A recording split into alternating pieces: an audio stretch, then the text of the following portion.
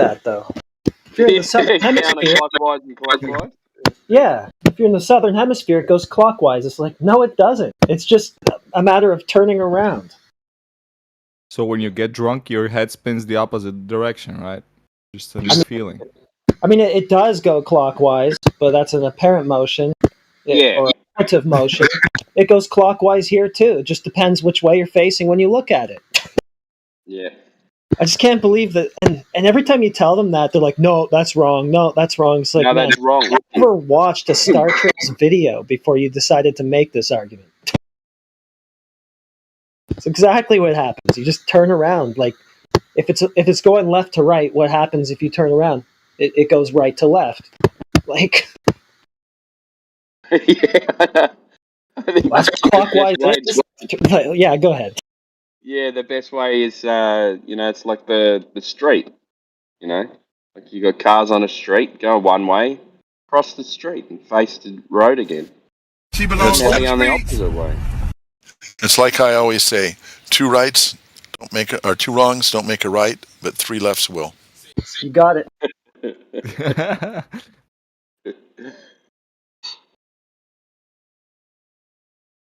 I'm going to put I got some of it already, but I got the last 3 nights. Tonight's going to be the 4th night, and I got other nights. I'm going to do a PDF of all 29 moon phases.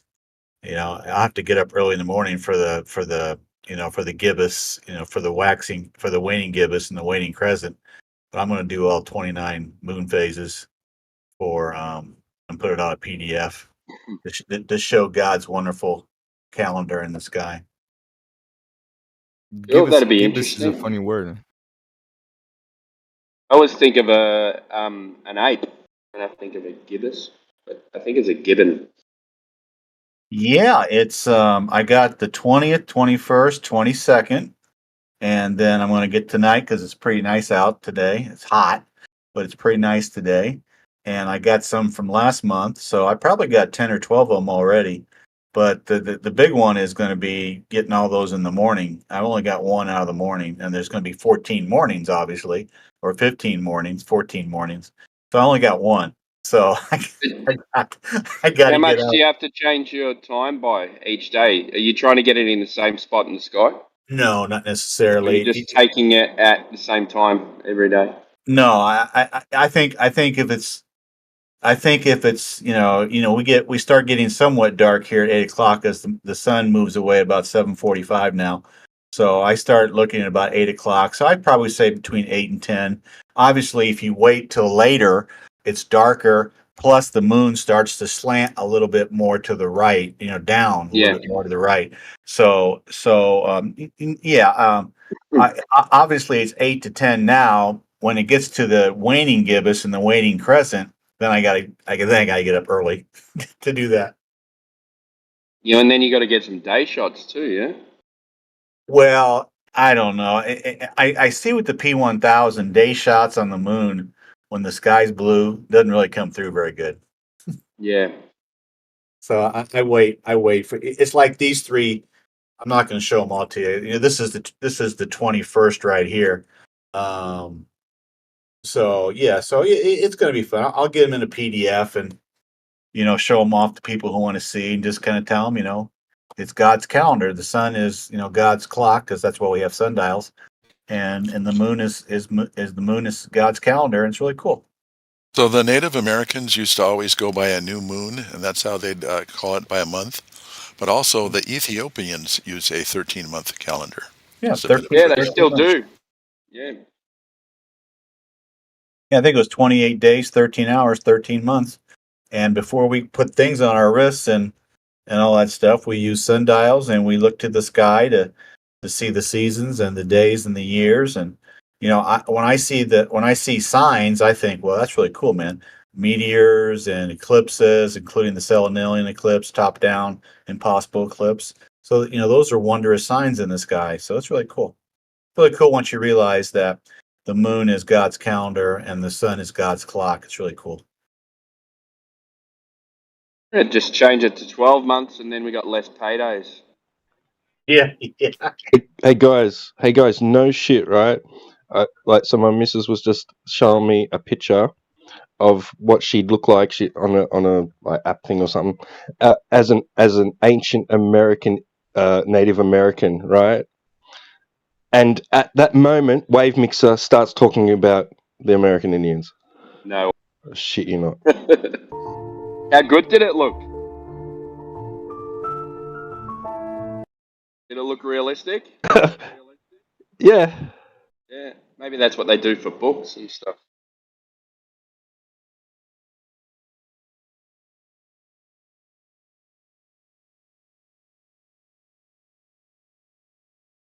This is the ancient Featherfoot chief.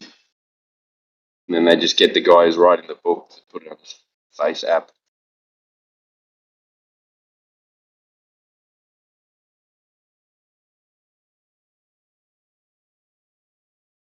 Hey, you know who I find really annoying at the moment?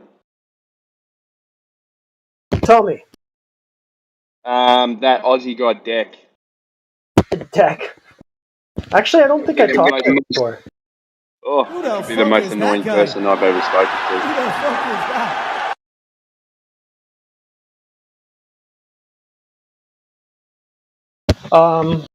I want to ask him for some scientific validation of gravity. That should be fun. He hasn't got any scientific validation for anything. I did hear a little bit of him the other night. I heard him say something like the hypothesis for gravity is definitely in the Principia, but he couldn't cite it. Yeah. He's like, well, it's got to be in there. It has to be. Yeah, we use it. Okay, what is it then? Well, I don't know, but it's got to be in there. Well, how do you know if you don't know what it is? Because I live on a ball. That's why. It's a globe. It was going. Yeah, it's a globe because it has to be a globe. Well, there doesn't have to be scientific validation of it. It could just be mathematics, which it is. And there is no scientific validation. That's why he couldn't cite it. Well, that might not be the only reason, but that's definitely the main reason. And when he was talking about gravity, he was like, "Oh, yeah, but you know, it's an observation of gravity." And we go, "What's the observation? A pen falling to the ground? Like, so your observation is a pen, something falls to the ground when you lift it up." See, this is what they do. They flip flop between gravity being the IV and the DV. In that case, he's saying it's the DV. Yeah. But wasn't the whole point that he's making a cause claim about why the pen falls, and that would be where the gravity is? Yeah, but then he went to well, that's your definition of a scientific experiment, and I've got my own. See the whole thing about gravity is you got 9.81 meters per second squared agreed upon average of how things follow the ground. But in that gravity equation, there is the radius of the Earth and the mass of the Earth that helps them come up in their fairy tale of 9.81 meters per second squared agreed upon average. And so they can't tell you what the rate, who did the radius and how they got it, and they definitely can't tell you the mass, where they got the weight and the mass of the Earth. So inside of that gravity equation, it's nonsense. I mean, it just falls apart because it's never been measured. Sus. I just want somebody to tell me who measured the radius and who measured the mass of the Earth, and then cool, man. Then I can understand your fairy tale. 9.81 meters per second squared not drop over this, but things fall to the ground. It's just like, tell me radius, mass, cool, man.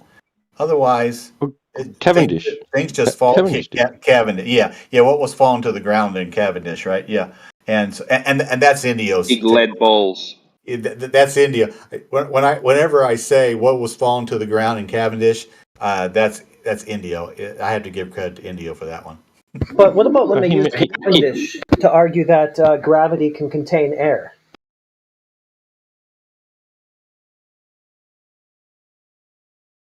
They do that.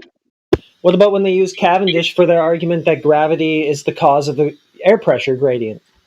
Oh my goodness. Well, so observed phenomenon, gradient. Okay, is that how the Cavendish goes? He measured the density of the Earth.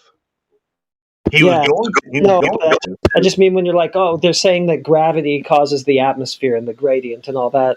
Oh, okay, got an experiment for that, and then they come with Cavendish. Well, they'd have to Yeah. they'd have to assert that gravity reverses entropy. Yeah. Yeah, I'm just talking about just how nonsensical it is, though, to bring Cavendish as like an experiment, so-called for that. Yeah, well, it wouldn't fit into anywhere into there, would it? Like, No. if you insert. Yeah, I mean, so it's like it's a step further than what Jim is saying. It's like, okay, so what falls down in Cavendish? Nothing. Okay, so what air pressure gradients are there in Cavendish? None. It doesn't speak to it at all. It's not a scientific demonstration for what they're trying to say it is. It's so stupid. I mean, Cavendish was what, 1800, 1810? And that's all they got. Just like they got the Greek guy 2,300 years ago. That's all they got. It's just like, give me a break. I mean, I can go outside and I see too far. Case closed. Let's go have a drink. Done. I don't have to go back 1,000 years or 100 years. I can literally go outside and go. I can see too far. Case closed. Done. Because you can't show me ages per mile squared drop over distance. It's over. Let's go have a steak dinner. That's just perspective. Yeah. Yeah. Yeah, they're like Shooter McGavin. They have to steal that gold jacket. They're not giving up. They're not going to take the L. Yeah, I finally figured out, because I haven't been in this group all that long, I finally figured out the Black Swan. The Black Swan isn't about the rigs. It's about seeing the water and the horizon behind the rigs. That's what it's all about. Come on, Jim. I'm sorry. It took me a while, Timbo, because I'm slow. Yeah, but the rigs. Oh yeah, but that Wade rig, it doesn't really look like that, does it? I don't care about the rigs. I care about all the water I can see beyond the second rig. Oh yeah, but what about that rig there? I don't care. We had a guy in the lobby trying to claim that gravity explains the Black Swan. How did he say? What was his case for that? What kind of shit is that? It was something about space time and gravitons, and I can't remember. Gravity is like the get out of jail free card, like for everything.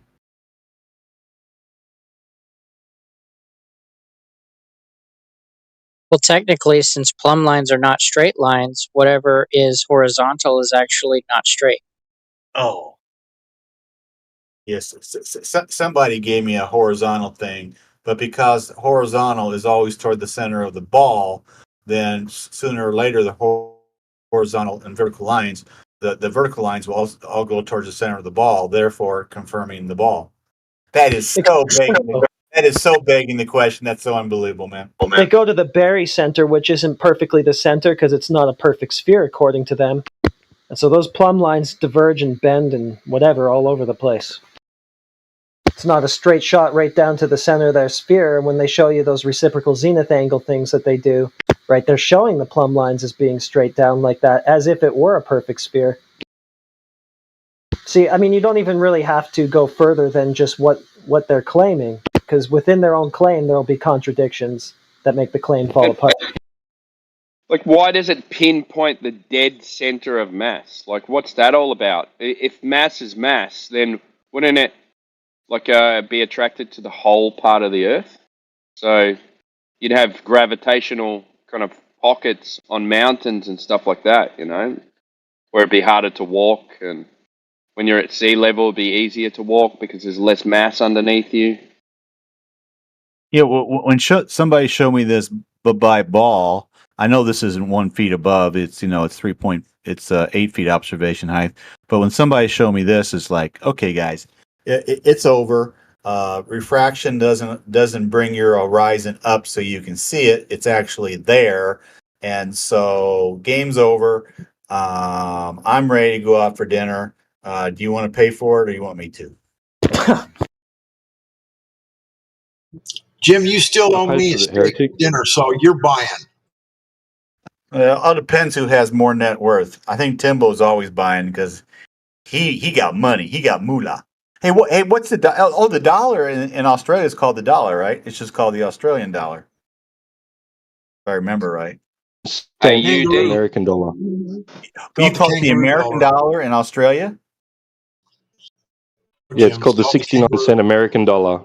Okay. I thought it was the kangaroo dollar. It jumps up and down. That's right. Yeah. I want a kangaroo steak. Ooh. You got a lot of kangaroos in Australia. Do they cook kangaroos in Australia for Yes, food? they do. Oh my goodness. Yeah, we're savages.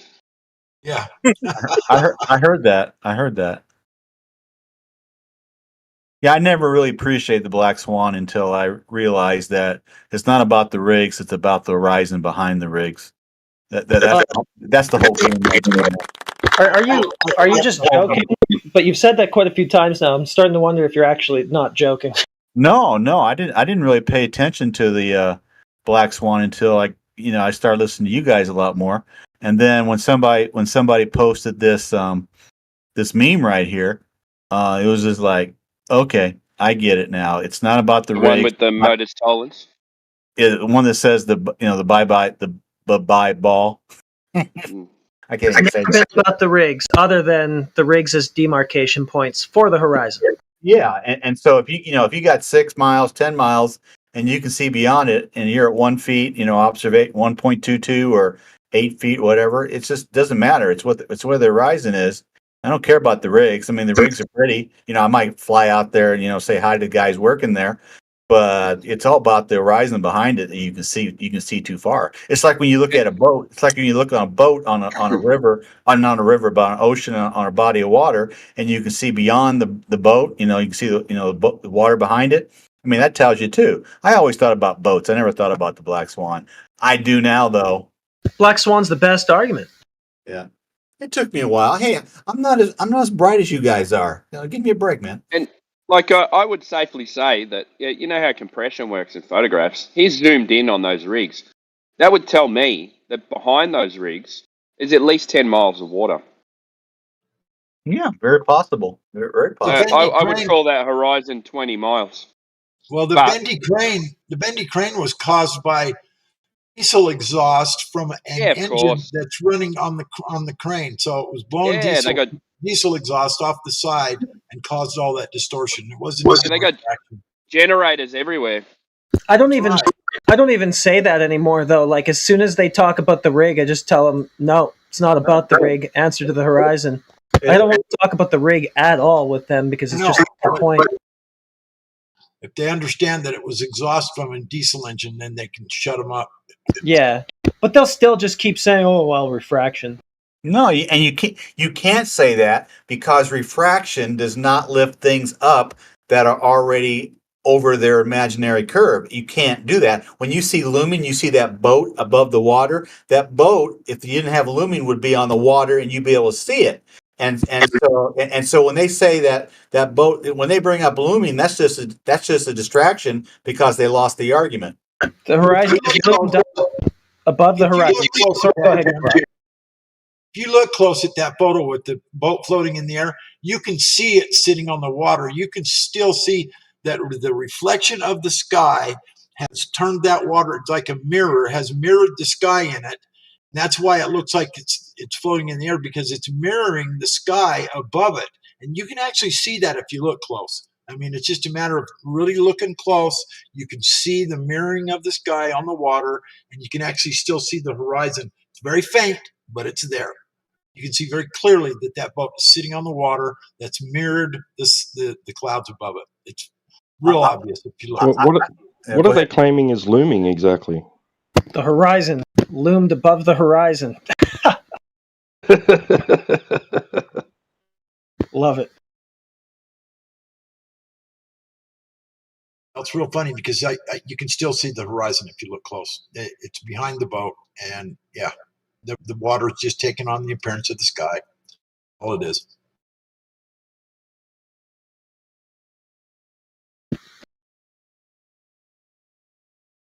Hey, this fairy tale satanic abomination that I'm not going to say the five-letter word for because it doesn't exist. They want that thing really, really bad. I don't know, man. I tell you what, I think George Wald was right when he said, "I don't want to believe in God, therefore I will believe in something that is scientifically impossible." evolution, because I do not want to believe in God. So their little fairy tale is evolutionary. So if they give up their evolutionary ball, then they have to believe in God, and they don't want to do that. Can you hear me, God Rockin'? Yeah. Do you see those pictures in the live stream voice text? Which ones? I just posted a couple of pictures of looming, which Those are confirm what cool. you're talking about. But it also has a picture of that happening on a flat road, and because the side of the road isn't in the same plane as the road that's reflecting the sky, but rather angled to the side, you can actually see the road all the way up where it continues on beyond that reflection. So Right. the idea that the cars are flying in the sky, loomed holograms, is just retarded. They're actually just on the road, and you just can't see the road. That's got to be the curvature. That's a hill. That's a hill. The cars have gone over it, and they're appearing to be above it. That's what it is. Those floating boats are floating, all right, on the water. That's very correct. They are floating on the water. You know what else is kind of a funny claim is 69 miles per degree of latitude? Because wouldn't that pertain to a perfect sphere, which they're not saying the Earth is? Yeah. That would be a perfect sphere, right? But they're showing a lumpy potato-shaped thing with flattened out poles. So it wouldn't be 69 perfect miles per degree in that case. And if you look on like NASA and NOAA's websites, they say that it's not, and that corrections have to be made because it's not a perfect sphere. I guess that they know what this not perfect sphere is. They can give you those numbers now too. Is that what they're saying? They got the different calculations have all been figured out, or are they just saying, oh, it's got to be changed? Yeah, they say it's not perfectly linear like that, although it would be ideally, but the Earth, unfortunately, is not a perfect sphere, so it's not. And they have to make corrections in the far northern latitudes and the far south. And if you ask them for measurements of 69 miles, I don't know, say between 90 and 89 degrees north, do you think they're going to come back with it? No. Nope. There's an important word you must add to your vocabulary if you're a glober. Negligible. Yeah, that's what Ruhif will say. Oh, well, yeah. I mean, if you call him on that, right, well, it's not exactly 69 degrees, but the difference is negligible. Who's actually measured these 69 miles per degree? That's what, yeah, exactly.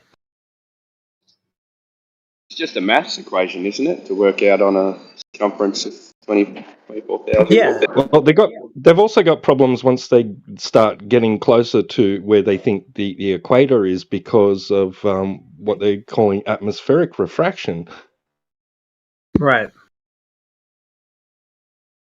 Using a fixed point in the sky to determine, the angle, the degrees, which they're getting that degree from the sky and then imparting it to the Earth, like they're just transferring that arc they assume is in the sky to the surface they're standing on. Right. And then what becomes of the arc in the sky?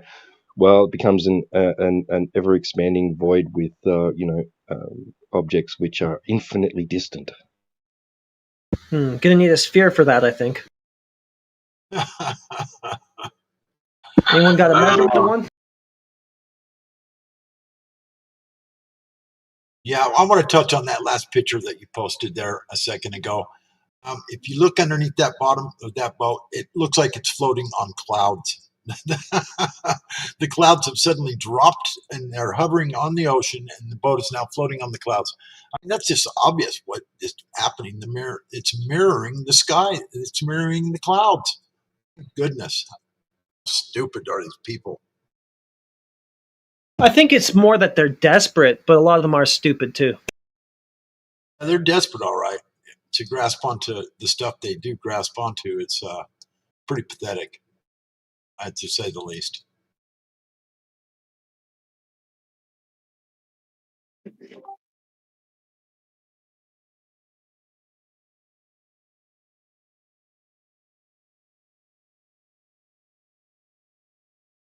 Yeah. It always works by assuming sphere, then drawing some conclusion from that assumption, and then asserting it as true.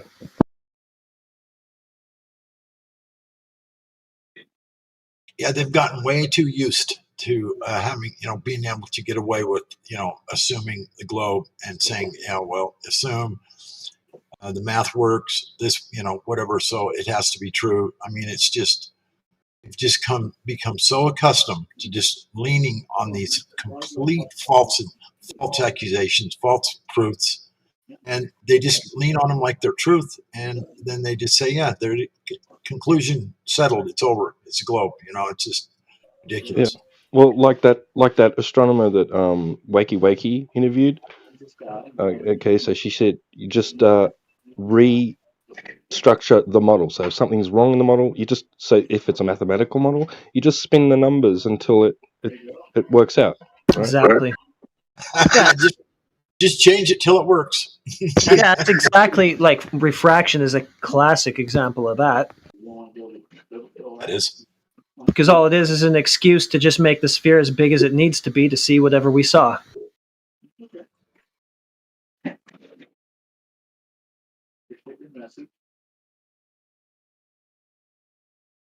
Yeah, I don't know, when we press them about the radius, okay, when was it measured, by who was it measured, by what process did they measure it, who did it, how did they do it, blah, blah, blah.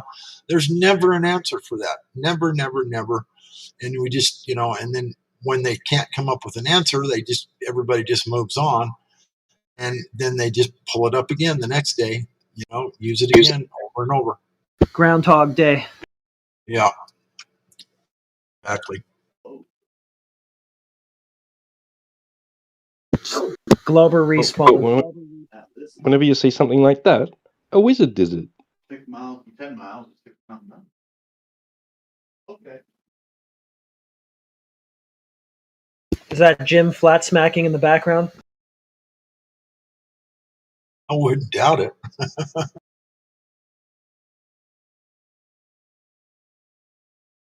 He can't help himself. Just can't.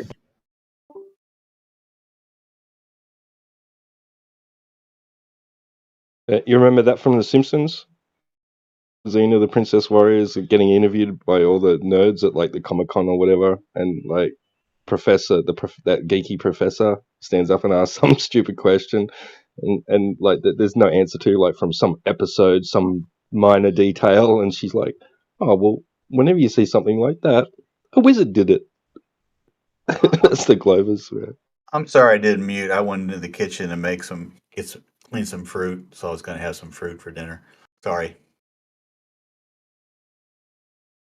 Damn it, Jim. I know. I gotta learn to mute myself when I leave here. When I leave where I'm at here with the laptop. I don't always do it.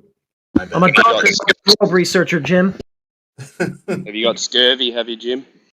I have blueberries, black raspberries, and raspberries waiting for me. I put them in the refrigerator to get them cold, so I'll have them in about an hour. Yep. Got to get some of that vitamin C for that scurvy. That vitamin C. I've got some blood oranges. I have orange juice for that, and we're ready to rock and roll, man. All you gotta do is go out and get some sunlight, and I can trigger my vitamin D. You scurvy sailor, you. I'm not going to talk about health. Never mind. Another day. doing too much. Been doing too much celestial navigation. on a curved surface, right? Oh, my bad.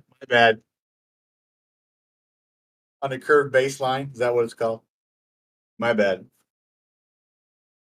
I know, guys. 180 degrees, 3 straight lines. I got it. Don't worry about how you actually do celestial navigation. Just worry about how you're going to put it on the paper afterwards to justify being on a ball. Oh, I like that. That's what they do with spherical excess. They never see it or experience it, but they put it in. They take the shot, put it in the total station, and they let the total station, do the 8 inch per mile square drop over distance. and they got their spherical excess. It's so cool, man. And you know what else they do now? On the newer total stations, they use GPS. Ooh, that is so neat. You can actually not measure anything. You can calculate it using the total station. It'll do all the work for you because you can be dumb and be a land surveyor. And then the GPS will tell you where you are. That is so neat. That is so cool, man. I tell you what, can you imagine being a land surveyor and having to look something up and you just take a shot and everything else does work for you? What a great job to have. Definitely simplified it for the total station, and yeah, it just calculates it all for you. Here you go, bing bang, wada bing. There you go. There's your numbers. And they got GPS. They got GPS to help you track. I talked to this one guy. He was there with his wife from he was a land surveyor from southern Indiana. He was up visiting, and he came over and asked me how I was doing. I said, because I had my camera out, and he said he's a land surveyor, and we started talking. I said, sir, I got his name, and I said, sir, now tell me, you've never measured ages per mile square drop over distance or curvature of the earth, have you? He goes, no. And I said, you just calculated it, right? He goes, yeah. And it's like, okay, thanks. And then he brings up GPS. I'm going, oh my goodness. I'm dying. I didn't get into, satellites. I just got into, calculating age per mile square drop over distance. I figured I didn't want to make him feel too bad.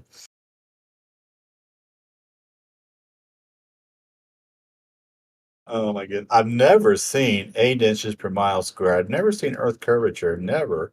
But my total station calculates it for me, so I know it exists. Oh my goodness.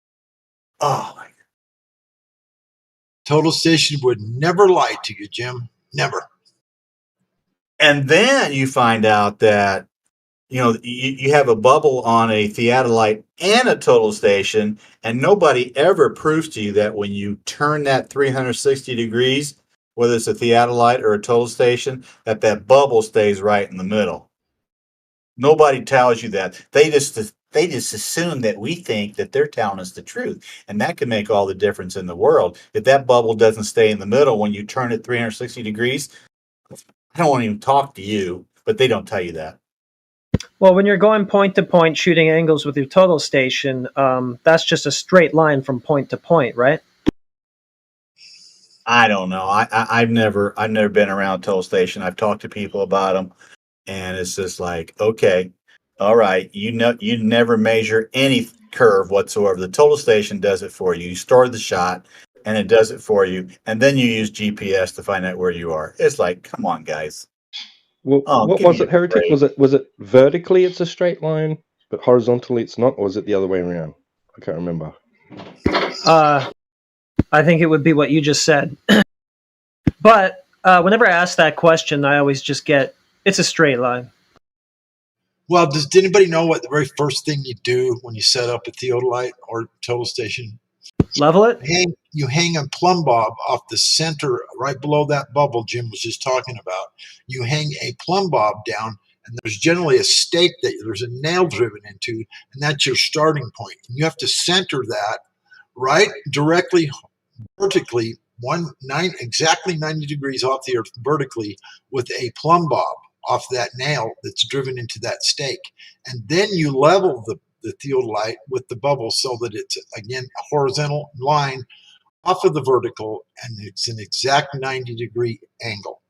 And Jim's right. You need to spin that theodolite 360 degrees, keep an eye on that bubble, and if it even wavers at all, then you've got to take those screws and readjust and make sure when you spin that theodolite 360 degrees around that bubble does not move. And then you're 90 degrees off of that nail that's in the ground. And when you talk to somebody about a theodolite or total station, they never ever bring the bubble up and 360 degree spin. They never ever bring it up. It's amazing. It is. I don't want to say they're lying, but they're either ignorant or they're disingenuous. I've never used one, Jim. That's why. Yeah. It's fucking simple. I mean, it's the first thing you have to do is set it up right directly above a certain point that's in the ground. That's where your survey, is based off of. A nail in the top of a 2-inch by 2-inch square stake, and there's a finish nail. It's how small of a point that you got to put that plumb bob onto. And then that plumb bob hangs perfectly vertical, and as long as there's no wind or anything like that, that a plumb bob just naturally hangs exactly 90, vertically off the ground. It's perfectly vertical. That's just how it works. That's how, when you hang a plumb bob, that's what they do. It doesn't hang at an angle. It's perfectly horizontal. Vertical. Then when you level the theodolite from that point there, then you're 90. Then your scope is shooting 90 degrees horizontally off of that vertical line. And it's just a matter of setting it up. If you've never used one, you don't know the process. That's the first thing you should ask these guys. Well, have you ever set one up? What's the first thing you do? When you your theodolite out of the box, set it on the tripod. What's the process that you use to set that up? If they can't explain it just the way I did, then they've never used one. Yeah, it's ridiculous. I didn't realize on my tripod that I put my camera on, it's got a bubble. And I just want to line up to what I'm looking, but if I turn it, I really have to work. I haven't done it yet. I really got to work to keep that bubble right in the middle when I turn it even 90 degrees or 180 degrees. So I don't know how they do it on 360, because it's just like, that's really difficult to turn. You just get a feel. You just get a feel for it after a while. Yeah, you do. Learn. You do. Yeah, you do. But I'm telling you, this theodolite and this total station, they could fudge that so easily, and most people don't know about the bubble and all that stuff, and what John Godrockin knows about. They got no clue. Another thing, though, is that their spherical excess, so-called, isn't actually measured. It's corrected into it, right? Yes. And they're using reference ellipsoids to do that. Yes. Yep. Yep. And some of the it's not an later actual total thing, stations, right? It's just something that's calculated in because they believe that it's a ball for whatever reason. It's ridiculous. It's never been actually proven to exist. This spherical excess thing. It's never. I don't know of any proof to show that it actually exists.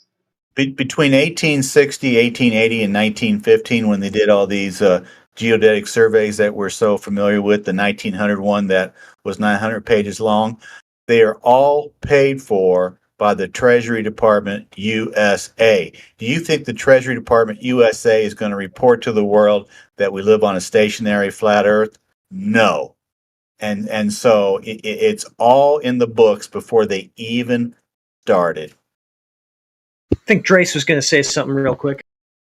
yeah, I argued with Jesse Gordon about this kind of stuff and looked up quite a few things related to this, because he was telling me that some of the later models have within them different refractive models that they can add to try to make it match to what they think they should be seeing. And so it's all ad hoc after the fact, just try to fiddle with the numbers inside the machine. It's not very accurate at that point. Yeah, and why would they, even if it were a sphere, why would they be measuring so-called spherical excess anyway? Because from point to point where they're shooting their theodolite, that's just a straight line, and it's a line of sight, so it would have to be corrected into it. It's basically light does not refract or bend at all, and then you get spherical excess, or you assume the Earth is curved. But then if that doesn't match, they add all sorts of different models on top of it. It's all just assumptions on top of assumptions. Getting a baseline or getting a datum is simple and works nicely without adding all that. They only start adding that stuff when they're looking really, really far beyond what this is accurate with, because tiny little variations in the leveling, which you might not notice it on the bubble, but like when you're talking about over miles, that's gonna be a big thing. Right. Well, that's the thing they like to do, is pass off errors as curvature.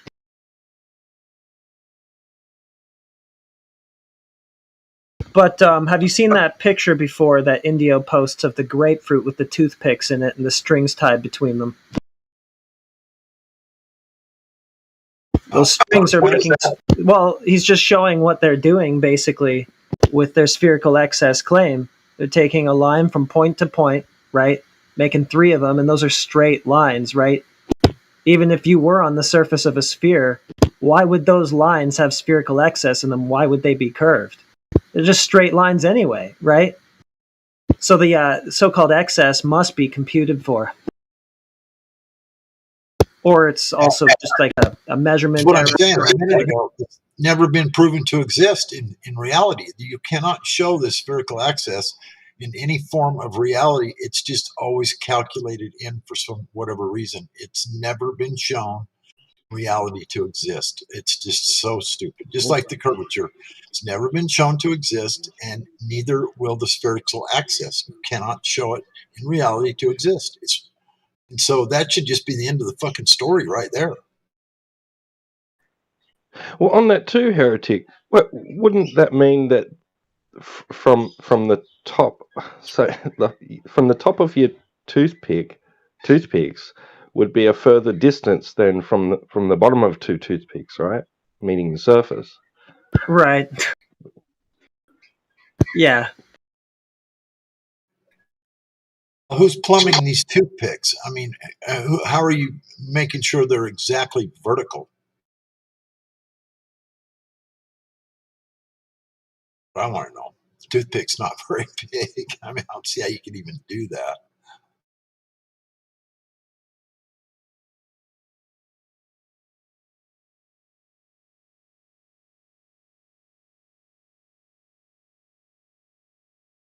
Now, if you took a theodolite or a builder's level, or or a total station, you shot a grade on, let's say, on the beach, and you just shot and shot a grade that's 10 inches above the water, and just so you start at that, and you go shoot down 200 yards and then shoot the grade there and see how many inches above or below it is from the starting point. And then so it's let's say it's 2 inches below the starting point, and so you keep track of that. That means that it's, instead of 1 foot, it's 1 foot 2 inches. The story pole starts to grow and grow as it goes down, down, down, down. So if you walked along the beach, if it was on a ball, by the time you got 10 miles down beach, the story pole that you're reading wouldn't be long enough, because it would keep going down and down and down from your original mark that you're going to shoot from. I mean, it wouldn't go down. No, that's not right. It wouldn't continue to go down, but the numbers would. The numbers would just continue to grow and grow and grow as you walked down the beach. Are you talking about like surveying? What's that? Are you talking about surveying? I'm just talking about shooting a grade, a level grade along the beach. A straight line, a straight horizontal line right next to the water for 10 miles or whatever. That's all I'm saying is you shoot and you figure the exact grade, start at your starting point, and you figure out 10 miles down the road, you figure out exactly how many inches above or below it is from your starting point. And you could do that if you just shot it every 100 yards or every 200 yards, kept track of the math. And when you got 10 miles down the road, if you weren't curvature numbers, 8 inches per mile squared below your starting point, it's not a ball. I mean, I can guarantee you, if you did that, grade would be within an inch or two. If you were very careful with your grades, you could shoot a straight line along the beach. When you got 10 miles down that beach, I guarantee you it would only be a few inches at the most off of the exact same height that you started at. There's just no other possibility, because you're right next to the water. The water's level. I mean, it's ridiculous. I mean, I think that's what go ahead. Jesse Kozlowski is, that people have been sort of on that thing lately, posting Jesse Kozlowski's so-called curvature measurement across, I don't know, is it a lake or a river? And he's measuring an apparent drop. Yeah, but he's probably shooting a through very long distance, right? Or a fairly long distance. Do you remember Heretic? I can't remember what the distance is. It's not that far, I don't think. Like a couple miles or something. I don't know. Well, I'll screw all it I up. know, I won't speak to it. if they're saying that there's actual drop, then they're isn't it funny how they're when they're setting up the theodolite and they want to say that it's due to inaccuracy or whatever, it's always moving down instead of their mistakes in leveling the theodolite or the builder's level or whatever they're using, that they're marking it off as let's say making a mistake where it wasn't exactly perfectly level. Why is it not occasionally that the theodolite is like going the other direction? It's like always showing that it's a drop mistake that they when they level the theodolite, it always shows a drop. That should be very suspicious. Well, actually, I mean, sometimes they get less than 180 degrees, right, with their raw measurements. Right. Which would be showing the opposite. Would be showing they should if you want to interpret it that way. That's what should happen. Yeah. Yeah, because in that transcontinental arc of the parallel thing, like they've got some measurements in there that are summing to less than 180. So it's going up rather than down. Well, if you choose to interpret it like that, but probably just a measurement error.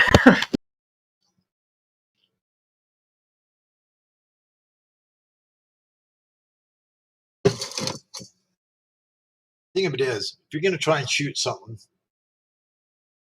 10 miles or whatever, that bubble or that theodolite only has to be off like 100th or a 1,000th of an inch in being unlevel from as far as the scope being perfectly horizontal. If it's even 1,000th of an inch off being perfectly horizontal, in 10 miles, that thing's going to be aimed at a much lower position.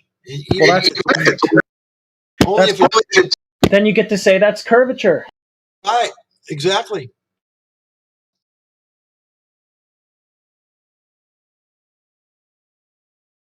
And then you get to ask flat earthers, well, what is it then? Well, if it was tilted the wrong way going up, then you could say that it was a concave Earth. There you go. Yeah, well, that's what I was saying. Is some of their measurements would suggest that if you want to, argue that way.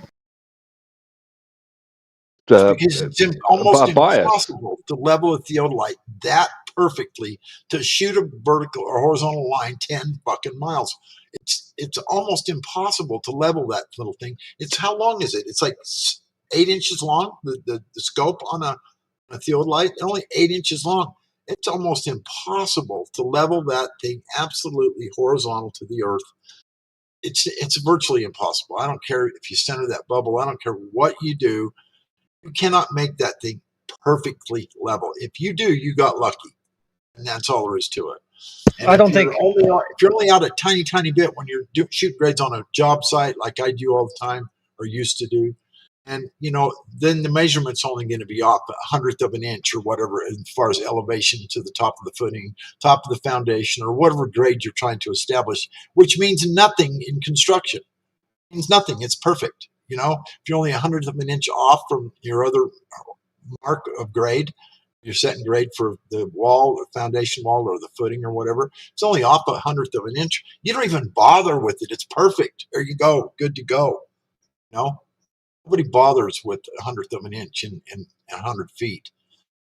You stretch that out to 100th of an inch because of misleveling the theodolite, incorrect leveling of it, and then you stretch that out to 10 miles, and now you've got a severe drop.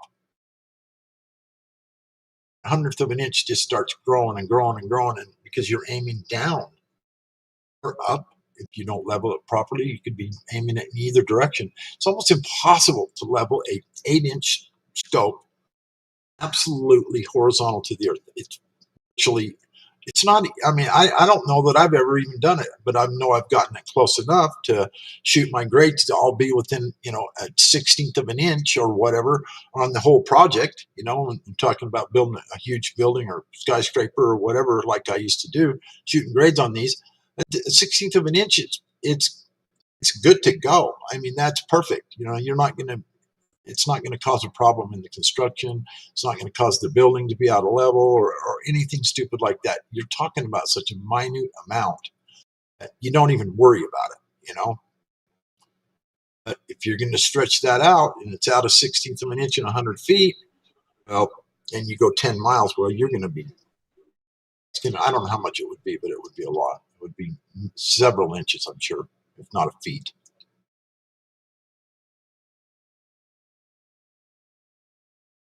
Yeah, you're saying it's impossible? I don't even know how you would level God something like Rockin', that absolutely perfectly. I really don't even know. you worked with theodolites for a very long time. What were they designed to do?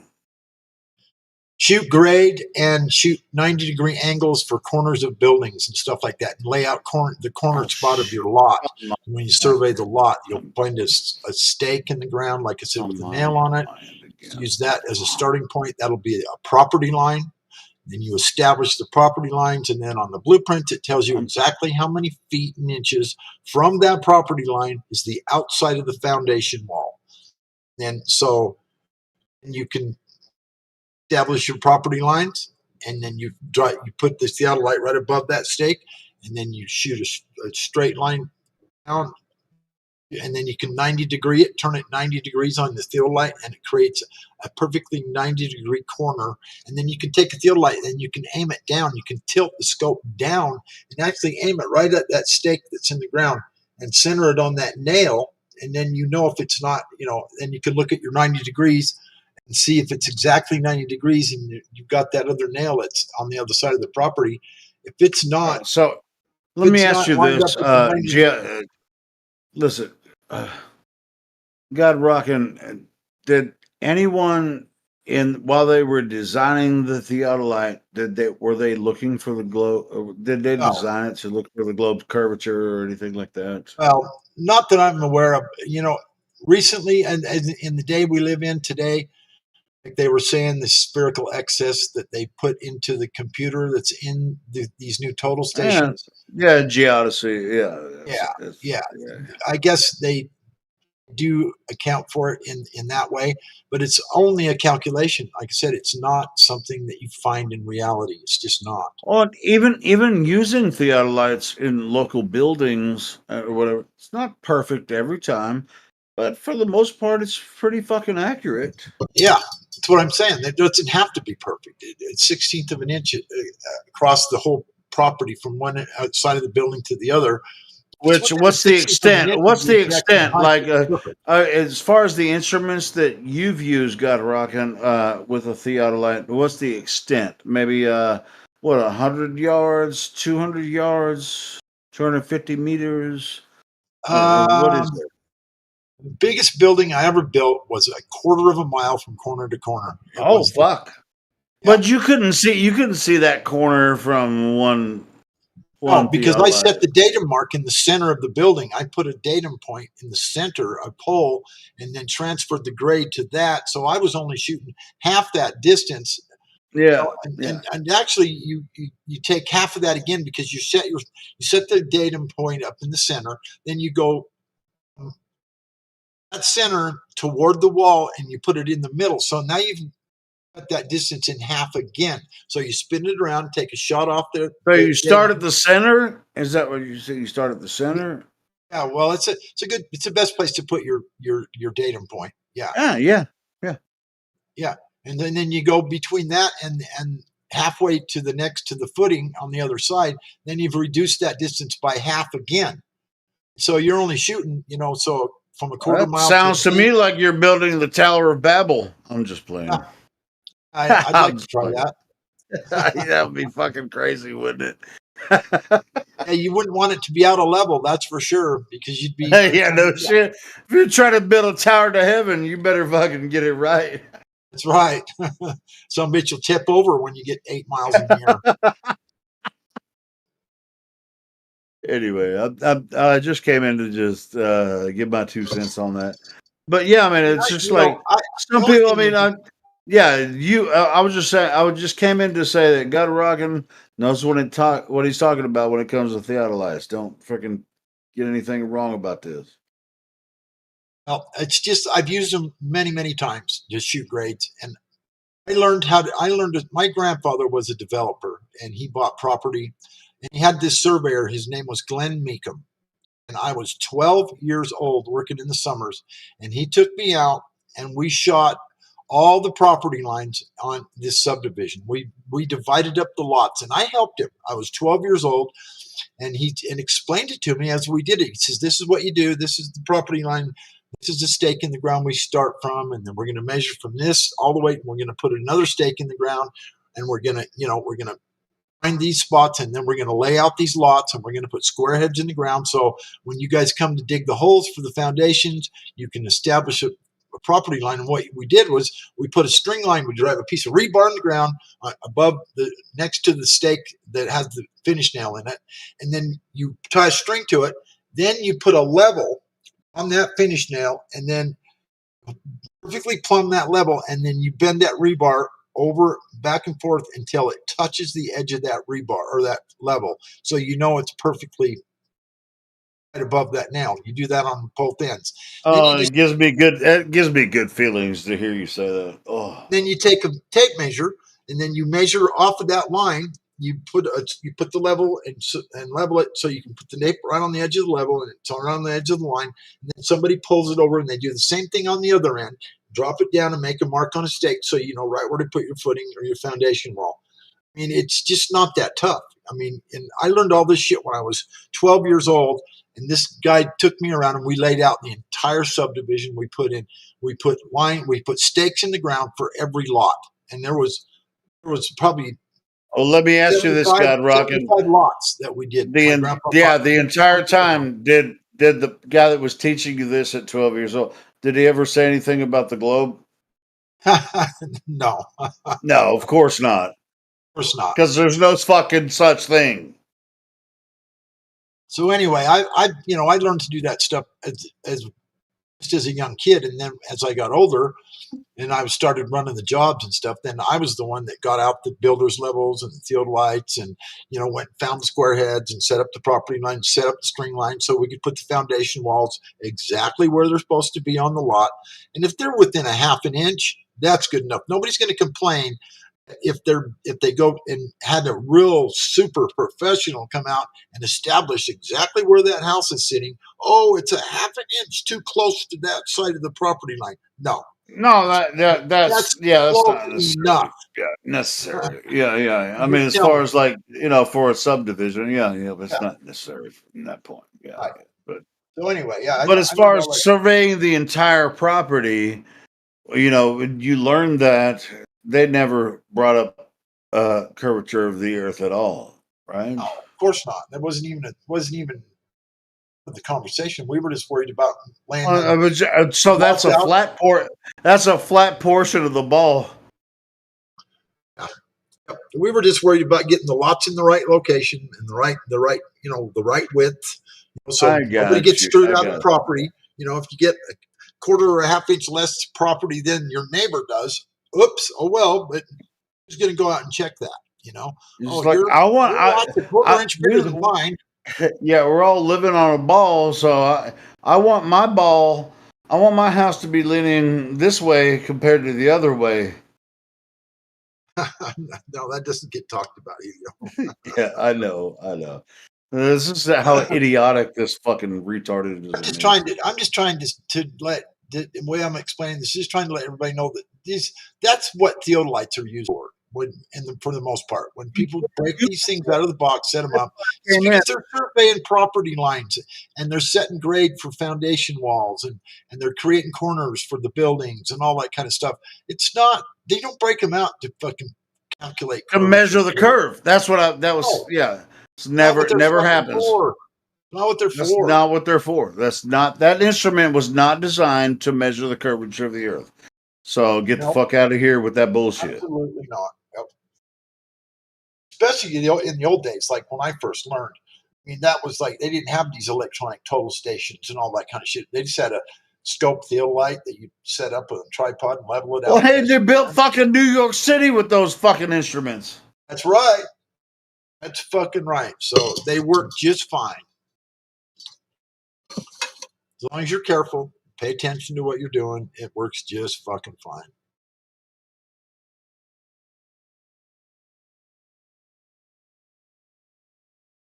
Never considered the globe at all while they were building New York City. Oh, I'm sure not. Fuck. Ridiculous. Dude, imagine if you had to do that every time. It's like, well, let's just put the 0.02 curvature of the Earth from 100 yards away. God damn.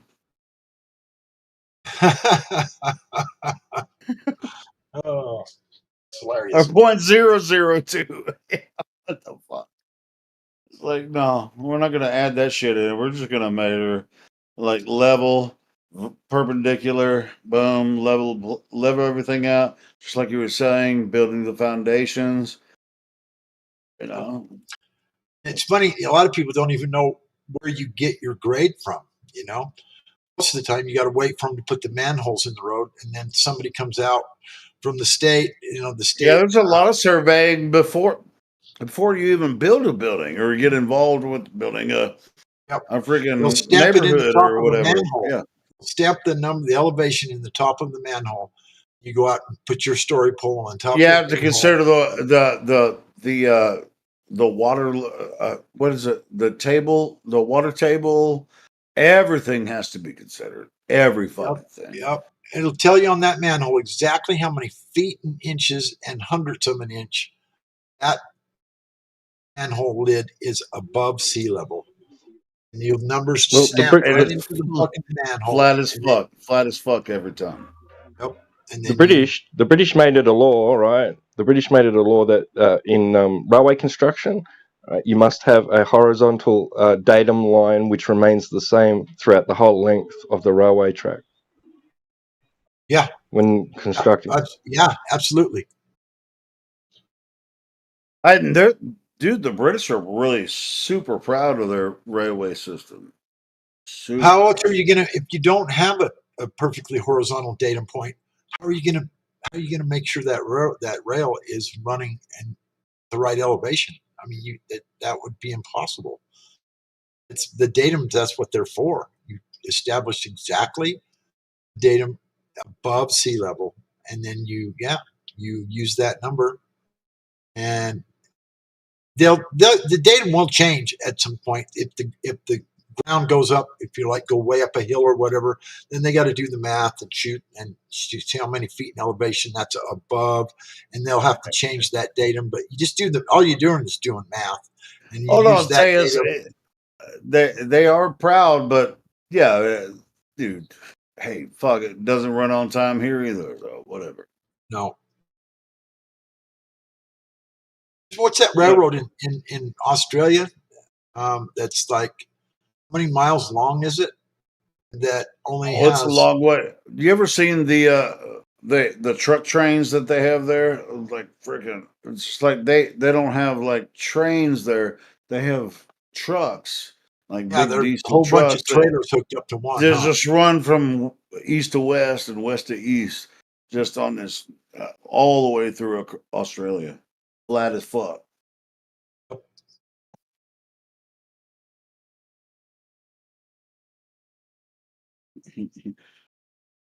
Railroads are even more critical than a road, because a train, if you had a railroad track that was the elevation the track had too much slope to it, those trains would get out of control, rolling fast, and you can't stop them. You've got the trains, when you shoot the rails in on a train track, you got to make sure that it's not dropping over a certain amount a rate. If it does, then you got to cut more ground out, or you got to add more ground underneath. You got to raise it or lower it, because you can only run those trains along a certain amount of slope. Well, do you remember they get out of control? It's a runaway train. to runaway train. Yeah. You remember, like they used to recruit. Well, this is the story that was told to me that the Chinese people were recruited to build the train tracks across America. Right? Were they concerned about the curvature of Earth, or were they just trying to make sure that the railroad went through an area? Because hey, if you start a train, it doesn't matter where you are on Earth. This is like, hey, a person on Earth. If when I walk from where I'm at, am I not traveling? If I'm traveling across a curved Earth, I'm walking downhill, right? Just walking downhill. But Earth is so big. Well, I wouldn't notice, right? Man, how about trains? They're traveling faster than a person walking. This is where you go, shut the fuck up, Helio. It's just like this is the pretend globe that you're going to have to pretend that you're on a globe when it doesn't actually exist. This is everything that we've all experienced in our entire lives.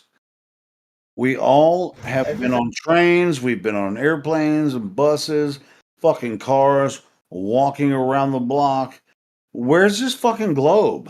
Where's this elusive globe in our real experience? The only reason you think the Earth is a globe is because you saw it on fucking TV and media. Any kind of media. It doesn't exist. It's not real. You've been lied to, ladies and gentlemen, about it. Anyway, go ahead.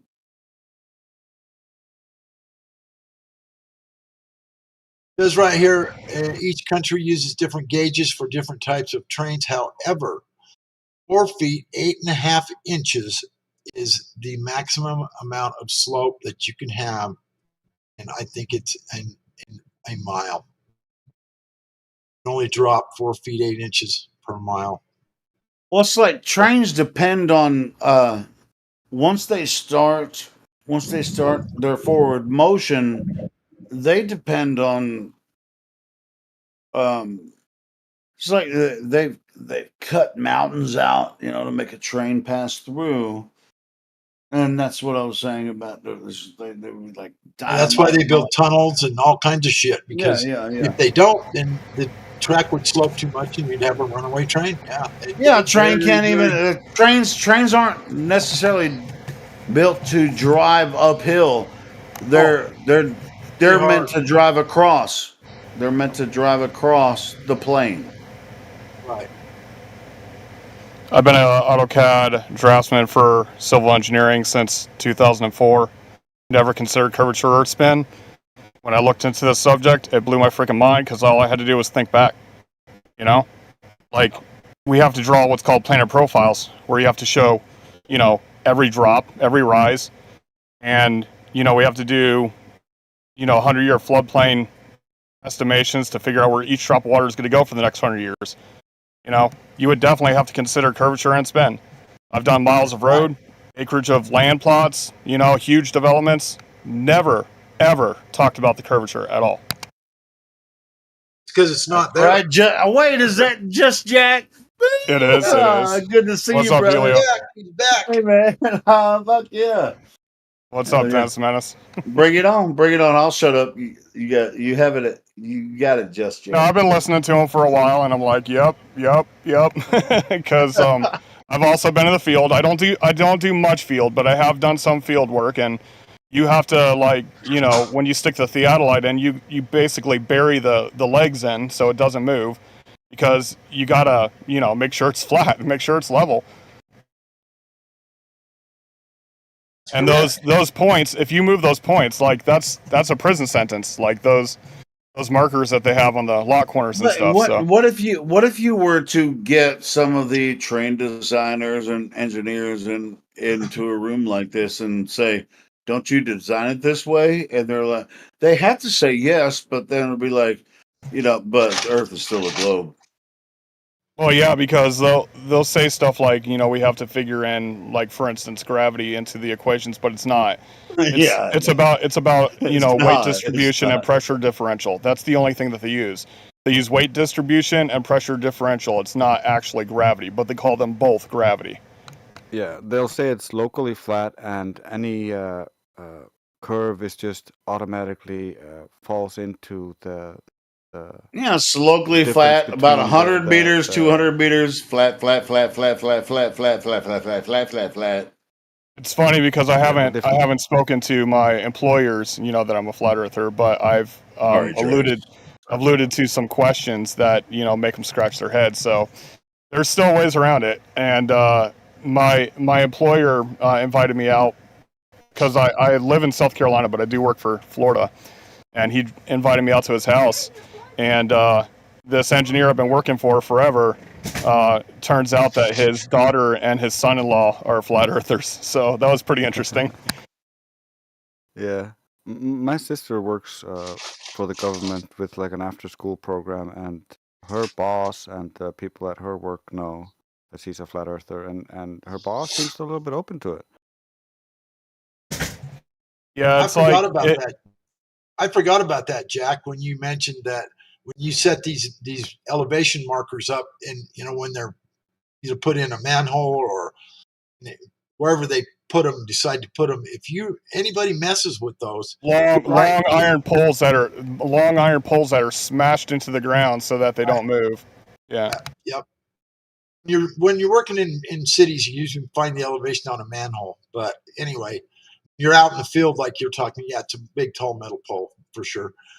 But yeah, you mess with that stuff and you're in trouble.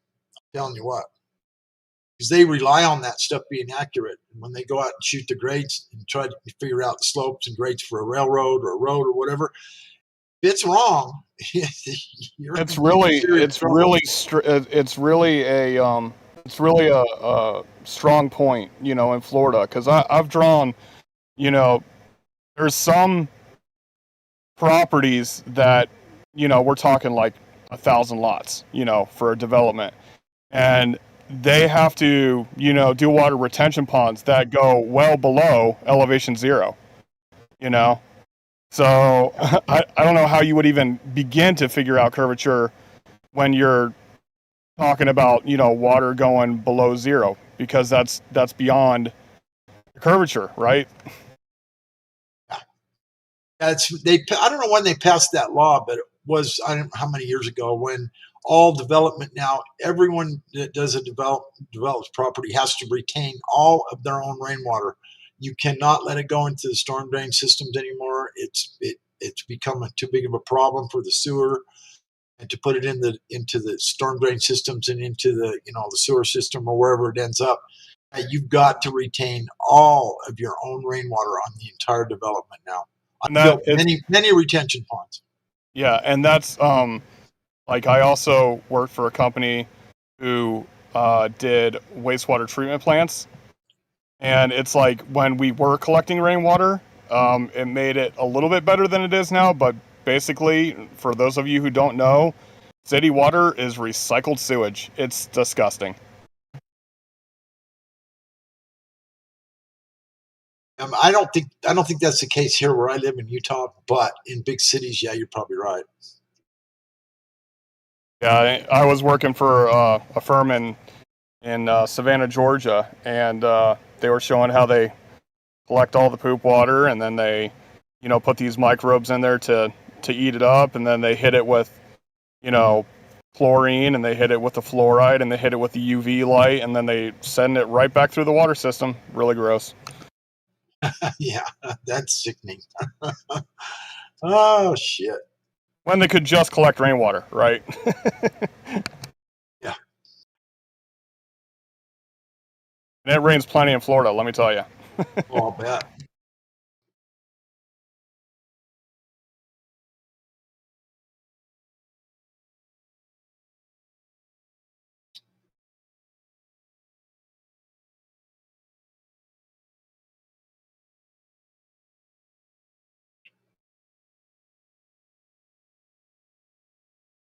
I like the I haven't been on 24/7 since, but I like the new sextant conversation. It's a no-brainer. It's amazing. It just kills the globe so fast. Flat baseline, the end.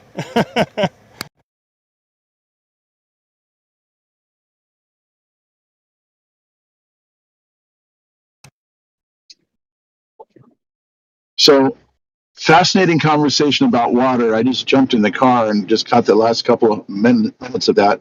I live in Los Angeles, and I had a pretty good idea they probably did that. For a long time, I had a reverse osmosis water purification, but now the only thing we drink is bottled water. I get the crystal geyser. It's supposed to be bottled, naturally at the geyser itself, just in hopes to try to get something halfway decent. But to tell you the truth, I'm kind of apprehensive about the rainwater with all the seeding that goes on in the clouds. Whatever they put in there has got to come down. So from what I understand, primary water directly from the earth is the best source of water that you can get. Yeah, I'm not a water absolutely. expert. I'm going to give you a little clue here. Just did a little research on Crystal Geyser drinking water and how they've been fined for contaminants and different things. They've been fined millions of dollars for dumping contaminated water in the ground, went into groundwater and different things. They're not a very reputable company, by the way. I quit drinking it because of that. I was just about to say that, even when they say that they're spring water, sometimes they'll be in a town that has springs and named after springs, and they'll just use tap water and they just bottle it up and resell it. Aquafina, I know, is really bad, and but I get spring water when I'm absolutely desperate, but most of the time I use my filter. I have I pay quite a bit for a fluoride and everything filter. We got I'm going to get a water distiller. I want to get a water distiller. Distilled water is the best way to go. There's a spring here where I live. It's up on the mountain. It's been used for years and years and years. They got this concrete base they put. There's a little spring that comes out of the ground. All these people go up there and collect their drinking water. And then when it gets tested, though, it's full of arsenic that comes naturally out of the ground. It's above the safety levels, and people don't even know it. It's like, all you got to do is do a little research on these springs that people use and find out when it was tested, what was in the water. And arsenic is one of the worst things you can drink, and it comes right out of the ground. It's in groundwater, and it's in well water, and it's in spring water, and it just depends on what part of the mountain it comes off of. We got these huge mountains here in Utah, and it soaks into the ground, and when it comes out of these springs, it contains all kinds of minerals and stuff that's in the dirt and in the mountain. A lot of that shit's not healthy for you, bro. It's just not. You definitely want to test your water. In Iceland, for instance, we have really good spring water that is basically pumped to the tap in every house. And I tested it, and it's pretty good compared to everything else. I've definitely seen that Greenland and Iceland do the good water. But that water is directly just bottled and sold to other countries as natural spring water. So, when you buy bottled water from Iceland, you're just buying tap water. So something else I've heard about, I'm going to do some research on, is they have a machine that actually collects the water out of the air. And I saw a TV show about how that was made a few years ago. And what happened was, if you've ever seen any of the soda machines, like you go into a Jack in the Box or whatever, and it's one machine, and you pick the flavor that you want, or you can get straight water, carbonated water, ice. Anyway, so Coca-Cola came to them, and they wanted them to design a machine that would do that. So it was less complicated than having all the little bottles of the syrup to change around and stuff. So he said that he would design it for them, but he wanted Coca-Cola to fund him on a project to generate water out of the air. And what he did was he actually made a product, and he took it out to, I don't know where it was, but some poor, starving countries where there was no fresh water, and put it there so they'd have fresh water. And it actually collects water out of what's in the air. And that too, I hear, is supposed to be very, very pure water. There was a homestead emergency show, and the guy's like helping a lot of people with their homesteading, and I mean, like even like harsh environments like northern Alaska and stuff like that. And he was showing how to collect water just by building a box with a glass top with a slight angle to it, and just the condensation would build up, and then it would collect, and you have fresh, clean water right out of the air. Well, that sounds fascinating too. No, the show I saw, it actually talked about being paid by Coca-Cola. It showed them designing a machine and what the machine looked like. I don't think it was something as simple though as just a piece of glass collecting the condensation on it, though. I think it was a bit more involved. I know what you're talking about, Wave Mixer. It was like the size of a tanker, a small petrol tanker. That guy actually mysteriously died. Yeah, imagine that. But we have those Coca-Cola machines with all your favorite flavors. His plan was to provide clean drinking water to third world countries, and he put a couple of tankers that he designed into like rural USA to give it a try, and then he mysteriously died. Who would have thought, eh? A lot of people that develop patents for like engines that are very efficient gas wise, different things, different patents that they don't want to come to light. There's been a lot of mysterious deaths when it comes to these certain inventions and different things like that. So that's commonplace these days, and it's really disturbing, to be honest with you.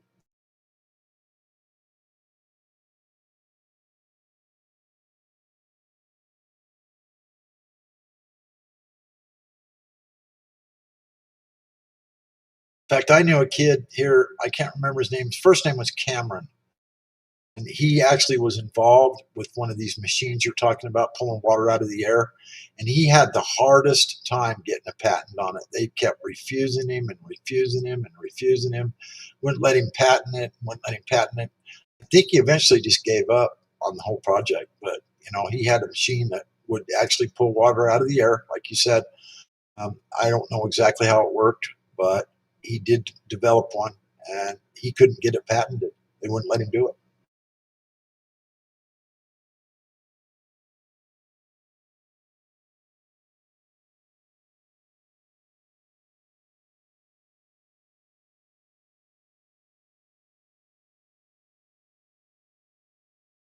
We have a hot water service unit in Australia that pulls ambient air temperature and heats up your hot water service from the air. I'm not sure how it works, but yeah, it's really amazing technology.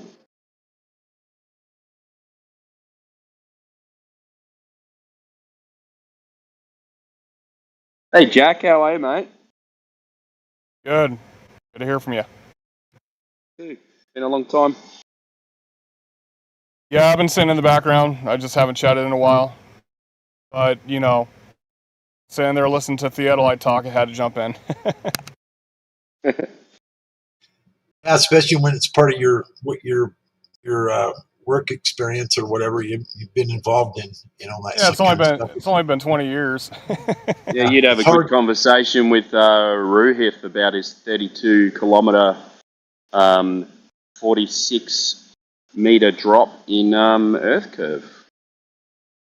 Yeah, he set the theodolite up on the mountain or some shit. He said. Check this out. I mean, as far as the pulling water from ambient air, it works very similar to an air conditioner. It's a condenser, and then the water droplets go. If you just gather the water from the air, it doesn't matter because every single environment has. It's like 10% humidity. Well, you get 10% water, right? And it's just gathering on this condenser, and then the water droplets go through a filter, and then that's once it goes through the filter and whatever the thing with process. With the air conditioning units, they use refrigeration gas to do that. So you've got to have them topped up. So they use refrigeration gas like a refrigerator. Well, like R12 this guy, or yeah, I'm not sure what it is, but yeah, R134A, just similar to a car or whatever. yeah, the same stuff that's in your air conditioning unit in your car. Yeah, Yeah, but this guy actually did it R134A. without any without anything. He was pulling it out of the air and turning it into water, and with not much energy. Oh, interesting. Yeah, I'd like to look at, but then he's gone, right? Just like the guy that freaking figured out how to make a car run on water, right? And he's like, Yeah, he hey, I can make disappeared a car. too. Yeah, that motherfucker just gone. So, Timbo, I missed the best part of your conversation when you started giving me the answer. My phone screwed up, and I've been just popped back in. But Oh no, it's so that same that machine. guy you were talking about. Yeah, he was successful, and then he had a mysterious death like everyone else does. Mysterious death. These mysterious deaths around people that are trying to help humanity. What is going on with this? Well, then they can't charge for water, can they? No, yeah, but it's just like if Yeah, you it's can't, weird, isn't it? you won't, if they can't make a profit of it, they won't freaking help you out. When you come So, up with a great idea. It's interesting how long Tesla stayed around. Once, if you believe that he came up with a free energy source, but he invented so many different things, they probably didn't want to off the guy. They said, wait a minute, we can still squeeze more out of this sponge. Let's keep going. Yeah, they off Tesla. Yeah. Well, they broke him. He didn't have a cent. And look at all the stuff, Look what we have to thank for today, electric cars. Well, I mean, we've had electricity for the past 100 years in America. It's like, look who benefits: fucking General Electric and all the power companies. You ever seen what people who get everything for free act like?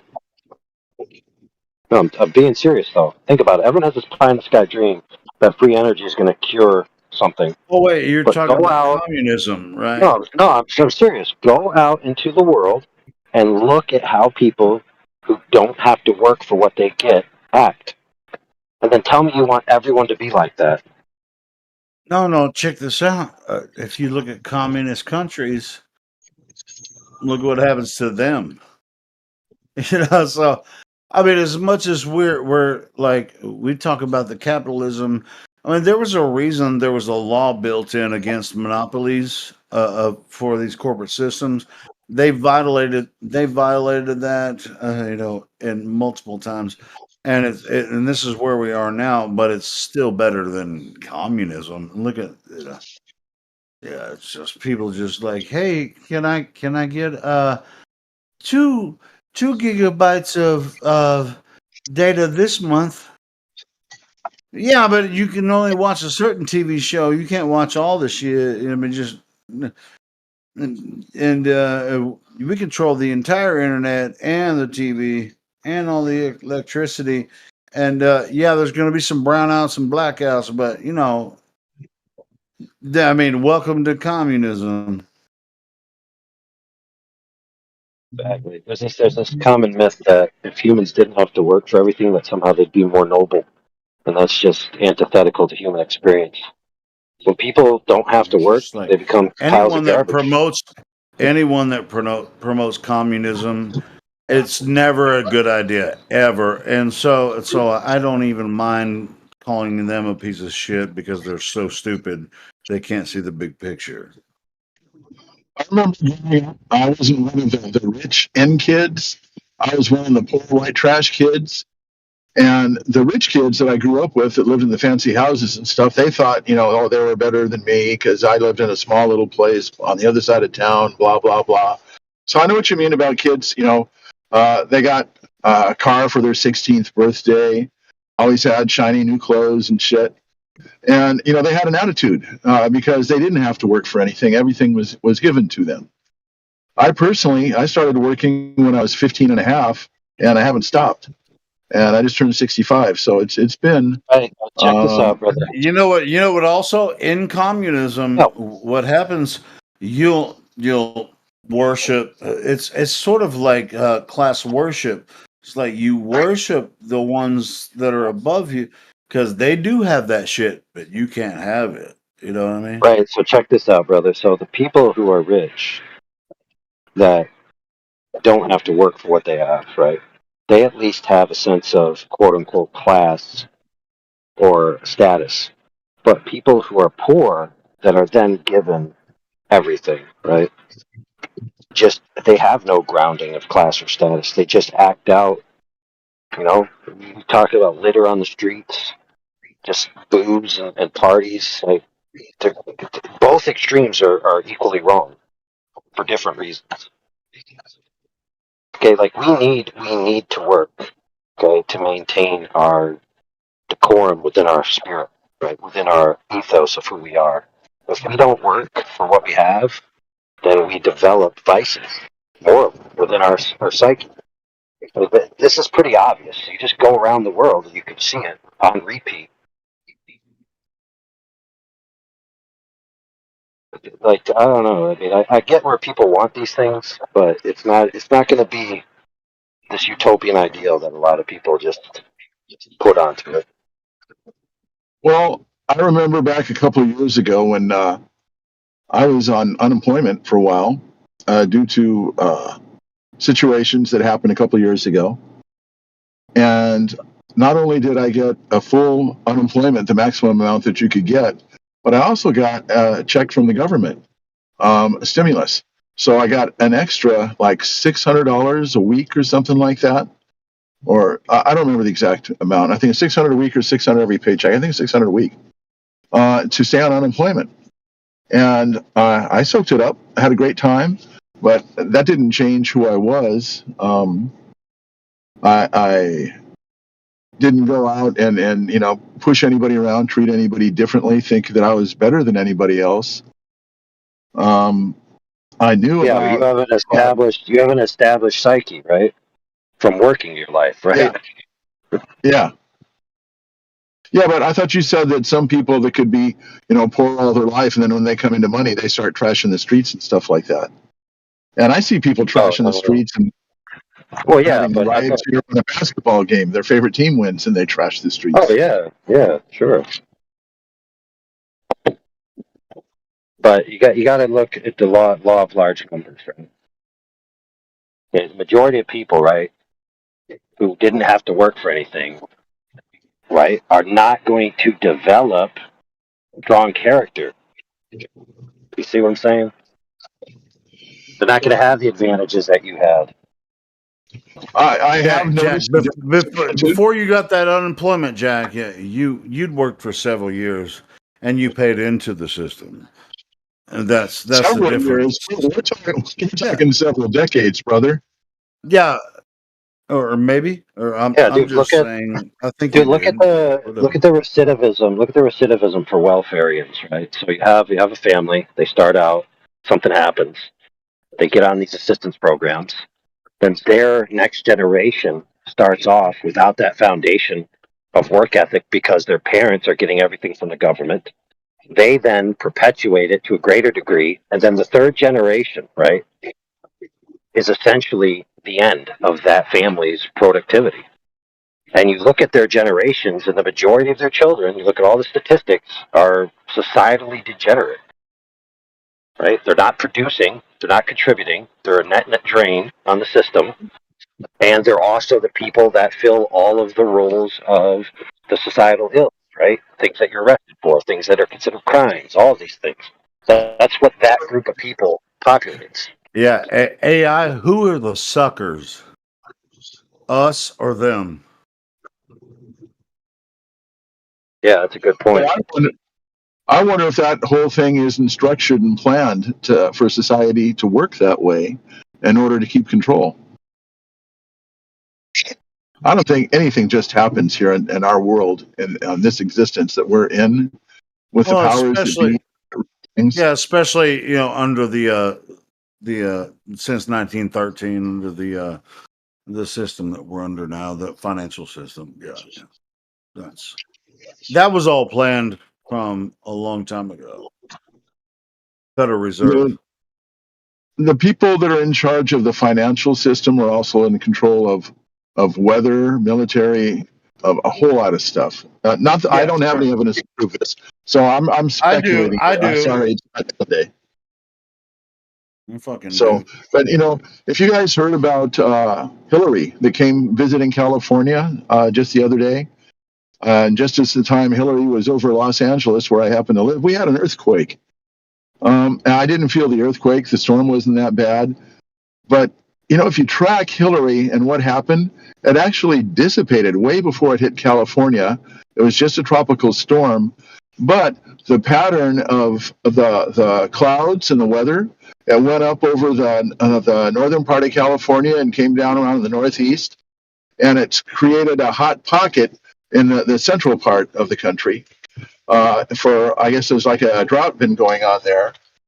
And with utilizing some equipment that's available out there online, you can actually see the weather conditions. You can see where there's like little sprites, little parts where it could have possibly been something like a transmitted signal going up to help generate and point and redirect stuff.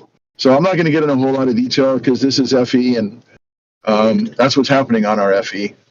If anybody's interested, you're talking about Hawaii. Hawaii too, brother. You bet your butt. No. Yeah, But not just that. Well, you know what? If anybody ever has any time and you can spend, 15, 20 minutes, just sit still and stare at the clouds. Try to get something that you can use as like a marking point so you can see, measure like, okay, it's moved this far or whatever. And the things that I've seen, I'm either crazy or there's actually manipulation of clouds and different layers and intermixing of them. And it's all being controlled, and it's crazier than shit, but that's happening right here on our flat Earth. It certainly is. And looking up in the skies does not make the Earth round or flat. I realize that. Okay? But the fact of the matter is, while we're standing here on this Earth, we can look up into the skies, and there's signs and wonders that were predicted in the Bible that we would see. And it talks about what the sun and the moon are for. It talks about what the stars are for. Yeah, you're right. Exactly, Wave Mixer. And every single one of your friends, family are affected by this. So it's like, I don't know what does flat Earth or globe Earth mean to me. It means a lot because if the Earth is flat and your cousin, your sister, your brother believes it's a globe, they have a different mindset, so they thinking about it differently. When they watch the news, they think that shit's real. When they see a freaking India landed on the fucking moon yesterday, they think that's real. That was some of the best entertainment I've seen in a long time. Yeah, but I mean, most people think it's real. Well, India, fucking congratulations, India, you landed on the moon. Whee! All right, bring me back some curry with moon cream cheese from the moon. Hey, brothers. You know how they finally landed on the moon? Oh. They fired Professor Phil. Okay. No, I'm serious, bro. Professor Phil hangs out every now and then. He's supposedly on their team on the one that crashed. He was responsible for telemetry or some other nonsense, right? And so it crashed, so it's pretty much his fault. What, Scott? Who was Scott? Well, you'll have to excuse me. I'm not familiar with Professor Phil. But one thing I am familiar with is this intersection that I'm going through right now. And it just reminded me of something. Last week, when I was coming through this intersection, I was talking about some kind of similar situation, or I was thinking about or listening to. And I was just looking at the negative in the world, and it was putting me in a bad frame of mind. And so I stopped, and I thought, you know what? The powers that be want me to be in a bad frame of mind. And I started, thinking about some of the good stuff to be grateful for and things that I've been blessed with, and turned my personal experience at that time from being something very negative and hostile and angry to something more loving and caring and grateful. That's the key word, grateful. I just went Hey, through man, that I like intersection. that. I love that wave mixer.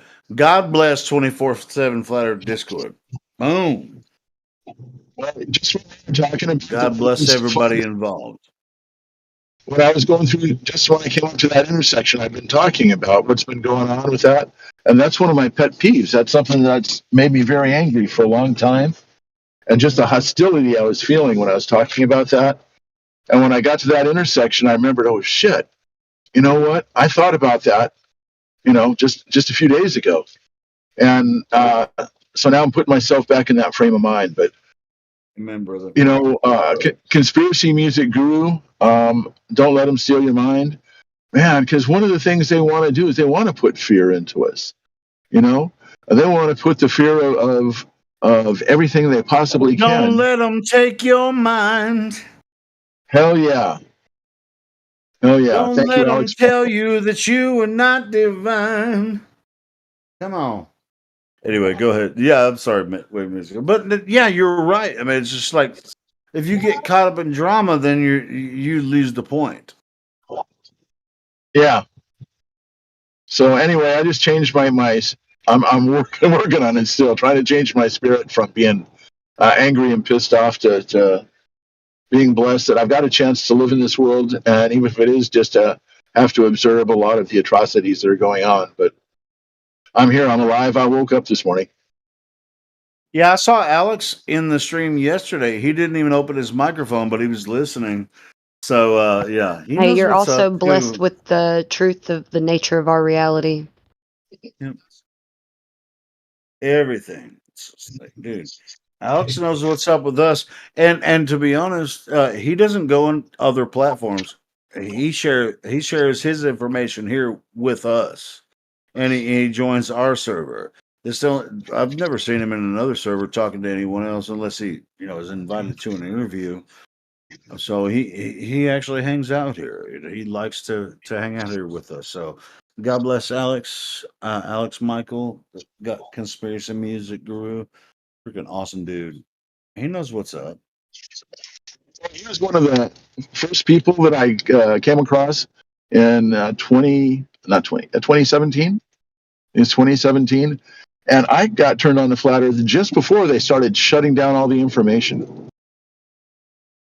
So, but I remember his videos, and I've got a lot of respect for the dude. He's got a lot of talent. He's been out there as one of the front runners for the Dude, if you cause. really talk to him, he is a nonsense motherfucker. He will tell you right up front. If he feels like you're freaking trying to take the piss out of him, he'll fucking tell you right to your face. It's so funny. Well, I I love talked to that him. dude. I talked to him right here on Flat Earth Discord, and we're into like the frequency thing. 432, binaural beats, all that kind of stuff. And Yeah. he's somebody that I can talk to, and I was able to have a conversation, and we were like grooving right in there because we're speaking the same language, and I Yeah, appreciated that, someone that I could talk to. And I've been trying to share information with him when I find it. I've sent him some stuff. But he knows life frequencies, the whole 9 yards. So that guy. And then I looked back on some of his older stuff, and I thought, oh yeah, shit, he's into this, way back when. Dude, But you can tell just from his personality. He picks and chooses his battles. People he wants to talk to. He'll come in here, and he chose to come in here. He doesn't go on other platforms. He comes in here and talks to us. I've never seen him. Well, unless actually, did you see that that talk that he had with Jim Brewer, a comedian, a very famous is it comedian? is it on his videos? One of his videos? Yeah, let me share it. Hold on. Yeah, he talked to Jim Brewer. That was a freaking awesome video. Let me find it. Well, anyway, what I was going to say here, I was never really on any Discord servers. I haven't, I've heard of a couple other ones here. I don't travel around. I don't feel any need to. But 2017 is when I first got turned on to Flat Earth, and everything kind of disappeared. I'd been in contact with Mark Sargent, and I was really kind of upset that they just had a big convention right near me just before I found out about the flat Earth, and so I missed it. But I've been out, bugging them. Well, let me know when something happens in California. And it was Flat Earth dude that invited me over here and told me to come check it out, which I'm very thankful You're for gonna, him. yeah. I mean, he's your contact point if you want to see anything going on in California. You got Flat Earth dude is your Yeah, contact. I fucks with Mark Sargent. Somehow my song is on his website, man. And then Wave Mixer had him shout me out. So that was super cool. But anyway, something that the way I feel is like here at 24/7 Flat Earth Discord, I hit the heavy hitters, man. It's the big leagues. It's not a bunch of I don't even know about a lot of other stuff, but I don't see any reason to go other places and check out other Flat Earth places and stuff, because it's like seems like all the top dogs are right here. Well, this is sort of home to us, so yeah. I don't go anywhere else very much. I mean, and so when I do go there, to other places, it's just like, but then I can't get a fucking word in edgewise, so I'm just like, why do you even fucking try? So anyway. Now, I don't want to make it sound like I don't go anyplace else and look at other information. And I believe everything that I hear, anything that somebody here says is like gospel truth, so I have to believe it. That's not what I meant to represent, if that's the way it was taken. It opens up my mind to go look at other stuff. But what I was basically talking about as far as like, socializing and stuff, I own my own goddamn guitar forum, and it's quite popular. But I don't really talk flat Earth stuff there, because I actually started that forum up 20 shit, I don't know, it's been about as long, just before I was into flat Earth, I think. But yeah, it was a little while before flat Earth, but nobody there was into it, and I don't want to create a ruckus and stuff, so I just go ahead and keep my business separated in different compartments. For stuff on flat Earth, I keep it over here, and for stuff on music and guitars, I keep over there. Yeah, you create the ruckus over here, don't you? I know you do. Don't even lie. I create a ruckus over here? No, you do. I mean, some of the videos you play and stuff, it's just like, bro, this is our home, bro. We make it controversial on purpose. Well, I feel more home in here than I do in my own forum that I built and coded with my own hands. I did all the graphic work. I did all the coding. Got all the people that I knew that were musicians and stuff together to join. And, that's my baby. But it's kind of like, okay, well, here, baby, you're grown up. You're on your own. I've got some moderators there that take care of stuff. If anything ever gets foobarred on the side, I go in and, get under the hood and mess with it. But this is a place. This is where I spend all my time, man. This is home. Yeah, it is for me as well. Here we go. I'm about to share this video where Alex I've got to step. Timber. I got to step out of the car for just a minute. You got to give me 2 minutes and 2 seconds, as Chuck Wooler used to say, 2 and 2. No problem. And I'll be right back. What an epic day, huh? Yeah, what's up, Eli? Yeah, I mean, I'll tell you guys. I mean, as far as like the past two videos, they went over 20 hours. I mean, that's on my end. Is my fault. I just went, I just forgot. I forgot. How you doing, Anyway. Flex? Oh, good. How are you? I heard that today. What's a good day? It was a good day, man. Good day. Good day of interesting conversation. Yeah, I will get to the. I couldn't. Hold on. I'm sorry. I'll shut up. Elijah finally paid me back $100. What's up, man? What's up? Chilling. What happened? You owe me $100. For what? Oh my goodness, he doesn't remember, Flatsy. What I did? What I said? And listen, I bet Flatsy you wouldn't remember, so now she owes me $10. Oh snap! What kind of scheme you got going on here? Yeah, by the way, I was listening to that video that was clipped out with you and Witsit on here. I couldn't even finish it. I was so mad. And I came on here and took it out on Ruhif. Oh snap! Well, hey, look, I was like, forget that video. Today trumps that. But For sure. That made me feel a lot better. Huey was like, Dude. no, don't drop the video. No, we're doing that shit tomorrow. I was like, all right, whatever. I don't know. Well, it's just like that. When she was going off. off on Ruhif, I was just like, fuck yes, the entire time. I was just like, give him all the shit, because he deserves it. But whatever. Yeah, he's not an American. He deserves everything he gets. In the end, yo, it's crazy because I respect everybody having their own thoughts and opinions, but you would just think like some people think in a biased way. I don't think like that. I take everything in as a whole, and well, there's some things that I'm like, really laser focused on, and I kind of like don't care about other details. But other people, I guess they're the same exact way, except they care about like the minor details.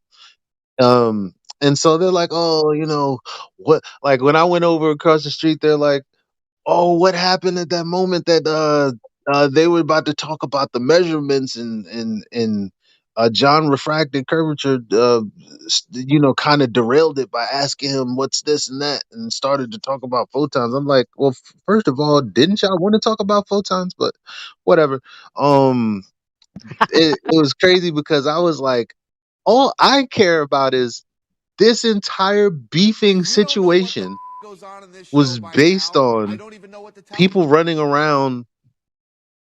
And I'm not saying, I'm just gonna say people, like, because me and AI, we were in a conversation with this other young kid or whoever he was, like 3 weeks ago, 4 weeks ago, whenever it was, just accusing the server for not letting him talk when he spoke for like 2 hours and all this other weird stuff.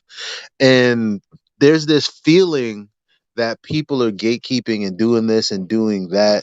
And I just feel like today, because I can't speak for Nathan or on behalf of FED when people want, me to speak for Nathan or QE, I can't do that. I can only specifically speak to, the arguments. But today Nathan was able to speak for himself and he was completely vindicated. I haven't heard anybody deny that part. You can call him a madman, you can call him crazy, insane, whatever you want to call him, but you can't say that he wasn't wrong. So I felt very good about that. You mean you can't say that he was wrong? He wasn't, because he wasn't wrong. Oh He yeah, was. he was. You can't say that he was wrong. Yeah. He's been vindicated. I mean, I felt so. I watched that video to the end. I was so excited and pumped about it because at first it seemed like it was going to be, the same old, like. But then it ended up being the way it was, and I was just like, yeah, it's a good thing Nathan let him talk because he talked to. Never mind. I'll keep my colorful commentary aside. But it was awesome the way it happened. It was perfect. Yep. It's tough to watch the rest of it after I left. Yep. It was pretty dope. But nobody cares about that. Even though all of this bullshit and all of this confusion is like, oh, Nathan is a scammer. Well, isn't he? Doesn't he do what you guys could? Doesn't he mute people and this, that, and the third? Like, like they're like, well, fuck all that. What about that part where we wanted to hear him talk about the measurement? Dude, dude. It's like going to the Maury Povich show, right? and then finding out that he brought a guest that has something against you, right, onto the stage, and you're like, I didn't know that's how this show was run. It's like, dude, season 9, bro, season 9. If you don't know how the show is run by now, you're dumb. Right.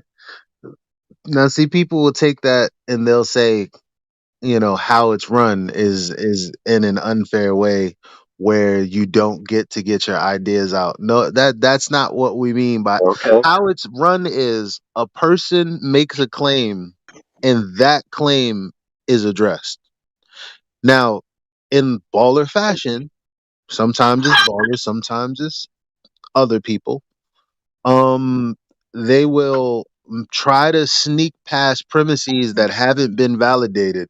Nathan is gonna stop that 100% of the time. It's the same shit we do here, and the same shit we get villainized for when we mute someone who's not answering a question or is becoming repetitive or is just being weaselly and wormy.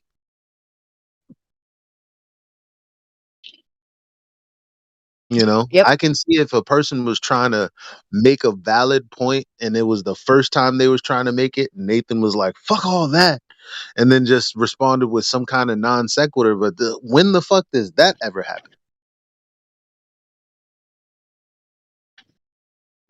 So anyway, I ain't gonna talk too much about it. I just thought it was dope.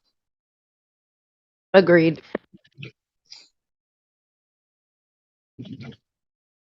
Any exciting news? Anything happening here today? I've got some exciting news for me.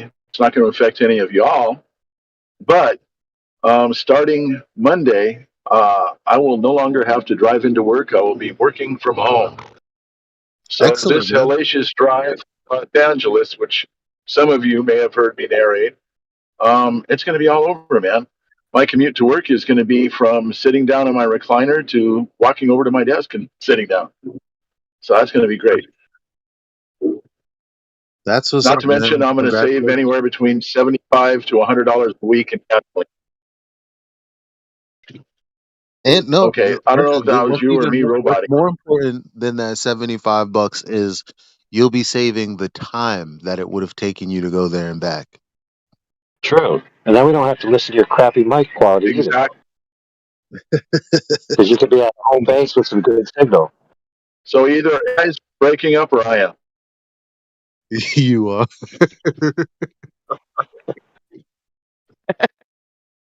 He's so funny. I don't know if anything interesting happened in here today because I haven't been here. Shame on me. Well, I heard Eli and Flatsy. I couldn't hear AI, though. He's breaking up too bad for me. But I was probably just roboting because I'm in a bad area. You're Yeah, I coming think in it's good you. now.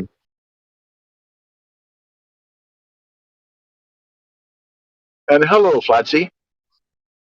Hello, Wave Mixer. Oh, man. So what? Probably right. I'll say hello anyway. Hi, Jedi.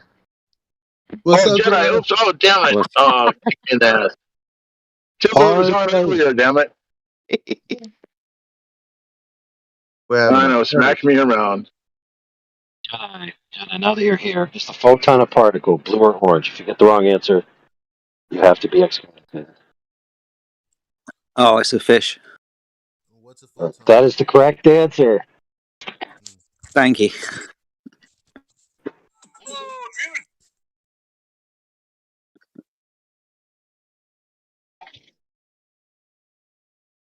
Yeah, Flatsy wants to apologize to you for hurting your fifis. Oh, I haven't got any fifis, man. You're good. What did I do? Oh, Ruhif. Oh. Oh, yeah, my bad, buddy.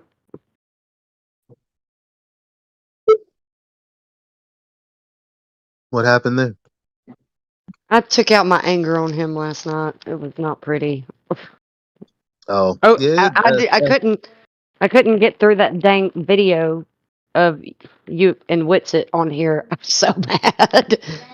Was it that bad? I didn't see. I didn't think it was. I enjoyed it because I was like, wow. In the middle of it, I was like, am I really like this? How they fucking Jedi mind trick you, right? It's like, Gaslight you. did I really interrupt him that much? Like, what is he? It wasn't even that. He was Did I gaslighting really right talk there in the front of 90% of everybody. the I can't But stand it. but I could have been a lot sharper. I have updated my knowledge, and so man, moving forward, things are gonna be a lot tighter. But um, hey, yeah, at the end of the day, who the fuck tests a null hypothesis directly? Like I kept saying that. Like, why do y'all keep? What is it? I don't understand the disconnect here. But turns out there is no disconnect because he's saying what we've been saying. So like, I think it was just a respawn. I think that's why maybe QE wants to do the video because he's like, oh no, you don't, motherfucker. I don't know. Look, I got a lot of. Oh man, I'm not comfortable. I'm still not comfortable. In case you guys were wondering, it's a very weird place to be in because Witsit was the homie. Even mm, you know, uh, I'd still run into a brawl with him if I saw somebody whooping his ass. Because that's just how I am. Um,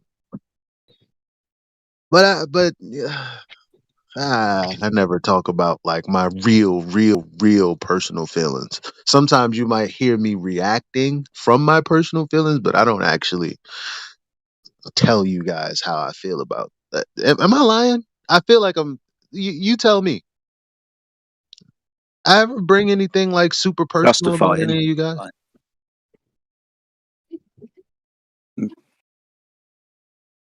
I heard your conversation with Witsit the other day. I heard the bit specifically where he was turning around to you saying that you kept interrupting him. I know you well enough to know that, one, you've educated yourself well, you're a very wise man, but also that you could have been a lot sharper. I don't think that you were too harsh on him, not as any way more harsh than you would be on anybody else. He got fair treatment from you. No. I agree. I mean, I think that's what was really making me so mad. Because he was just gaslighting, and I don't know, it was just really getting on my nerves. It's all good. Water under the bridge. Today was a new day. So That's so right. Very true. You can't say water under the bridge because you don't know exactly what water is. So you don't know what's actually passed under the bridge. It might. That's what I'm like. Yo, I was across the street and they're like, if you don't know what light is, you can't talk about. I'm like, what is this stuff about? But then they turn it around and say, oh, we can't talk about things because we don't know what it is. And I'm like, I'm not telling you, and apparently Nathan's not telling you what the fuck you can't talk about either. But when you're engaged in a conversation, people are gonna ask you what the fuck are you talking about. and if you're BSing, you're BSing. But I don't have to know what the fuck. Like, what do you mean you have to know about water? When he said you gotta know, like, do you understand heat? I was like, what the fuck does that mean? What do you like? We're talking about the scientific method. I know what heat is. I know how to. Well, okay. I know how to manipulate heat. Okay. I know how to change temperature of things. So what more do I need to know? Heat's best friend, where it went to school, like what? I don't get. I don't get it. Dude, it sounds like in the flat Earth community, knowledge, okay, is being pushed into the esoteric realm.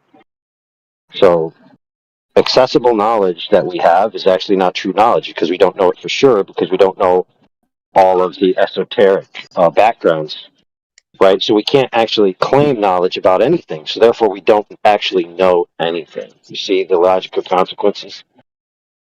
Exactly. Yeah, it's very And that's what was said. It's like you don't know, like you're not on a god tier level. So Yeah, therefore you don't really, you can't say in the scientific method that you know all of the variables 100%. And I love how Nathan was like, no, you you know this thing 100% sure. Like, what, there is no, it is or it isn't. That's what it is. It's not, it may be this thing, but it may not be. That whole conversation right there, what they're trying right. to come Well, back with is weird. we have functional technology that is based on um, let's just be Cause conservative with our effect. terms and just say, well, let's just say interpretations of the way things work. What, to be fair to everyone, everyone has their interpretation of the underlying and fundamentals, right? In different camps, but we have the technology and the technology functions, right? So if you create an underlying model of interpretation of how it acts on a sub level, right? As long as that interpretation results in the end result, you can qualify that interpretation by just pointing to the technology, right? So when one side says we have an interpretive framework on a sub-level, and another side says we have an interpretive framework on a sub-level, and they both result in the same piece of functional technology, who's right and who's wrong? Well, the answer is they're both equally right as they are equally wrong, right? No one can really tell whose is whose.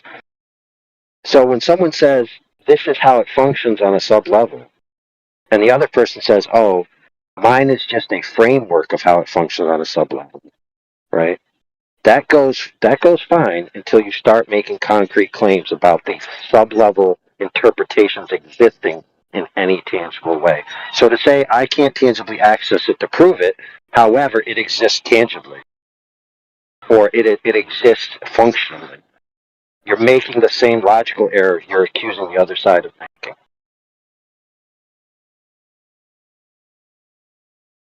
That's When missing, by the people way. make the sort of sorry, all I was going to say is when people make the statement that science doesn't prove things. I wanted to jump in when Elijah and Whitsitt were talking the other day, because really that's just a denial of cause and effect relationships taking place and happening within the physical natural world. As in, phenomena happen and things cause those phenomena to happen, and science is just a demonstration of what causes stuff to happen. Whether we get the hypothesis right or wrong, when we get it right, this causes that to happen. So when people turn around and say science doesn't prove things, it just demonstrates cause and effect relationships in the physical natural world. Well, To the best of our knowledge, all things being the same. right. And what's crazy is what you said there. Um, what you said there, if they wanted, if they were being consistent, would be taken as a straw man, which is like fucking come on, fam. Like, because on one hand they want to say science does prove things, and on another hand they want to say, but not really. I don't. You feel what I'm saying? Because if Winston was to walk in here right now, he'd be like, "You're straw manning him." But that's kind of what he's arguing for. It's like, well, what are you telling me that I don't understand heat for? When I'm saying no, I can prove that heat is the cause of water boiling. Like you have a contention there. So what is the contention then? What are you contending?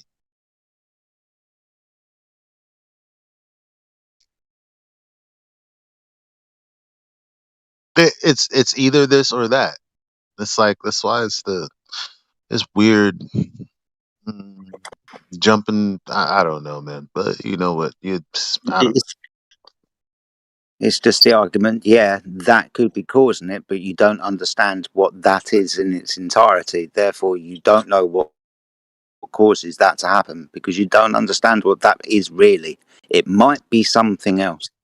The Yeah, thing is, at the end the of way the you day, said it is tomorrow, dumb. heat is Yeah. still going to cause water to boil on a bomb or kettle. Yeah. Is that Jedi? Greetings and salutations. Hello, everyone. What's up, brother? Hey. Hey, it's all Hey, great. hey, hey. It's half full. Yeah, that's definitely double speaking right there. You've proven it, but you haven't proven it because you don't know that what you've proven, even though you've proven it. Well, this is where the convolution of like control variables came into play. I noticed with Witsit and a couple of other guys picked it up as well, that it could be something else, right? And this is why we have control variables, because we keep everything else the same.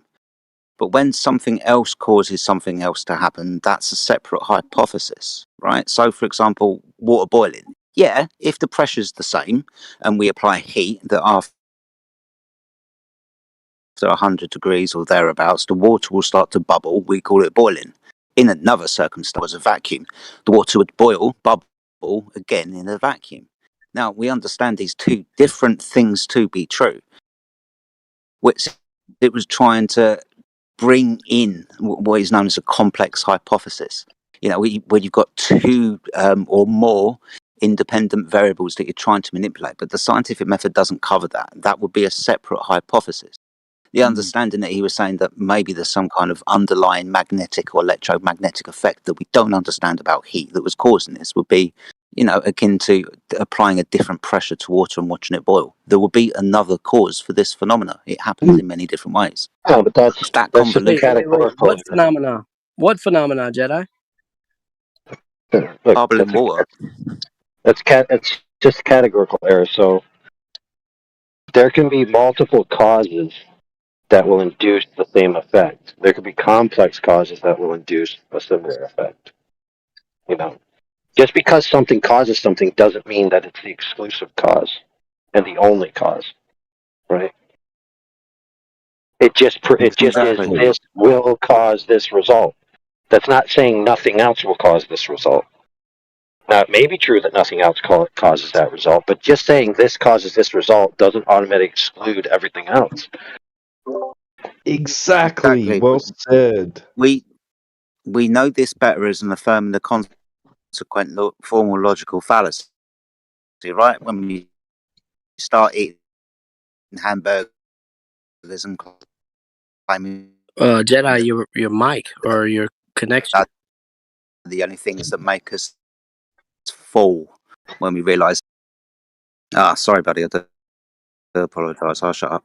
We hear you. No, I get basically affirming the consequent example where when I eat hamburgers, I am full. I am full. Therefore, I ate hamburgers.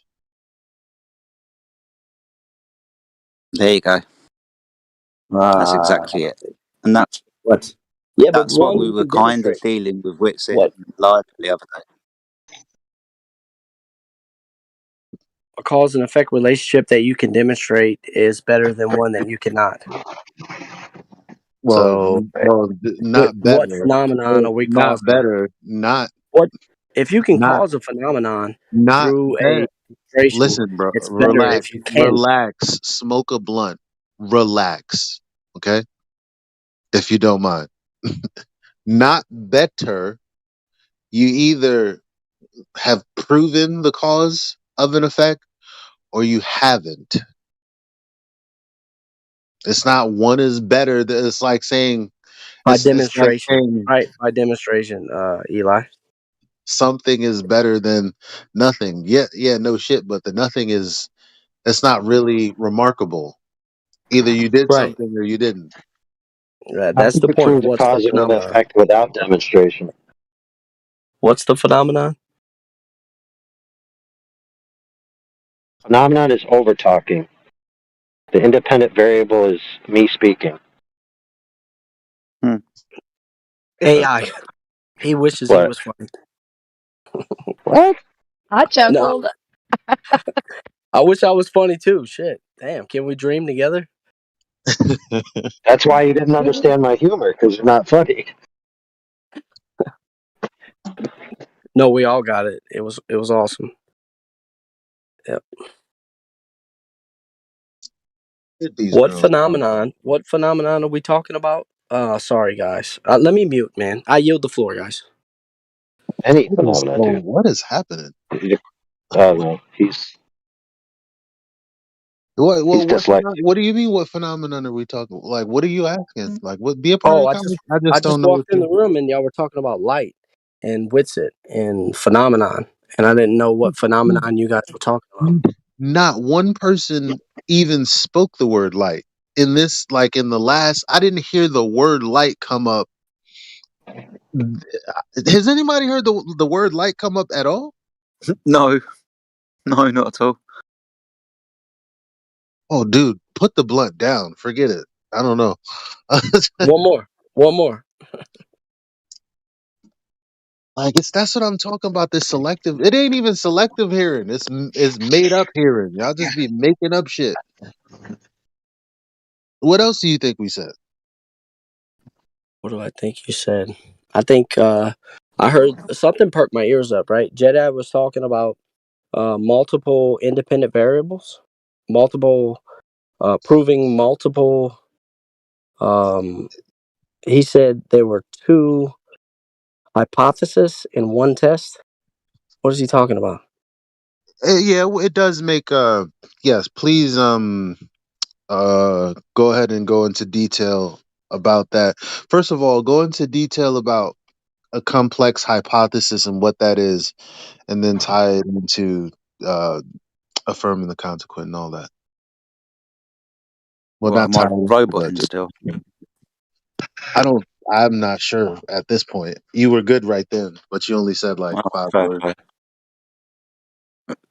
It was with regards to a conversation that took place on the server the other day between Elijah and Witsit, and we're talking about the phenomena that cause things. I was pointing out that Witsit in his argument seemed to be building a complex hypothesis, or kind of asserting one, where there are more than one independent variable that be causing something. That's not what we do in science. We just test one at a time. That's why I was talking about a complex hypothesis that has more than one, as akin to a normal hypothesis that has one independent variable that you move. Now, with regards to this, when we're talking about affirming the consequent, when we're saying that this and only this can cause that phenomena to happen based upon some kind of presupposition, that how that works into begging the question. The example of I've eaten some hamburgers, therefore I'm full, but I am only full because I've eaten hamburgers, when I can obviously eat something else to have the consequent of being full, is again with regards to this conversation that Witz and Elijah were having, where an affirming of a belief that something else, though we don't know what it is, could be causing the phenomena of water to be boiling when heat is applied to it, because we don't fully understand heat. Therefore, the affirming of the consequent would be there could be something else that is causing this phenomena. This phenomena is happening, so therefore it could be something else other than what we manipulate and know to be true, like heat, for example. At the risk of getting Elijah completely pissed at me, that would be a bad hypothesis. Oh man, dude. This is what I was Why would I trying to be upset? point Well, out. I wasn't proposing. Yeah, exactly. This is what happened to Elijah with Witsit. This is what Witsit did. Dude, heat Sorry, no. energy. Witsit Right. did.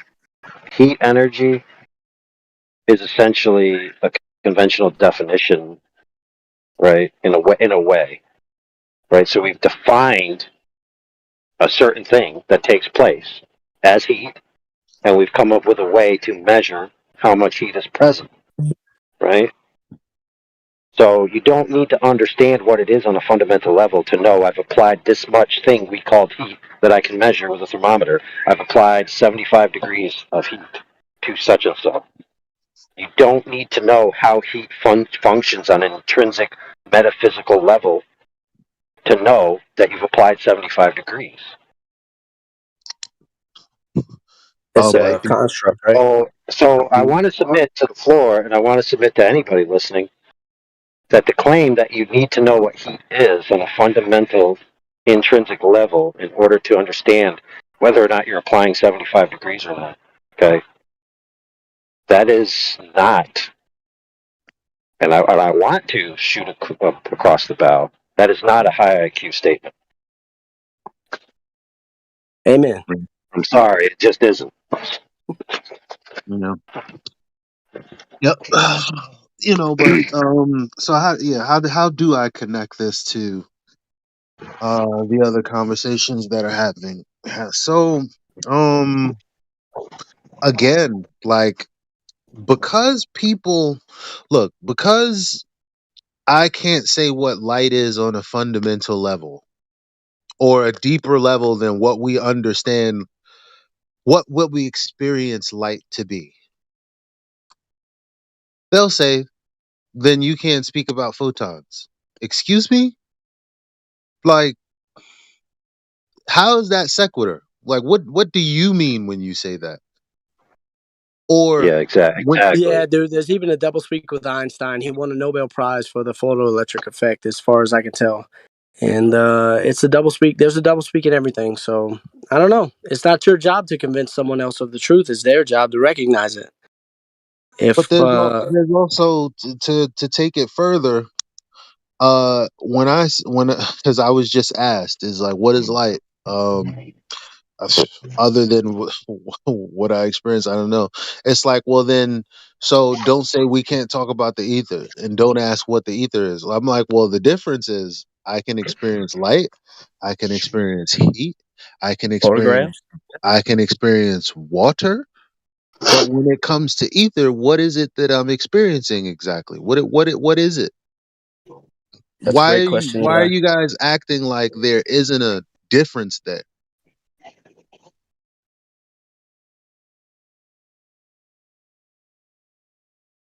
Like, don't get mad at me because I can be Captain Planet Earth, wind, water, Don't blame me and because I then like good questions and can ask them. I'm just saying, like I don't know, man.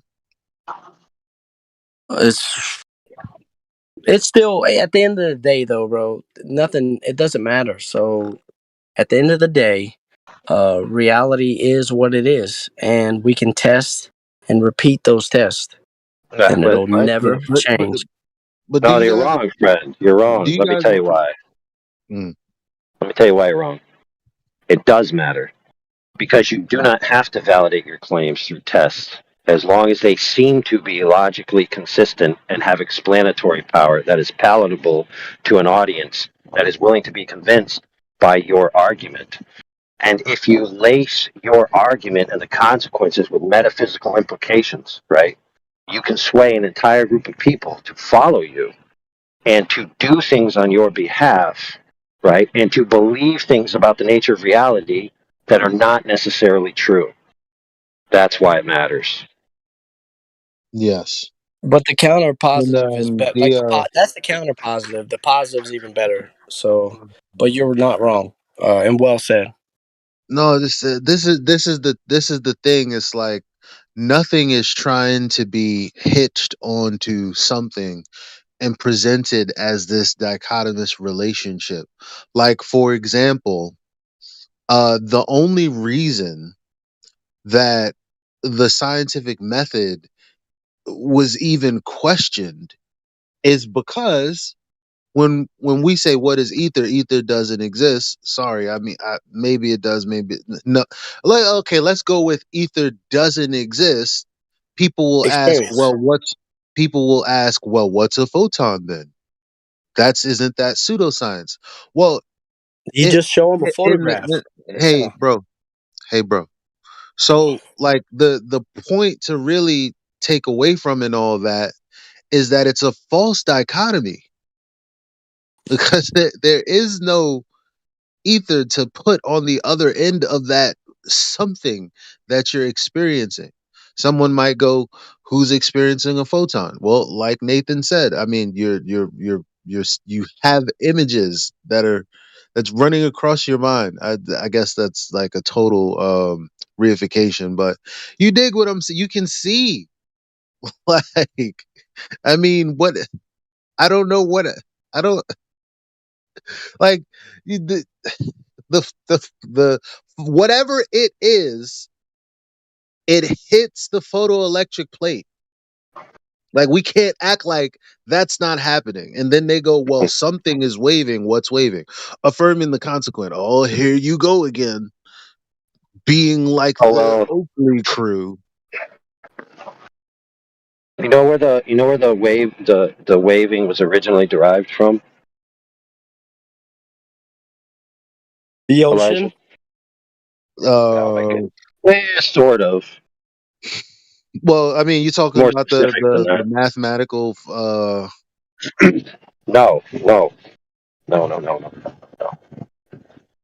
Now that is part of the discussion nowadays, where people say, okay, there is a mathematical wave function. So you hear the wave function, you hear the word wave, but that's not where the original idea of light being in the form of a wave came from. Okay, what it came from is an explanation. So there's a real phenomenon, right, where you can create a diffraction pattern by just letting light pass through a slit, right?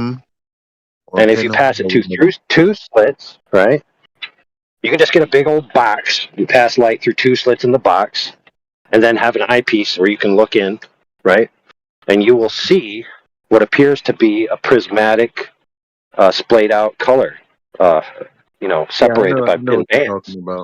Yeah, right. So you have two slits, the light's going through, and you get what appears to be an interference pattern.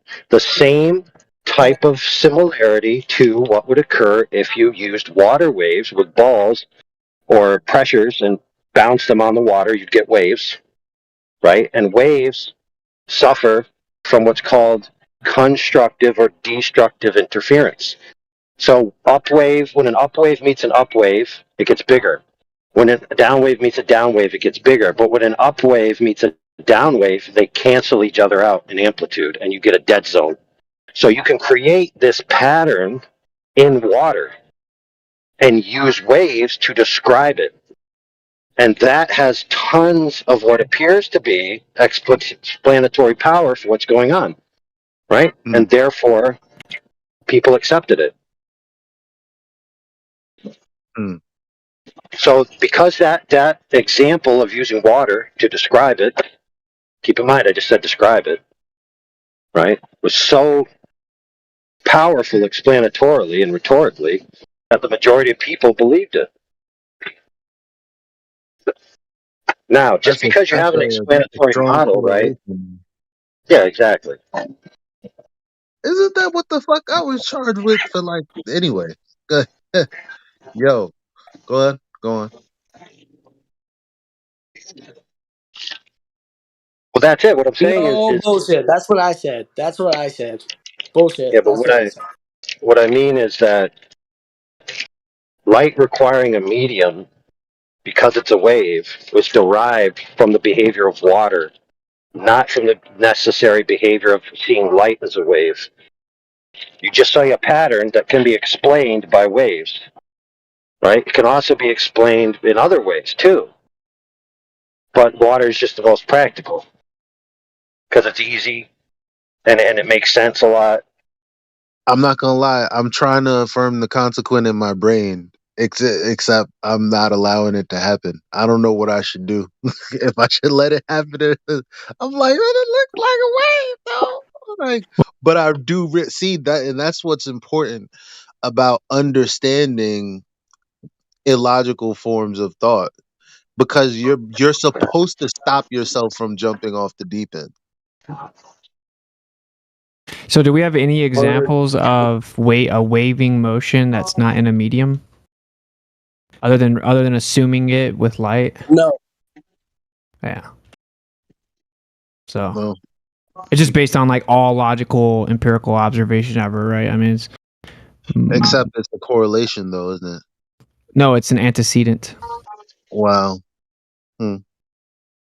The antecedent. Waves aren't things, they're just types of movement. So in order for there to be movement, something has to be moving. You could say that the photon is moving as if it is a wave. That is certainly what mainstream academia says, and they claim that there's a quantum field that the photon is moving within. Except Or except you could just look at a except this photograph. one thing. Except this one thing. You're seeing a pattern. You're not seeing moving waves like, for instance, with water. Like the water. Yeah, exactly. No, you can actually. There's a test that's been done where they line up parallel electric sensors, and as the light goes through it, it reads on the top and bottom, top and bottom, top and bottom. As there's an actual physical interaction that's waving. So I'll find the paper. All right, what up? Okay, one photon hits one photographic plate. Where's the wave? Wait, what's a photon? One particle of light hits one photographic plate. We Where's don't the know wave? him, Whisper. Don't worry. I don't Where's the wave? believe in, brother. I don't believe in particles of light. I don't know what you believe. I don't know what you believe. Well, I just told you. I don't care what you believe. I just told you what I What you don't believe believe. is irrelevant. No, what you believe is irrelevant. I don't believe in it, though. Oh, so you say. So you say. Bro, why are you so Thou hast contentious, said it. man? What's it? I don't Why am I- believe in particles of light. If you would like to substantiate that claim, then I'll show you a photograph. I'll show you a photograph. of a particle of light. No, a photograph where the particles of light have come into contact with the plate. That's just like Glober saying, I can prove gravity. Your phone has an accelerometer. You're just reifying your concept. Try again. That's a fallacy. No, at least I have a photograph. You're double speaking. That's a reification fallacy. Is it? Is Literally, by definition, yes. it? Is it? What's it? Literally. Yeah, you're attributing concreteness to the conceptual abstraction that is a physical particle of light.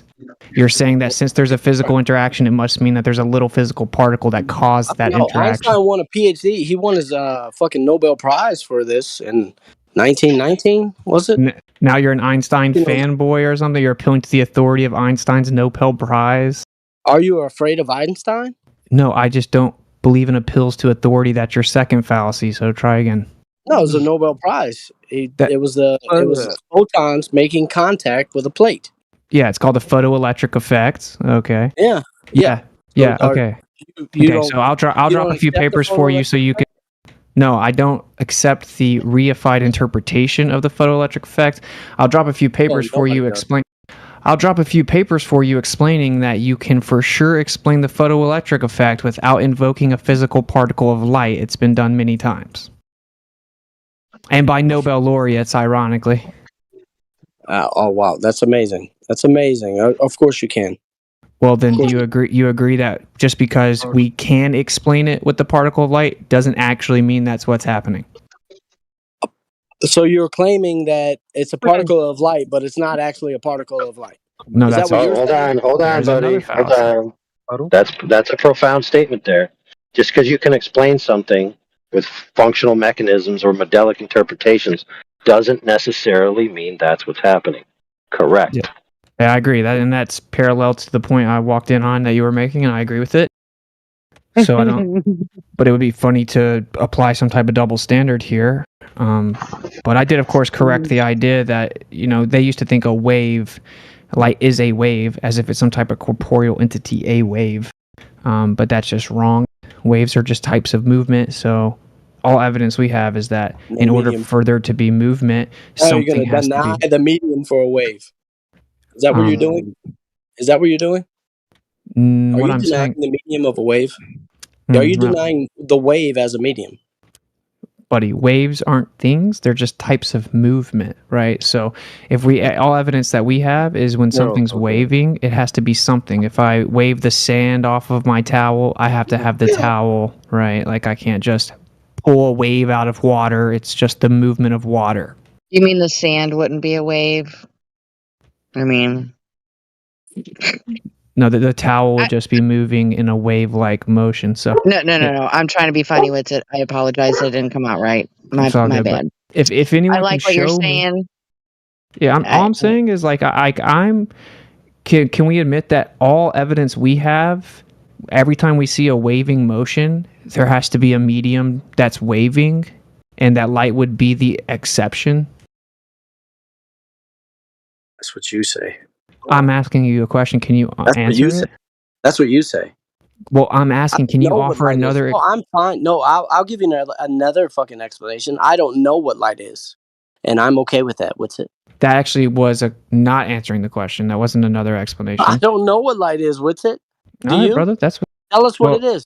I don't claim to know what light is. It's a very confounding phenomena, but I do know that people claiming to have proven it's a physical particle are incorrect, and they are guilty of a reification fallacy. And then when they invoke the photoelectric effect, you actually have to reify three things: the atomic model, the atom, the electron, and the photon. And you have to claim that a physical particle called the photon hit an atom, dislodged an electron, and then the remaining energy from this photon morphed into a photoelectron. So that's a bunch of claims. I don't know about all that. I That's know. the I know. definition. I hear what you're saying, and I also hear. I know what the academic rhetoric is. However, the only point that I'm trying to hone in on is there is an interaction with the plate Yeah, from of the light. course. That you I can't agree. have something that's not a thing interact with something in reality. At least that's what I think. But who said light wasn't a thing? Okay. Why do we need little mini light paintballs to make the interaction? That's what I don't understand what that means when you say that. I understand what you're saying. I'm not. Is it a mini paintball? Who's saying that? You're saying that it's basically little light paintballs that we're shooting at the plate, and it hits it and then makes the interaction. I'm not saying that. That's a big straw man there. Okay, so then you agree we don't need little physical particles to explain the interaction? Well, it is physical. There's a physical reaction. Sure. So either it's not physical and it's causing a physical reaction in this reality, or because What this is the what I don't understand. Like, I just said it's I mean, physical, just Eli. in general, I agree that it's physical. I dispute the particle claim. I don't know what that means. Because a particle is physical, but I mean, you're saying it's not a paintball. I'm saying it's not a paintball, but what it's a particle is I don't know what the contention is, to be honest. There's a physical interaction on a photographic plate. It gives us a dot pattern. One of the theories is that physical particles called photons travel and hit the plate and cause the dot pattern. I don't believe that theory. It's just a model. Oh. Okay. So there are other alternative explanations, and even within the highest levels of quantum mechanics, like the highest levels of academia, they will explain to you, where we got this was a mathematical model from Einstein and two other people primarily, and they can use the math of the photon particle and they can predict the photoelectric effect, except for amorphous metals, by the way, which debunks the photon right there. But they can show, pause for a second, that doesn't prove the photon, because look at this equation. I can do the same thing. I can predict the photoelectric effect and the dot pattern without a photon. Well, this is exactly what we were talking about before you came in, that AI was touching on, like the substrate or the underlying metaphysical argument behind this thing that we can't interact with or actually move beyond understanding. And it makes no one person more right or more wrong than the other. I don't know if AI you want to like add to your own point or clarify your own position. There's a paper if anyone wants to read it, by the way. It's by What, did you Willis hear E. what- Lamb, who won hear what I said, the though? Lamb shift is named after Willis E. Lamb, Nobel laureate from Yale University. There's a Department of Physics. Okay, paper. you got the paper. Fine. We don't have to hear you read the fucking paper. We got the paper to read. I didn't read the paper. I just read the title. Yeah, I got black fucking lung, bro. I've been in the coal mines of that. Well, okay. Oh, Stop being so contentious, dude. Anyway, I told you not to let him. He's been like that. Just super to every- toxic. He's been like that to everybody. Just don't mind it. Yeah, bro. I'm confused where the wave part comes in. Where does the wave part come into? No. Before we don't worry about it. I asked AI a question. Are you here? If not, then whatever. The rest of you guys can ask whatever questions that you have. Hey, what coal mine are you in, dude? I'm in one right now. Yeah, sorry, I jumped in front of you. That's my bad. Coal mine, man. I was embellishing. I was embellishing that story real bad. I'm real deep in a motherfucking oil field. Is what I am. So I'm down here in the middle of the Gulf of Mexico right now, standing on a platform. Holy shit! I just saw Leviathan. Eli, your question was basically like, it doesn't make one person right or wrong. Like neither person is necessarily wrong with the data. Is that the I point? mean, going beyond the phenomena, yeah. Well, that's kind of my point. I disagree, though. I No, think it's we can. kind of my point. I just hate when people tell me what I think a particle or a photon, because that's what the fuck's actually been happening for the past I don't know how many months. Because that's been my point. Oh, Just do saying. you believe that light is comprised of physical particles called photons? I believe that the light has an interaction on the photoelectric plate, which is what I've been saying. I'm very clear about what I'm saying, Yeah, and that then doesn't people require ask me, belief. That's just a and fact. then yeah, I know. So people ask me if I believe these things that I didn't mention or speak of. Fair enough. So then you're not defending the photon, but okay, I can, whatever. that's cool, brother. That's good. That's a smart move because amorphous metals don't experience the photoelectric effect consistent with the prediction of the photon. Can we get a amorphous metals? I'm gonna post that. Hold on. I yield the floor. And then I'm actually going to show a screenshot here that kind of breaks this down. I dropped another paper, Optical Coherence and Quantum Optics. As a disclaimer, of course, this is akin to when I have to invoke like an astronomy paper or something. This is a hostile witness from within quantum mechanics. I don't believe this stuff. But I'm just showing that if you go to section 9.1 of the Optical Coherence and Quantum Optics paper, it breaks down for 3 sections how using basically an electromagnetic field, and then, of course, they believe in electrons, you can explain the dot pattern without a photon. Man, I'm not interested in what you don't believe. What do you believe? Do you think with it that the Lord Jesus Christ has authority over all flesh? Yeah. Where Oh, that's are the engineers at, or whoever? Where are the chemists at, or whoever would be? I don't know what an where amorphous are the metal is. evil physicists? Shut Yeah? up, nigga. Shut up. Where are the evil physicists? You are talking Jesus to it Christ. here. That's right. Getting on my nerve. Where you at?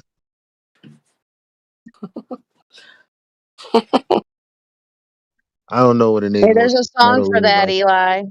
I don't know what an amorphous metal is. I ain't gonna lie. I ain't gonna It's cap. one that lacks crystalline structure. It's just about like I the figured that, but like, what metal would that be? Like, what? That's why I asked. Like, I don't know what that is.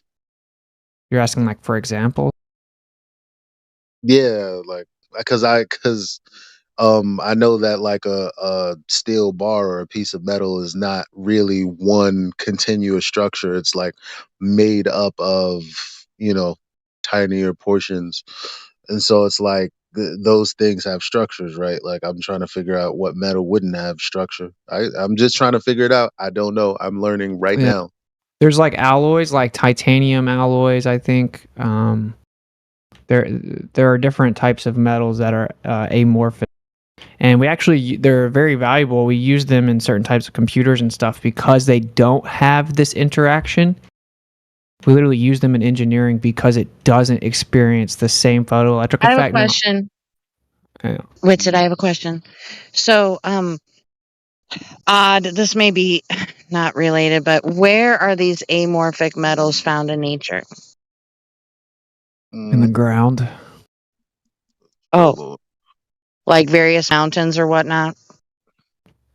Yeah, I mean, most of them are actually alloys, which means we've put them together, welded them together. So that's probably why they don't really respond to that paintball shit, right? Well, but if it was in fact a physical photon, the amorphous metals would still have atoms, which means they would still have to have the photoelectric effect. But okay, I don't know as much as you do, so forgive me for saying this, but they've been modified. So how is that a fair comparison with the experiment. Not all of them. You know, like there are certain naturally discovered versions of nickel, I think, that have amorphous characteristics. Even Yeah, if it's I'm modified, looking. it doesn't matter. Like if they're claiming that we shoot light at a metal plate and then it gives off an electron, which is called the photoelectric effect. If that's true, if I shoot that little paintball at any metal with electrons, But then it should happen, but it doesn't. okay, but Mm-hmm. it's not actually a metal. Maybe I wasn't listening all the way. Didn't you say it was actually an alloy, and that's not the same thing? No, alloy is just a combination of metals.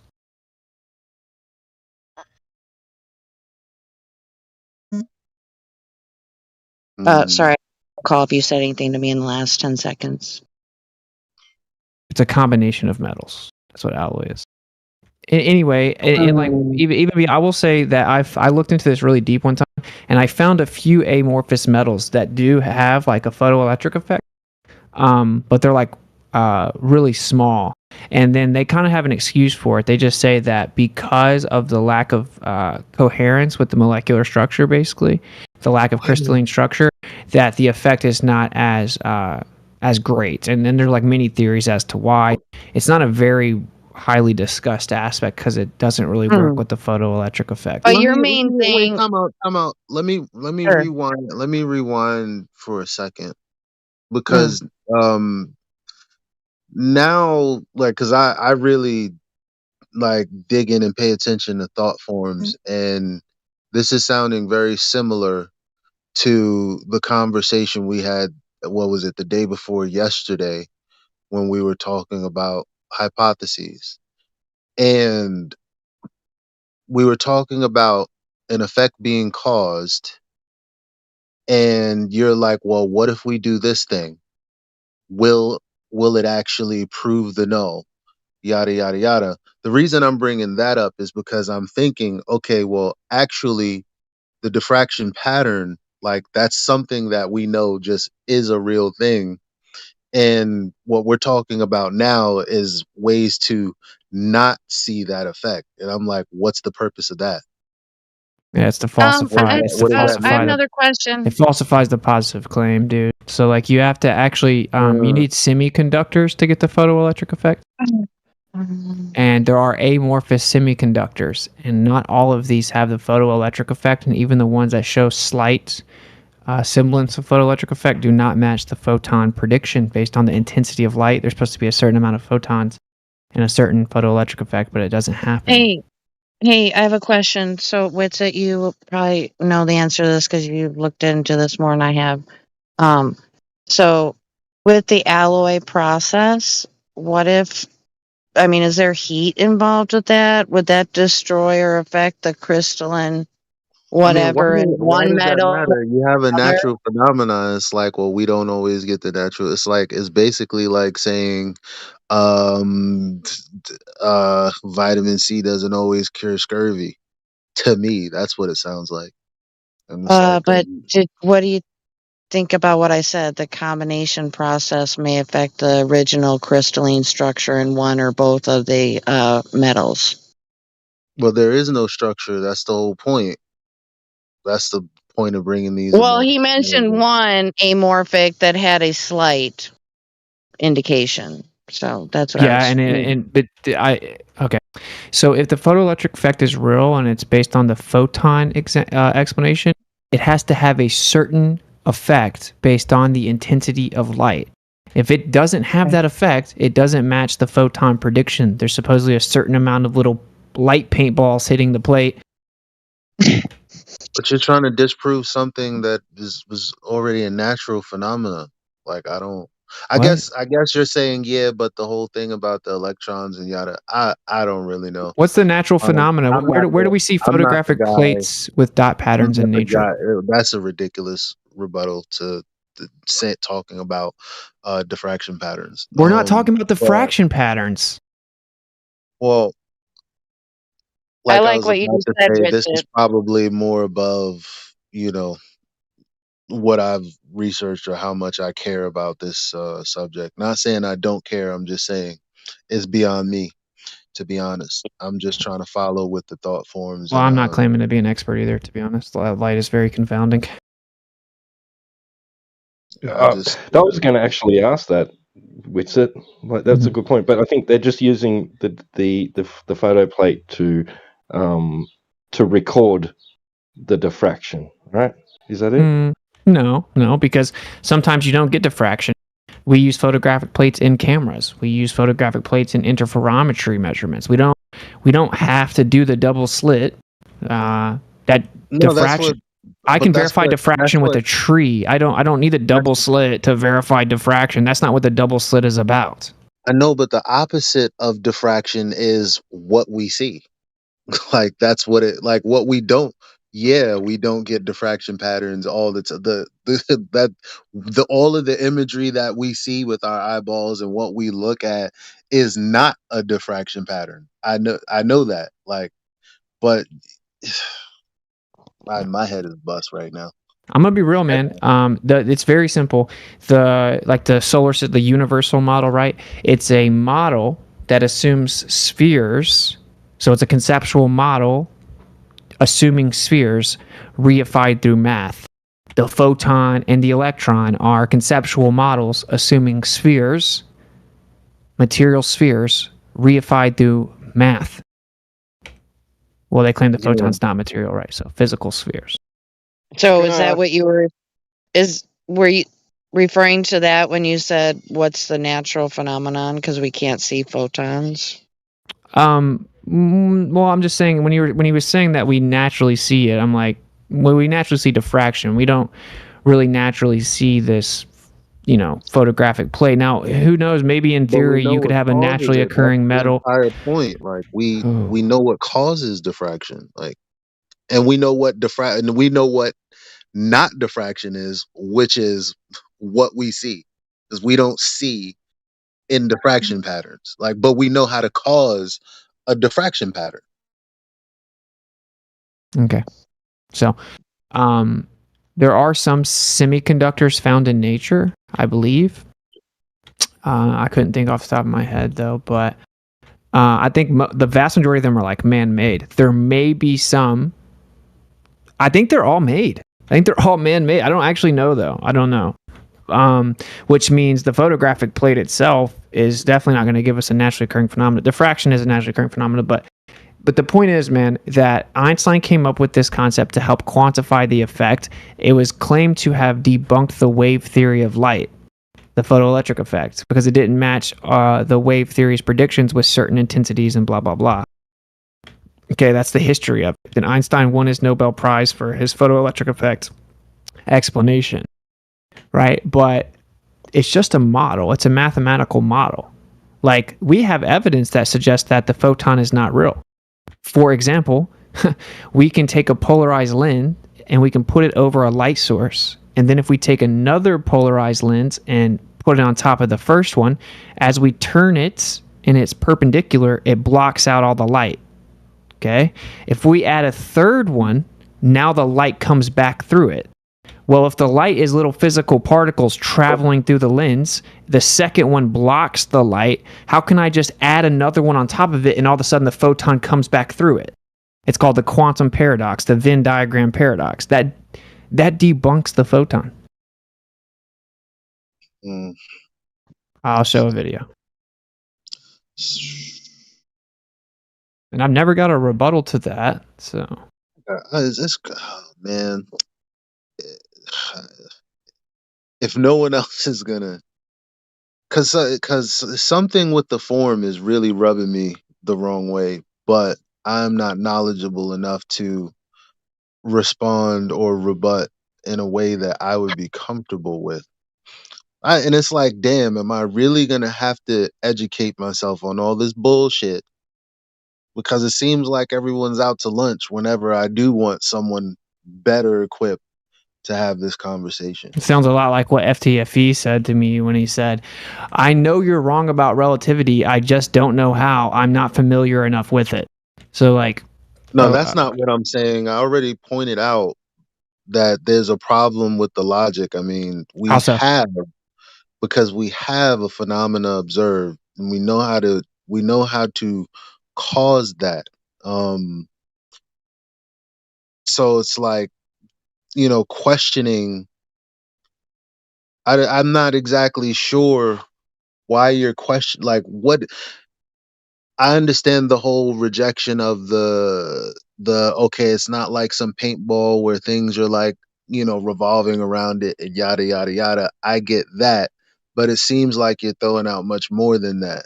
Like How? saying that you're like they don't exist as a matter of fact when we, do these other things, like when you said that you put the what do you call that, Polarized lenses. the polarized lens. You don't if photons were real, then you would see like these BBs and blah blah blah blah blah.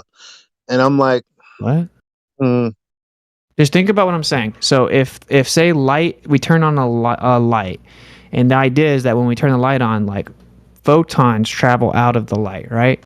So so the photon's going to travel across the room. I'm going to put a lens in front of the light. The photons go right through the lens. If I put another lens on top of that one and turn it to where it's perpendicular to the first one, now it blocks out the light. So if there's physical particles coming off that light going through the first lens, once I add the second one and it blocks the light, logically speaking, the photons aren't able to get through the lens. When I add a third lens, all of a sudden the light comes back, but they would still be getting blocked by the middle lens if it was a physical particle traveling through the lenses. The second lens should still be blocking it. How do I just add a third one and all of a sudden the photon comes back if it's traveling through all lenses? It's called the Venn diagram paradox.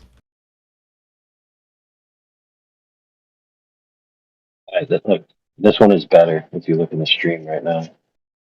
For a quick look at look. and by the nice. way, I'm saving this. natural semiconductors, I just googled it: silicon, germanium, and sometimes tin. Well, we find. Okay, yeah, maybe. I mean, I'm not sure. Is silicon like a semiconductor in its natural form, or do we make semiconductors from silicon? Well, it says right here, and again, I'm just reading off of libertex.org. Semiconductors are substances that only conduct electricity under certain conditions and include silicon, germanium, and sometimes tin. They are semiconductors that occur naturally and do not require any sort of chemical doping and can often be Nice. recognized by characteristic crystal lattice structures that they form. Yeah, cool. Yeah, I just looked it up too. It says the pure form of silicon has an atomic structure that makes it highly effective as a semiconductor. Nice. Look at it, I have a Silicon Valley. That makes sense, right? Oh I shit. have a question. I was listening to this. Is there a physical interaction with that photoelectric plate? Yeah, I don't know. Do you guys both agree that there is an interaction with the photoelectric plate? Yeah, 100%. Yeah. So whenever there is light, like I guess in this controlled environment, right? Whenever there's light produced, there's an interaction with the photoelectric plate. Is that as much as we can say right now? We're all agreeing on. Yeah. Okay, so the thing that you guys are saying that it's not true is the actual photon, which is what's actually causing the interaction. Which on one side you're saying that it is, the other one's saying how can it be? It's Well, not. yeah. I just see Right? other evidence. Yeah, pretty much. Okay, so if we're splitting it off that way, then what would give the argument lend it credence to, so that the one side can say yes, it is that interaction that's taking place that's called, because on the one hand something is happening, right? Like, and I think that's what Eli is talking about, like we have an interaction, but you on the other hand is saying it's not a physical particle smacking that plate. But what we're saying is that something's smacking that plate. Well, right? no, Or no? not smack. No, It's I don't like think it anything's. is and it isn't. That's I don't what think I'm. anything is. this is I well. don't So think the anything is smacking it, right? Like it's for a it to physical smack it. interaction, though, right? Yeah. But like Okay. smacking it implies that like I throw a baseball at it. Like there's a Well, we're physical not- interaction. It's actually specifically an electric interaction. That's what happens. Well, whatever. And then, But that's what I'm saying, though. There's an interaction taking place, so it's physical, and so Yeah, but- something physical in nature would have to be something that's going from one place to the like we're not saying, as far as like what we can say, you know, we don't have the God knowledge on this, right? So what we're saying though is that when light appears, something happens to that photoelectric plate. So there's an interaction between the light coming on and then that photoelectric plate having something happen to it. Thoughts on target. Right or no? Are we? I'm just trying to get it to where we're all in agreement, and then where it actually differentiates from like. And so, if that is the case, like what AI Artnet is posting, right, with that something is going through that, and then we see something being blocked, like you were saying, you have that one lens topped on the other one, it blocks the light, and then you'd have a third lens that comes through it, and then it lets the light come through. Yeah. Right. So how would that work how would that work if like see before it goes black that the idea is that physical particles are traveling through it. Yeah. So then if I block those physical particles with one of the lens, how could I just stack another one and then they come back through? Wouldn't the second one still be blocking them? I hear what you're saying, but I guess the other thing would be as deep as the study of the photon would go. Probably has it been discussed like that it could be a property from dark to light, or is it always just light? Like, because if we're saying that something that you're putting something physical in between that like let's just say, right, just roll with me on this, if that photon was rolling through those lenses, it could travel through there with interacting with, you know, the dark and the light. Like it wouldn't affect the travel of that photon. Just humor me, right? Because I haven't studied this, so I'm just like trying to follow the argument here. If that was the case, the photon that we're trying to describe here is something naturally that occurs with light that it's beyond our knowledge. What if it is interacting, hitting things like, and we're just trying to call it something, but yet you're trying to say it's not possible. It can't be something physical like that you would say, call it like a paintball, right? It wouldn't be something like that because it would stop at the point where it hits the darkness. But what if it actually interacts with the darkness and passes through it and then becomes light? Like that's what I'm saying is like there's almost this God level knowledge that we're trying to put a mindset to, and it seems like there's a disagreement between like what it can be and like maybe it is like already stated what it is, and you have these papers and people can look it up. But then again, But it's that's like what I'm saying. Like, Why don't you that's guys what I'm keep the saying. same We get- energy though? we We're get making to the point where- unfalsifiable pseudoscientific No, it's like claims. this. So where's that energy It's not at? a false dichotomy, bro. It's not a dichotomy where why don't you keep the same? Like this is what I'm not understanding. What we're all in agreement is that there is an interaction, but then at the same time, you're like, well, it's not an interaction in the way that we would, you know, just naturally speaking would mean. It's not like it's smacking it. It's not like it's physical. It's not like it's traveling. That like this is what you're saying, but at the Yeah, because same I gave time, specific evidence for why it can't be, and none of you have responded. Other than, it must be God level No, understanding. I don't have to respond. The bottom line is there is a phenomena. Like that's the thing. And you're saying, well, It's just like because I can't. ballers, dude. No, you're saying because we can't respond to this question, it's not a physical reaction, but it is a physical reaction. So No, you're I didn't say it wasn't a physical interaction. Why do you keep straw manning me, dude? I've corrected the straw man 5 times, and No, you're I'm gonna say saying it you're saying again it's a and physical again. interaction, but you're trying to describe it as not a physical interaction, is what I'm saying. No, I'm saying there's no evidence that a little physical particle travels and hits it, other That's than a basically conceptual. what the fuck I just said.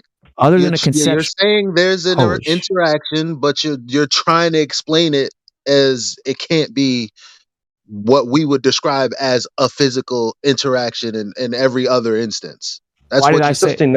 Why did I say it can't be? Why did I say it can't be? Doesn't matter why you said it See, can't be. that's You're what Glover's saying would it say. can't be. No, you're saying you're not saying what you're saying, and now you're justifying it with what you said that I'm not repeating. Yeah, nice specificity. So I said the entire time that it's very a. specific. No, it was what you said, what Yes, you it was didn't very say, what you specific. said. I can repeat it again for you if you like. Okay. So you're saying that there is an interaction, but you're trying to explain that in the way that we would think is an interaction, like something smacking something else, it's not exactly that. And then you gave it a reason as to why, and you're asking me to repeat that, which would mean it's not the thing that we would say is an interaction, although it's an interaction. Okay. So for one.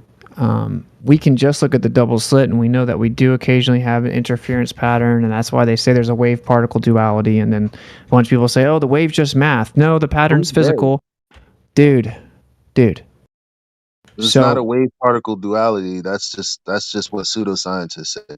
that's what I just said.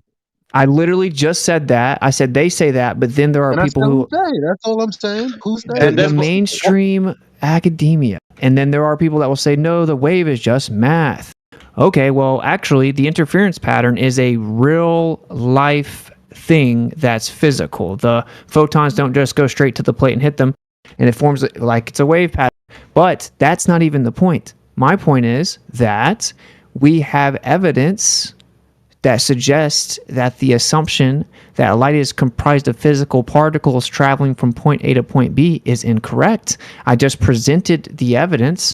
It's a well-known problem. That's why it's called a paradox. Okay? So just to ignore it isn't going to progress the conversation to say, oh, well, now you're trying to get into godlike level. No, what? No, you made a positive claim. If someone's making a positive claim that it's a physical particle traveling from point to point, I'm challenging that claim. And if it's not physical, if it's not physical particle, if it's not photons, if it's not wave, what it is?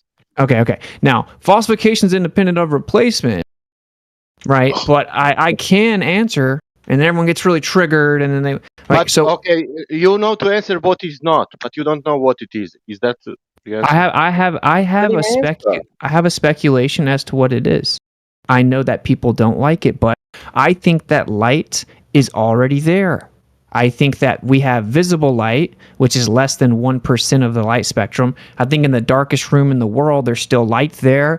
I think that a certain vibration causes it to be visible or illuminate where we can see it. Our eyes are engineered by the primary mover to perceive a certain vibration. We call that visible light. People conflate light and visible light.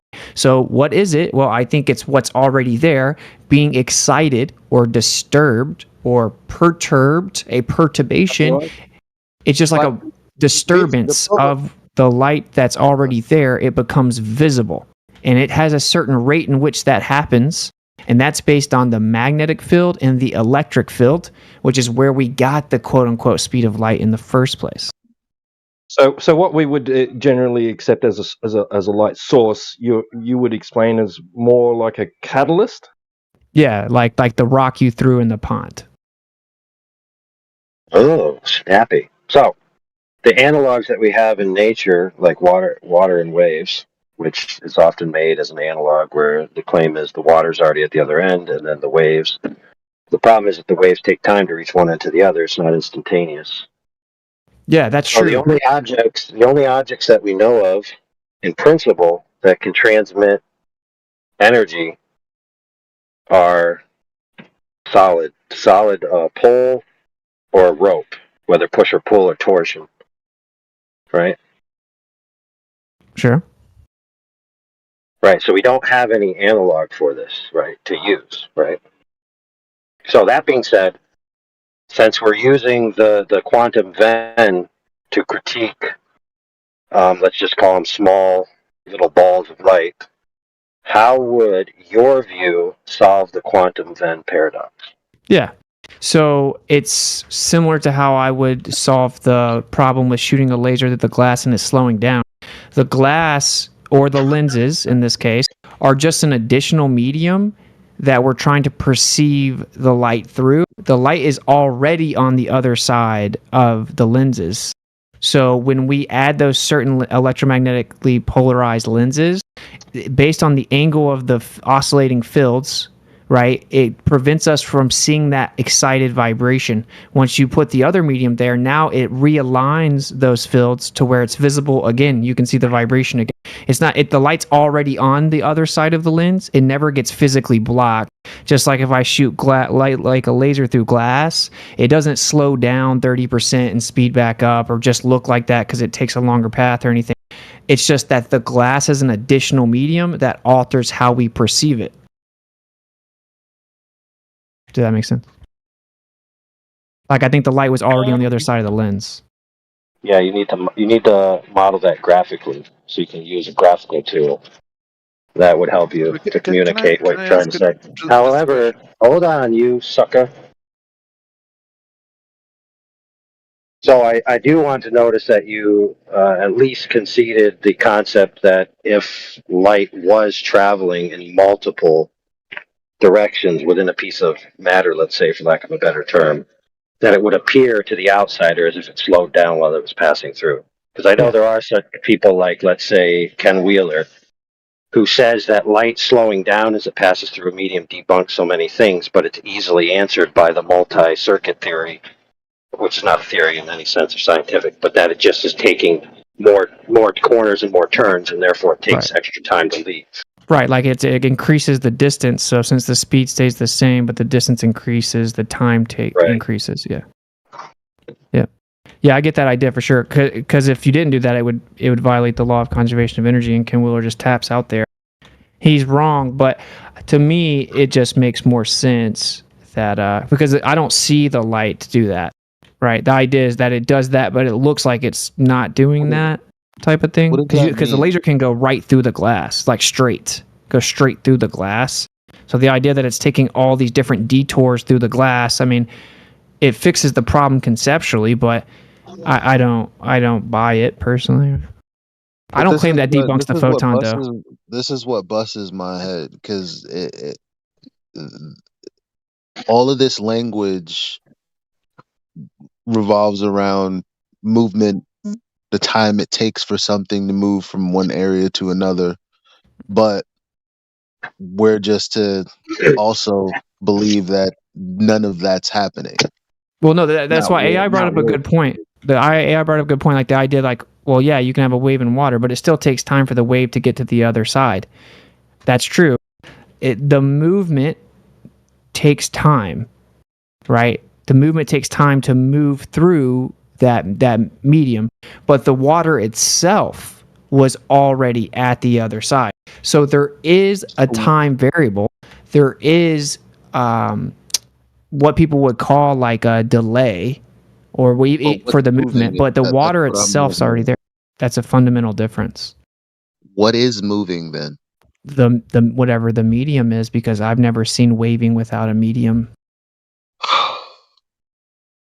So I'm sorry, I'm not moving. The light is actually, in this example, like water that's already on the other side. Mm-hmm. So when we actually shoot a light or a packet of energy, it's not that, because that is what the room is actually full of. So the problem is, Elijah, that water is not polarized in its amplitudes when you apply waves to it. It's omnidirectional. Right. Same with audio. Like waves of sound. Right. Yeah.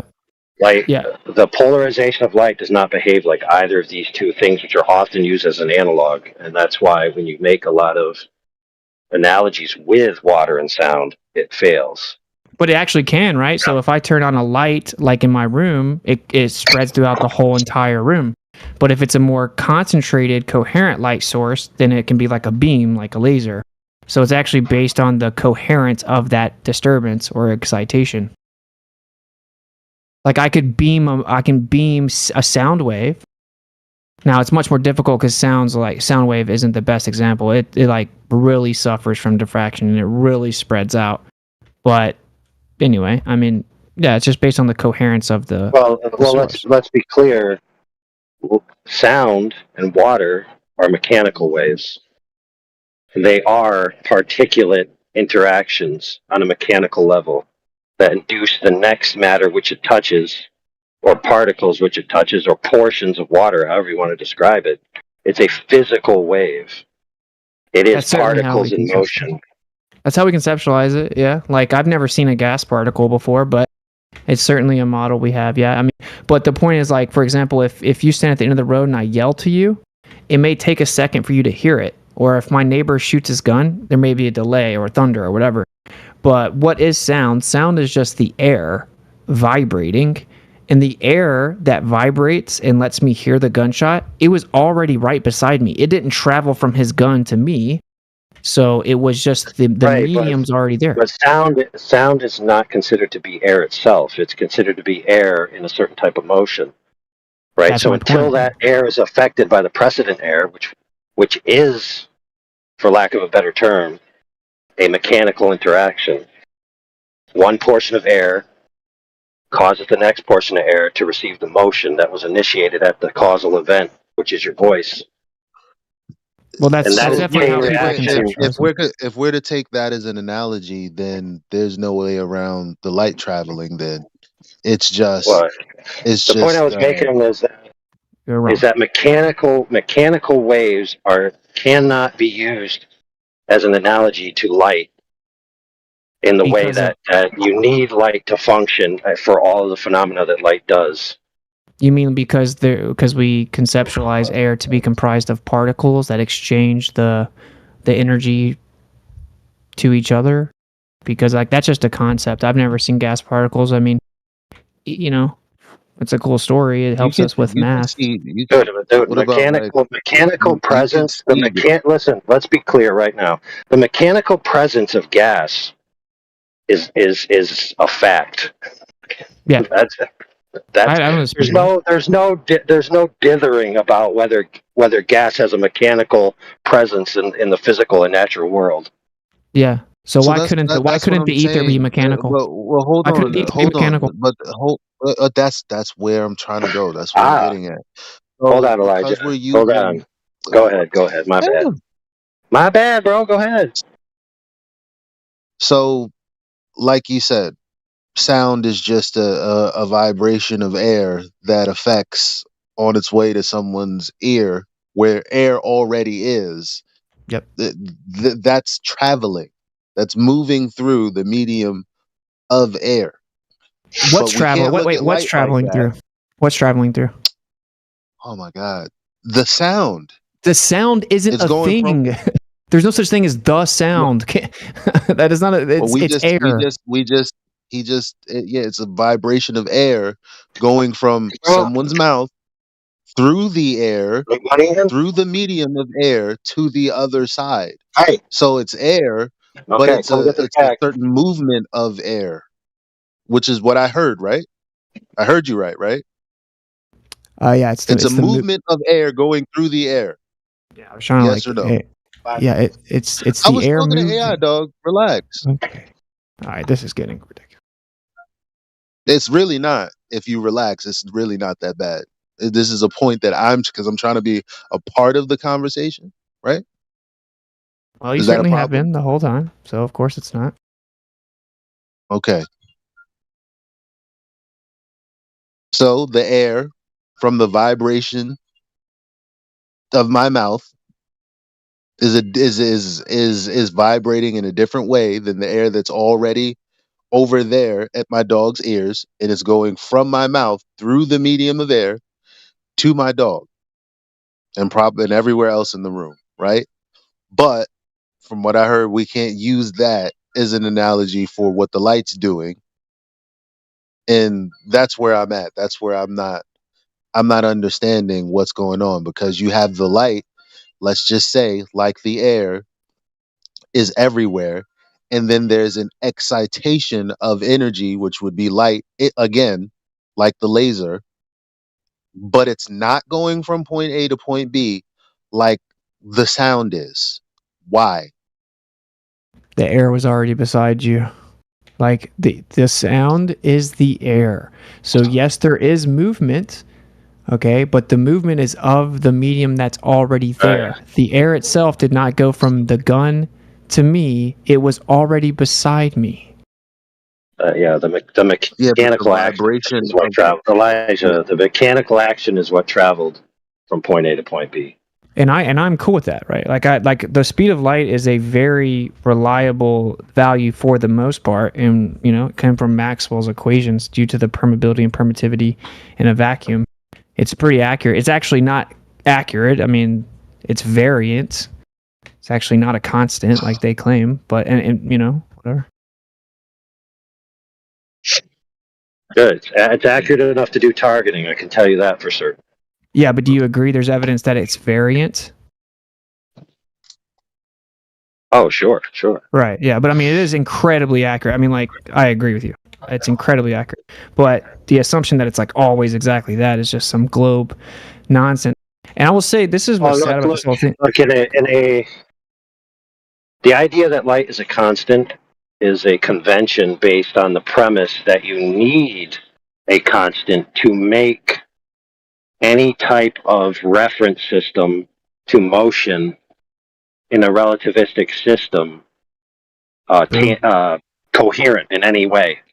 You need something to base something off of.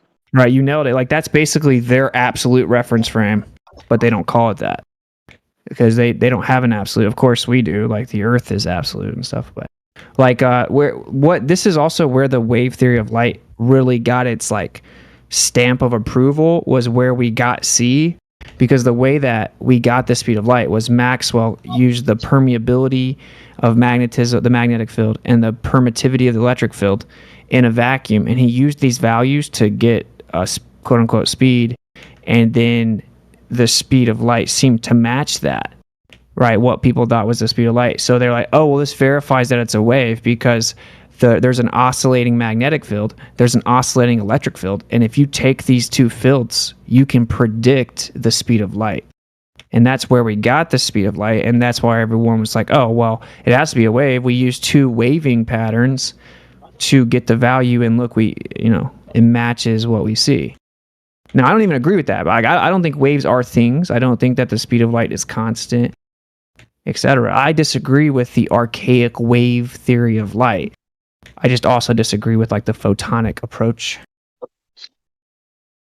That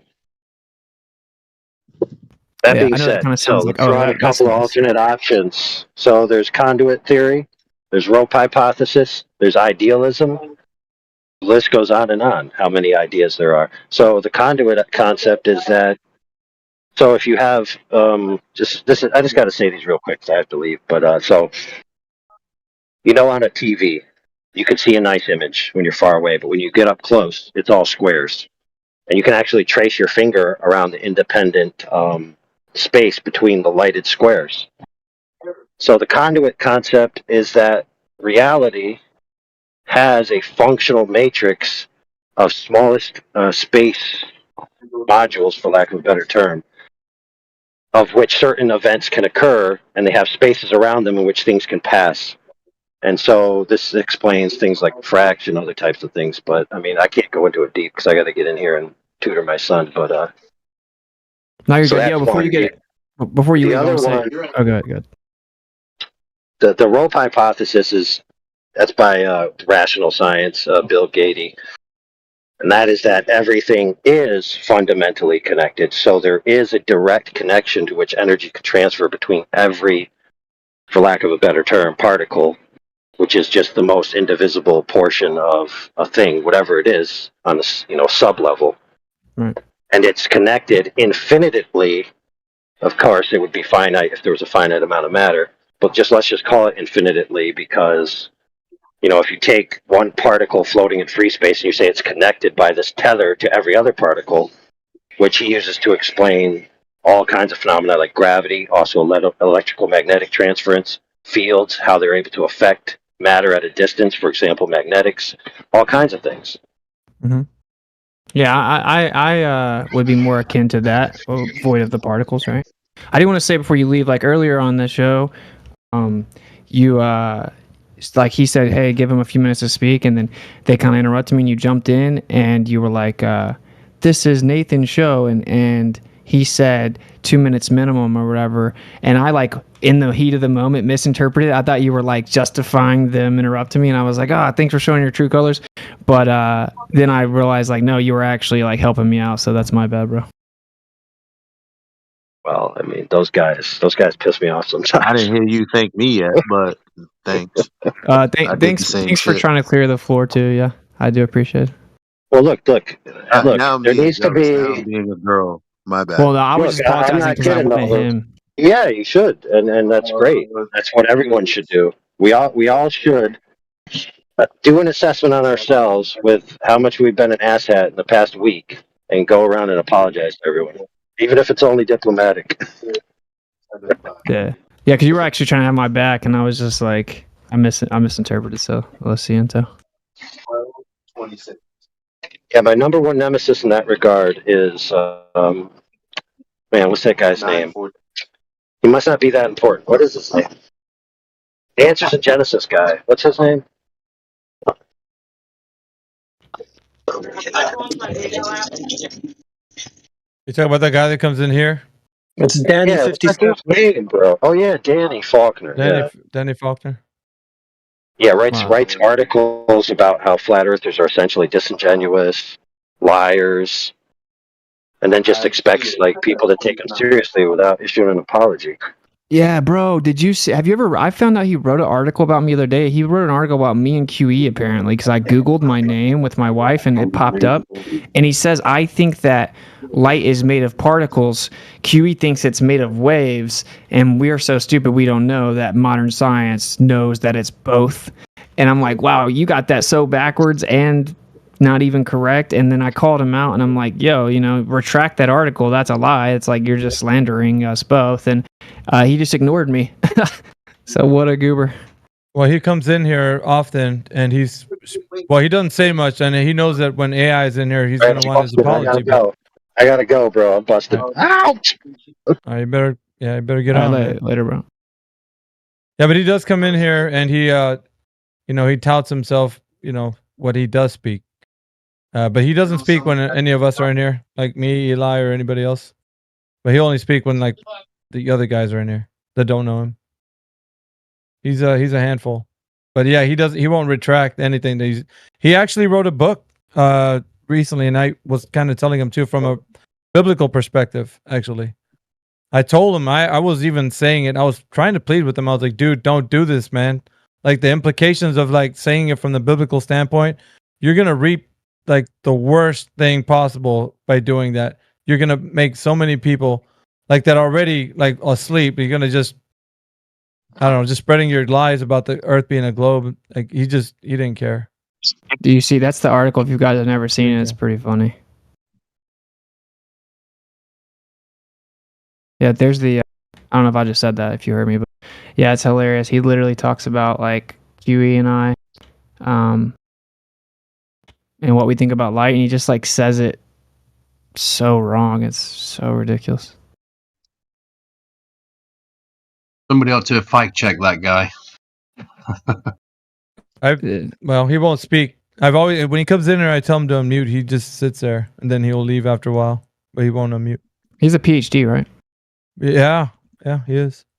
Yeah, I wanted to try to get him to debate me on my show, but he's scared. We can tell him when he comes in here. I don't know how good that will be though, but nah, he's scared. He's scared. No, he's not going to debate, dude. That's one of the articles he wrote. He says, I won't debate flat earthers because they are liars, disingenuous, et cetera, et cetera. That's another article he wrote. As he's sitting here lying in an article.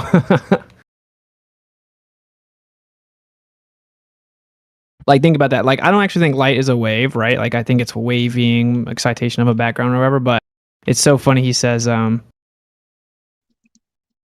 he actually, okay, did he change it? No, he couldn't edit it. It would have said it, right? So yeah, here it does. It says Quantum argues that light is a particle, while Austin Whitsitt thinks that light is a wave. Neither Austin nor John seems to be aware of the synthesis of these two ideas into the modern understanding of the nature of light that happened a century ago.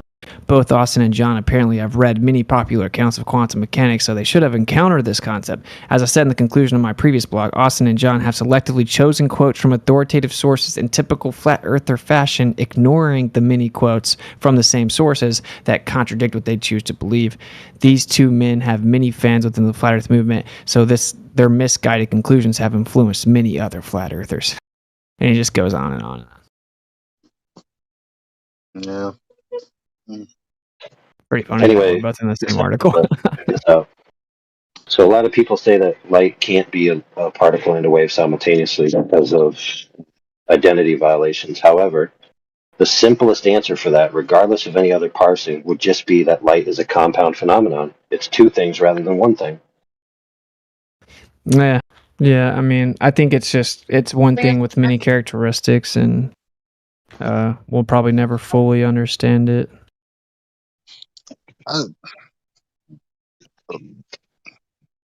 Yeah, I only said that to say this, but some people offer logical points for their point. But there's a lot of times it's simply just proven like a compound phenomenon, right? Where it's two things that work together to create one effect, right? Which solves some of those things. I'm not even saying it's true or not, because that applies in many instances, not just like, or let's just, well, let me be more pragmatic. That applies to the way people argue sometimes. Yeah, so like, are you alluding to the wave particle thing? Because I guess it would have to be both at all times, and that would become somewhat problematic, right, with some of the observations. But it depends on how you define the terms. Yeah. Okay. Touche. Example in idealism, right? Everything is a function of perception. When you have an idealism matrix, that everything is just information will look above it. So there's all kinds of philosophical ways to interpret. Oh, which by the way, modern physics is heading towards idealism, just so everybody's aware. If you're not aware of that yet, I'll fill you in at another time.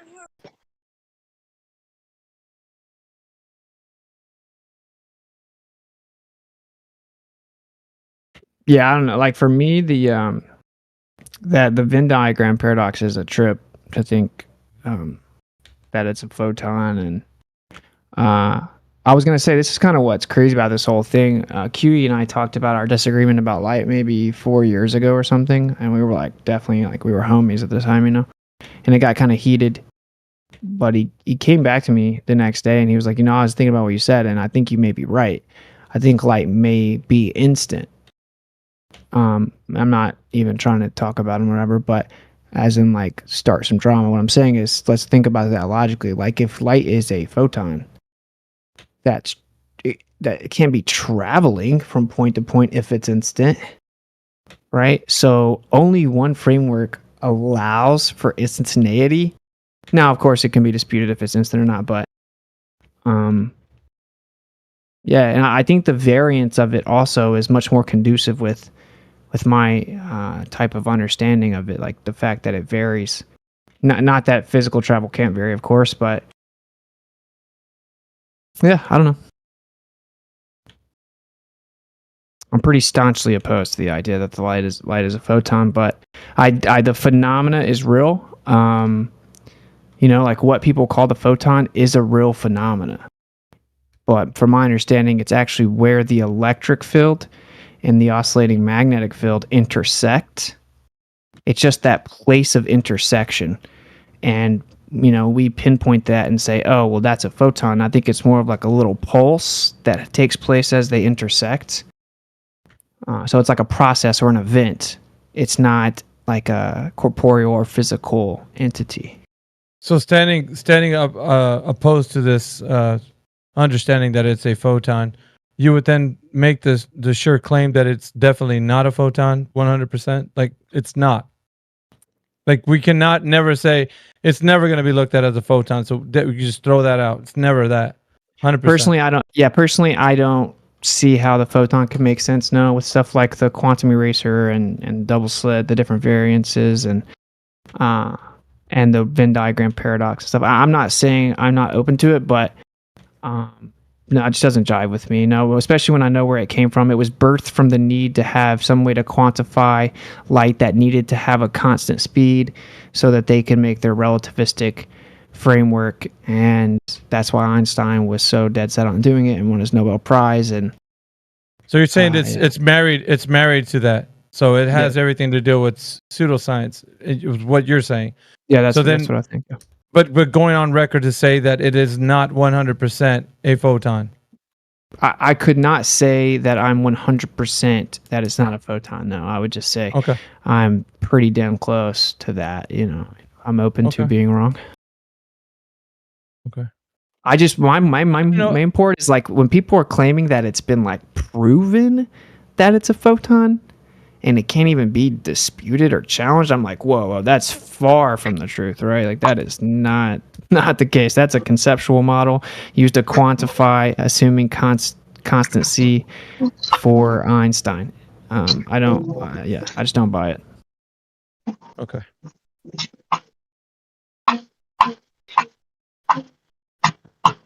And I think, honestly, frankly, and bluntly, I think to claim that it has been proven is a bit hypocritical for someone that would ever be like very rigid about like scientific proof. Same goes for the electron. In fact, to even claim that you prove the photon, then bring up the photoelectric effect, you have to also reify the electron. In order for the photon to be proven with the photoelectric effect, the electron has to exist as a particle of matter. And that's also just a concept that doesn't, I think that's more easily debunked. So yeah, I don't know. I don't, it's just conceptual spheres that we use to count things. I don't believe it. And you said you disagree with Ken Wheeler. He varies from what you say. Okay. Yeah, I mean, he gets we agree on some stuff, disagree on a lot of stuff. Oh, for the record, Mr. Miggy, Wheeler is a Buddhistic monist. So he believes in monism, which is essentially a form of idealism, which, as I said before, that is where modern physics is heading towards. Which is actually pretty interesting, yeah. I mean, it is interesting, except that it if you believe in specific theism, it essentially makes God an agent within the universe, not the cause of the universe. Right, and to clarify, I'm saying it's interesting in the fact that like kind of what Ken Wheeler pushes seems to be where the mainstream's tiptoeing. I'm not that idealism is particularly, like I'm fundamentally opposed to that dude's philosophy in many ways. Well, you know, what were you calling it? What were you calling it before AI? The new paradigm synthesis, right? As what everybody's going to adapt to, which would be the next step, right? Where everybody's just going to be like, okay, well, it just makes sense, right? Now, this new information came out. Oh, absolutely. And it's not just that new info come out. It's that they're going to use the entire scientific machine, right, throughout antiquity to culminate to this conclusion. Be like, okay, we finally arrived at the truth. We've proven this is the nature of reality. We've proven God exists, but that God is essentially the monist style God, right? And they're going to use science to quote unquote prove it. Everybody can like that God for sure. Those guys, they would be. It's almost like a birth of a new religion, but not really. There's nothing new under the sun. He's just gonna. It will create a matrix of commonality to where almost all religions can fit with it. Right. It'll cast an umbrella where everyone can then be kumbaya. It'll be like, go ahead. Yeah. No, I was just gonna say they're gonna be like, yeah. Remember, you got your different religions. They all fall under this category because they all can be synthesized to say that this is what it's always been saying, like all along. Yeah. It's. Now, there's specific ways in which they're moving towards that, right? And part of it that they have to deal with and why they're accelerating their schedule is experimental validity of certain things, right? That can't be argued. So they have to consume that into their paradigm, which is the fundamental of consciousness. So, in the past, we've critiqued science and its endeavors, rightly so, for focusing on materialism, right? But now they're going to come out and validate consciousness as being the source of matter, not the other way around. So consciousness is an emergent property from dead matter, which essentially came from energetic states, right? It's going to be refuted. And consciousness as the base unit of reality itself, which must exist primary before matter can exist, that is going to be quote unquote scientifically proven. Now, of course, anyone who's a specific theist already knows that or believes that, right? But now it's going to be scientifically validated, so to speak, in the minds of everyone. But it's not going to be any specific theist interpretation. No, it's going to be like a pantheon, a monistic, everything is one, right?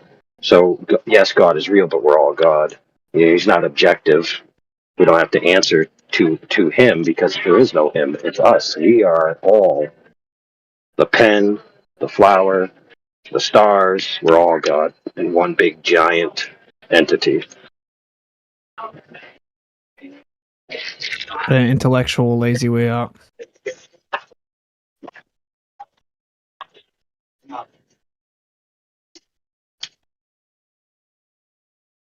But I'm going to submit to you. My prediction is the majority of flat earthers will fall for it. I agree.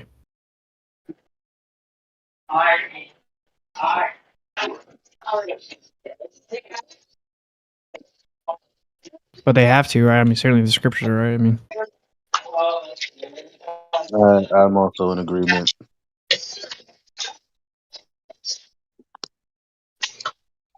by the way, why? Good. Unfortunately. My bad. While I'm on my apology tour here, apologies for getting worked up yesterday morning. Stop doing it. I told you we're enemies, but I respect. I won't disrespect you, so just don't do it. But you know where I stand. Hey, buddy, you're not gonna stop my apology. Whatever. I did already actually kind of apologize to you, but yeah, I'm sorry to you for getting really worked up. I think that I think we both were a bit out of pocket, but I'm just gonna. I don't believe you, and that's why I don't want you to do it, because this will make me cry more than what you did yesterday. So just stop, because I don't believe you. So all right.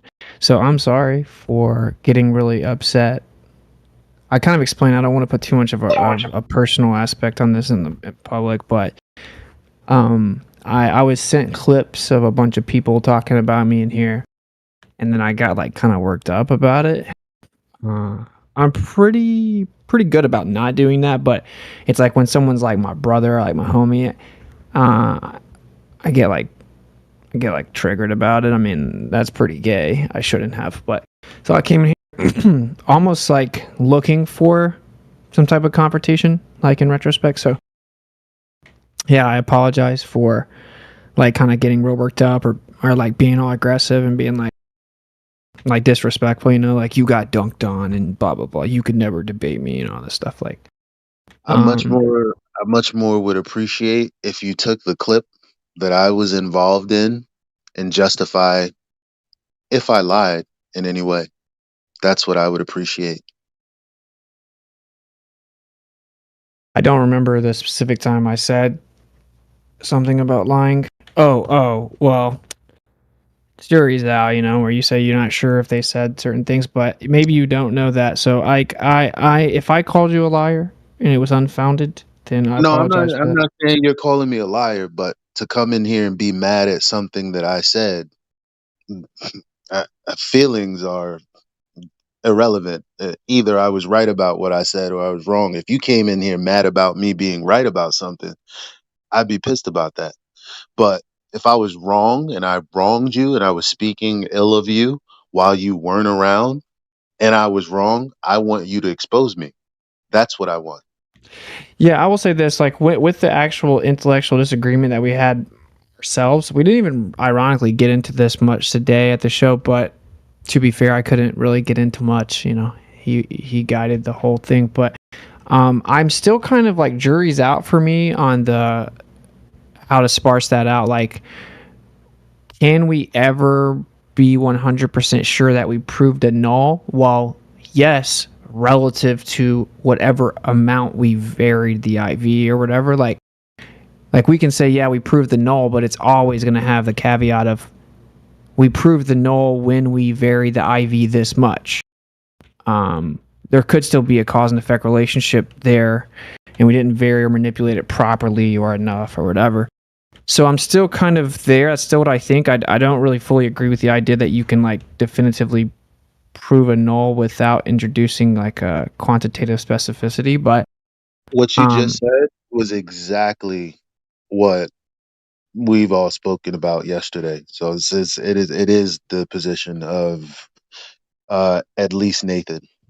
Well, that's good. The Yeah, I only mean, like, reason I'm speaking on that is because obviously Nathan and Jaron in this whole conversation. yeah. I mean, what's sad about the whole thing is, I think in like a perfect world, in this world would have to be a parallel existence or something. But if they would just talk it out, like real chill. I mean, it's way too late for that now. Let's be real, but they would have maybe found out they don't disagree as much as they think. I mean, I think that was demonstrated today. Now, I know a lot of people are kind of viewing it like, no, well, what's it? You have a different stance than Jaron, and I do in some ways. But when I talk to Jaron in private, I mean, that's kind of his whole point. Is just like the fallibility of man is a different story than like the idealized empirical method of science. And he's right, and seemingly even Oakley agrees, right? So, with that being said, I don't know that it'll ever truly be smoothed out, but I did go there today with good faith intentions. And I will also keep my word. I already messaged Jaron. He probably messaged me back where I said, I don't agree with certain things you say. And I will also say this, and I think most people know this. Jaron and FED and myself and stuff aren't the same. Like, we are like highly precise and meticulous and tedious about how we formulate our arguments, and we've crafted statements with very specific structure, and that's not really how he's just kind of talking, bro. Like, Jaron's just kind of like spitballing, and he's much more loose with the words, and that goes for Dave as well. So that's a big part of this whole thing. Yeah, one of Jaron's biggest blunders when he accused the biblical God of being responsible for all the evil in the world, and then said, my God wouldn't be responsible for it. And I said, wait a minute, if all the evil in the world exists, and you're claiming your God, now it's your turn to justify why your God isn't dealing with all the evil in the world. Yeah, that's a valid point. I think the part that he hasn't, we've had really deep conversations actually about stuff like that. But I think more so now his opinion would be like the specific claimed acts of the biblical God, he doesn't think that God would do. But, oh man, I forgot about him. Thanks. We just backed up. No problem. But yeah, like if he phrased it like, oh well, bad things happen in the world, then yeah, that's a catch-22. But I mean, all I'm saying is like, there's a difference in someone that's like, I don't know, I'll use this word, like specializes in debate in a way, and someone who doesn't. Right, and like Dave goes to shows with the idea of, well, we're going to have a relaxed, open-minded conversation, not like we're going to have a real intricate, by-the-books debate. And basically, FED is like, well, you have to say things the right way, very particularly, and I agree. I agree with that. But at the same time, I think everyone has their own lane. I think, Jaron just likes to kind of chill. He doesn't like to get real, like, into debating. Dave's the same way. And that's a huge part of this, right? Because they don't realize the ramifications of loosely using words when it comes to, like, specific critique from, like, say, people that debate a lot, My prediction on both of them is that they're headed towards the synthesis paradigm, and they're going to eat it up. Maybe. I can certainly see why you would say that. I won't divulge too much personal information, but like I felt led to be on that show and see if I can maybe prevent that. Well, so you watched Level, the documentary, Level 2, right? Yeah. Yeah, those are just dripping, soaking wet with New Age propaganda. Would you agree or disagree? Yeah, I would agree. I didn't watch like the second one with like any real attention, but I know Sean and everyone in it. So yeah, of course, absolutely. I mean, you got like Santos Bonacci and yeah, of course, yeah. But at the same time, I mean, for me, it's like, what's the best way to go about that? I think the way I was led, and I can only speak for myself, it's to kind of be there for people, show that you're like, that you have integrity behind the scenes, and that you're always there for them, and then you're there to answer their questions, or you're consistent with kind of your convictions and stuff, where maybe, you know, it'll hit them at some point. I think that, say, Jaren, if Jaren came out tomorrow and he was like, this is really hard for me, but I have to admit, I think I may have been wrong this whole time when I was bashing the scriptures, and I've kind of had the revelation that it may actually be the truth. That would be so impactful for the kingdom, you know what I'm saying? So I guess I view it like that. It's not in my hands, but I feel like I'm supposed to, like, be there. You feel me? I mean, there's certainly an argument against that maybe I shouldn't be, but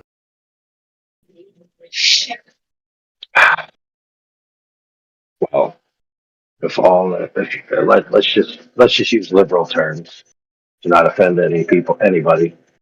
But if you have the truth and you stay in your house all day and share it with no one, then you don't have the truth. Don't lie to yourself. yeah, that's kind of how I view it. Like, same thing with, like, I would never, like, when he asked me to be in the level, it was like a no-brainer. I'm like, yeah, of course. You know, like, would it be better to have, when I first got on Glowbusters, I was the only one that specifically believed in the Bible. Taboo had just left. So, like, would it be better to have someone that believes in the scriptures on the panel, or have no one? Because Glowbusters isn't going to just go away. And same with the movie, same with anything, you know. Yeah, you know, Yeshua walked amongst the people.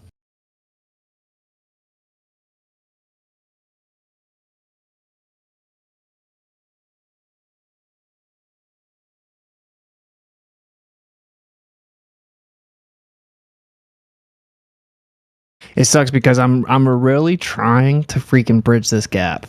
And I will have to say, if I pull this off as humbly as possible, you have to admit it's pretty impressive. If I can pull this off, which I've actually done it a couple times, by the way, behind the scenes, back when Bob was still with us. Well, yeah, if I can pull this one off, it would be something else.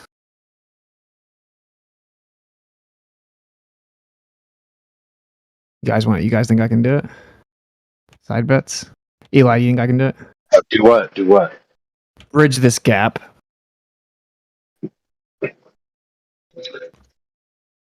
Oh, everyone knows how you bridge gaps is quantum tunneling. Bam!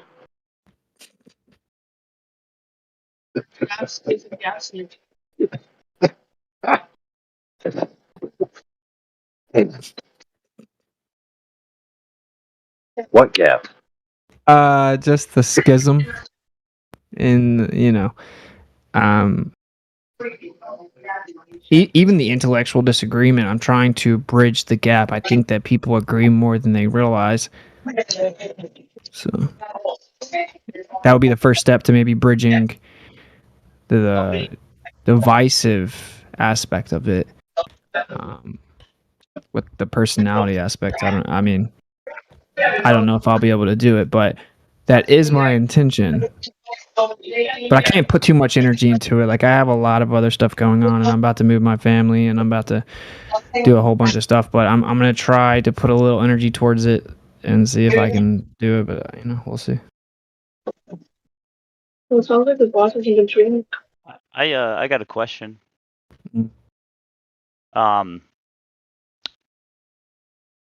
So and I was talking about this with Ether about how, just like in you know, natural phenomenon, when you have a big group of people, and the bigger the movement gets, or the bigger, you know, for example, a server gets, there are natural schisms. And is it, you know, I just got here, but it's already happened a couple times, right? Just natural schisms, just people, you know, doing their own thing, or stuff like that.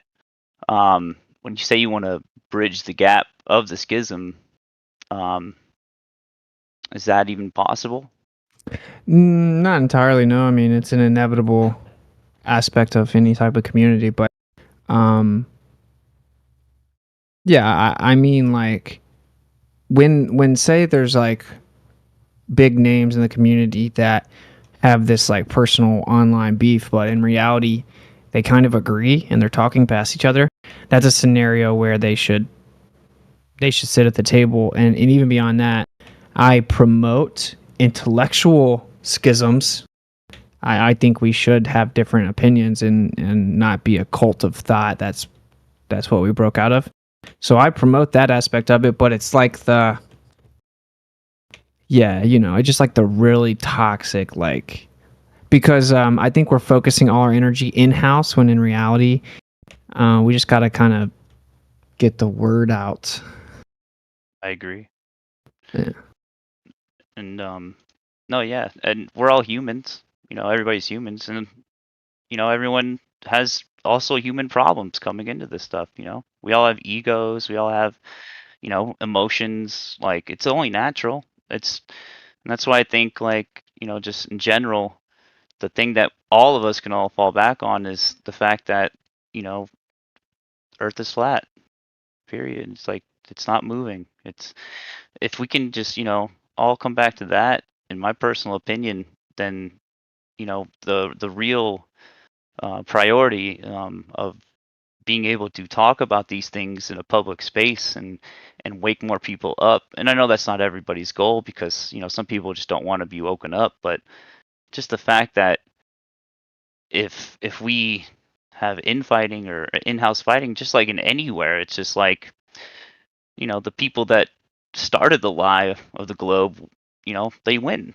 If we keep splitting up over and over throughout the years, and I get it, and I know no one knows me and I'm new and shit like that, but I got to this conclusion myself through people speaking their minds and asking questions, and I feel like no matter what, that should be the fundamentals that we can all fall back on, is like, never stop asking questions. No one is too high up to not touch with this kind of subject, and it's, as long as that same viewpoint remains the same, and then I think we're gonna be all right. My personal Yeah, like, if opinion. I agree with you. I actually was sent a clip and I listened back a conversation in here. I guess it was from last night, and I actually wasn't sent the clip. I was told about it and watched it, but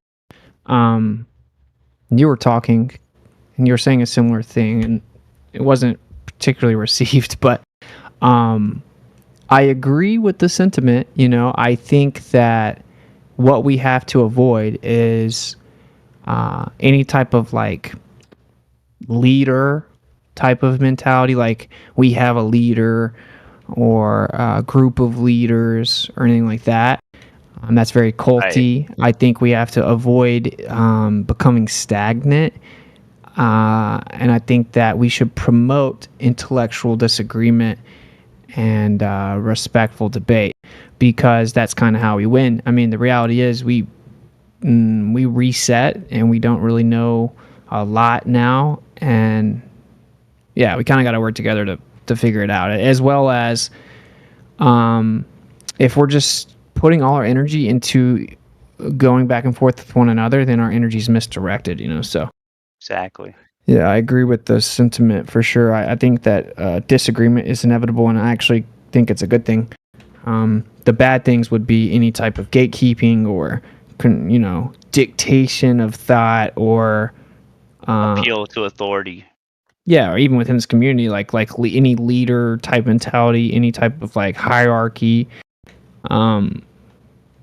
Yeah, like I think that's where we will mess up if we adopt that mentality, because that's how we messed up in the first place. The authority of the system or whatever telling us what we have to believe, and everyone had to believe the same thing. Exactly. And that should be just fundamental. It's just like the beautiful part of flat Earth is the fact that it's something that you can come to your own conclusions on yourself. You don't need a leader. You don't need someone to tell you what's what, even though it's going to be a natural phenomenon, because guess what? Like, it's convenient when you have someone else doing all the work for you and you just want to rely on them. I mean, who doesn't want to lighten their workload in terms of intellectual research and shit like that? You know what I mean? Like, so I get it. It's a natural human thing to do. And yeah, it's like if you find a source of information or someone that has a good source of information and you're just like, oh, I really like this guy, I'm going to subscribe and I'm going to keep watching them, you know? And if you don't have the intellectual diversity within yourself to look for more sources or different opinions and stuff like that, then it's like you're putting yourself at risk to be pulled right back into the appeal to authority trap that we all been in, before we even got here. So. I'll say this one more thing too. I think maybe this will kind of land like, I'm not suggesting that we don't vocalize disagreement or even staunch disagreement, especially if we disagree with like how people are representing Flat Earth, for example. A lot of people have problems with like a lot of stuff Mark Sargent has said, and he was in like very popular or public forums when he did it. And I think that's cool, whatever, like to voice your disagreement or discontent or even approach them and stuff. But I think we need to adopt a team mentality. And that's not to say that we have to, again, not vocalize disagreement or stand for what we believe or convictions. Like there's a bunch of different, beliefs regarding the creator or spirituality, Right. But so I'm never going to bend on that. I think it's very important that I like unequivocally state what I believe with conviction and stuff, and I'm never gonna like bend or whatever. But at the same time, we do need to be somewhat of a team. Meaning, I played like slot receiver, right? So like, if the X caught had 7 receptions and 2 touchdowns, and I only had 4 receptions, like, sure, I want to have more receptions. I wanted to score touchdowns. But I have to be like happy that he scored 2 touchdowns.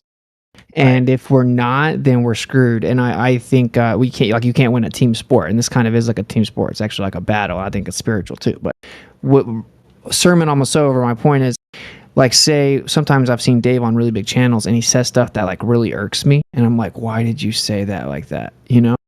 I could have done so much better if I was there. But I'm happy that he got on that show. Like, would it be better that no flat earther got on the show? Of course not. So we should be happy when people get there. We should try our best to reach them, be like, yo, bro, try not to say this or whatever. And then we should all just try to get on the bigger forums. The more, the better. If we can adopt like a team mentality, like, yeah, I want to score 2 touchdowns, but I'm glad that my homie that plays the X receiver scored 2 touchdowns and we won the game, then we're good. If we don't do that, if we're like plotting against the other receiver and what I'm saying, like putting stuff in his cleats and stuff, like, right, then that's no good. Yeah. Constant accusations I would argue that it takes leadership as well for a football game to take place. That is true. Yeah. Do you agree that the team kind of has to agree on who the captain is? Because the coach will maybe point the captain, but if the team doesn't respect that captain, then you're screwed. That a team could, their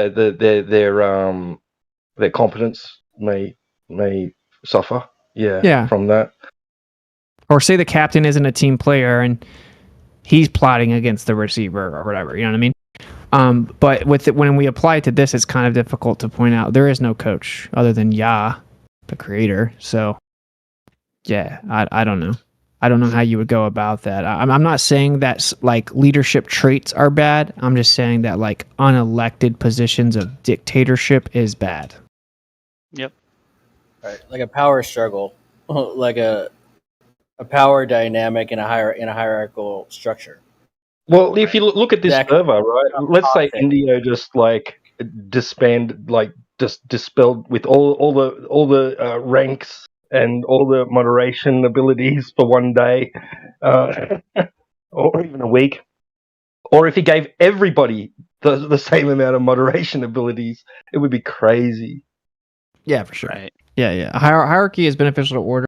I guess I did say no hierarchy, but I mean more so like no unnatural hierarchy. Like the people just kind of decide. Like even if we went as far as literally holding polls, like who do you think should get on Fresh and Fit? Fresh and Fit is interested in Flat Earther producers, Flat Earther. I know a couple connects that are guests there. we can definitely get Flat Earth on Fresh and Fit. Maybe the move is that we move towards, well, let's have the community get together and decide, like, who do we want to go represent us at Fresh and Fit. You know, if there's some type of where the community is making the decision, then leadership is good, maybe. But see the problem. Well, not the problem. I mean, yeah, I get what you're saying. But the thing is like, it shouldn't be about the person necessarily. I think we should have a vote or agreement of like what to say. You know, like what to stay on topic with. Just that's so that true. way, But that's true. But you can't like individually coach each person for each appearance. For example, like I'm about to like probably be on a lot of shows when I move. When am I gonna like come in here and be like, hey guys, what should I talk about? I mean, it's more like pretty much anyone that consistently makes content or debates Flat Earth, they have their talking points, they have their points.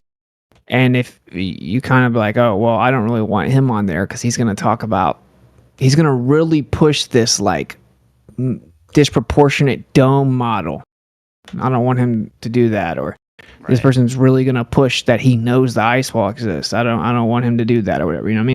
I think we're kind of to the point now where it's like, who conveys the message in such a way that you're content with them representing Flat Earth to the world. And we should add as many people to that team as possible. We should, like, say I talk to John Zerka, then get on Fresh and Fit. We should try to get another Flat Earther on Fresh and Fit after that. All right, I think that's the move. More of a team mentality. Like, wait, like let's have all the receivers catch a touchdown. You know what I'm saying? I'm just saying, like, it's just the mentality thing. Like, I don't. Yeah. I get that. I think we're lacking in that department. I'm just gonna say it bluntly. Like, we clearly are. Like, we don't have much camaraderie in that sense. Can I ask a question though? Because you said Fresh and Fit and a couple other shows and stuff. Are these shows Flat Earth shows, or are they? No. They're totally, they're their own thing, right? They have different topics on stuff. Okay, so, again, not picking favoritism or anything like that, but I've never even heard of Mayhem's 3 points until I got in here, and I've been researching Flat Earth stuff from, Eric Dubay was my main source before I got in here for a long time, and I never even like heard of those 3 points so structured before, and not to say that it's been overused or like you guys tried it or whatever, because I don't really know, but would that be a good starting point about like the kind of things to talk about on those shows? Yeah, absolutely. But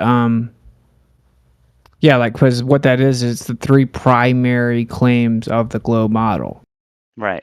And so I think for sure the best approach is to say, look, here's the deal: we experience the world one way, we were told that it's another way, and that our senses are deceiving us, and that really it's like the opposite of what we observe and experience.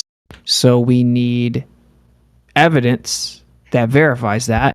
And here are the 3 claims, the primary claims, and we don't have, absolutely. That should be like the first part of any new audience, is kind of breaking down the logic of the globe actually has the burden of proof, because everyone instinctively wants to ask you a million bazillion questions about Flat Earth. And if you say, I don't know once, somehow the globe becomes real. That's why I think that would be so powerful. Just my personal opinion, just because it's like, it is such a powerful thing. Sorry, go ahead. I would say shows like Fresh and Fit, they're going to direct things in a way they're going to go off the rails right and left, and you need to be able to handle that. And I think Dave does a pretty good job at that, like off the cuff, kind of like taking it back, going with the flow. Like, that's not easy because they have a big audience, man. They're not like, they're pretty big. So you kind of get things from all angles from them. Mm-hmm. And I think there are certain people who handle it better than most. Yeah, I Take the agree. I reins mean, off the host. Yeah, but I will say this: like, they're actually pretty chill. Like, they're not going to be there like rigidly debating a globe, unless they set up a debate.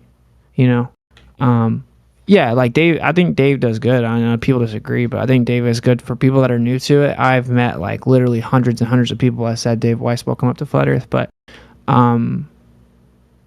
yeah, I don't know if he will resonate the most with like that younger audience, but maybe, you know, like Yeah, I think he right does about good. that. I think it's not the right audience. Yeah. Like I will say, I may actually ask them to set up a debate because they host debates sometimes. So like Nick Fuentes debated Destiny about like the JQ, about Zionism.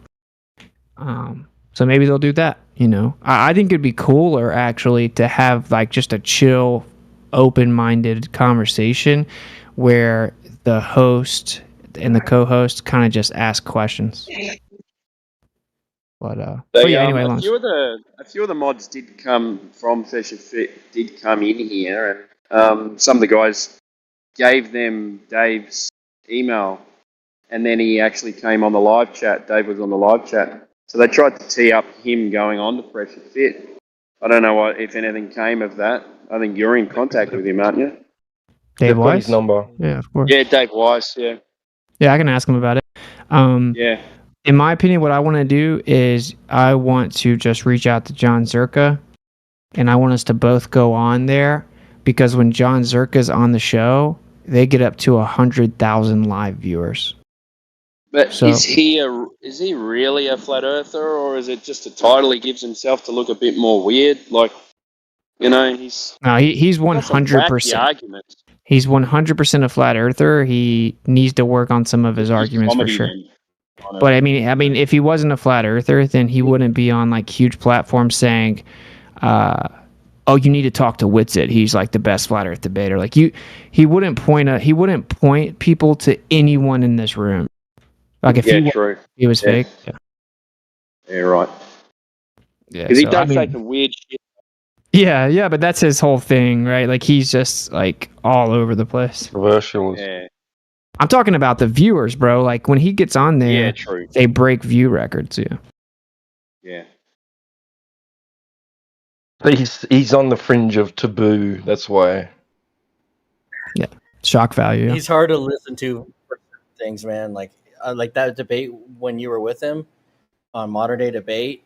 Oh man. It was hard to listen to, dude. It was like I was trying to tell him like use telepathy to tell him to just chill. You know, stop using those words. Yep. It's not the right place, but still, he probably got a lot of viewers. Like you said, I bet a lot of people watched that just because of him. So Yeah, like the way I look at this is, he talked to me afterwards, and he was like, because the Zoom was still going even though the stream ended, and he was like, "Bro, I thought I was like one of the best flat Earth debaters," which is kind of funny, but he's like, "But bro, you know way more, blah blah blah," and he's like, "We got to link up and you got to tell back on the me." cards, mate. You got to tell me more or whatever. On and off. I go on and off.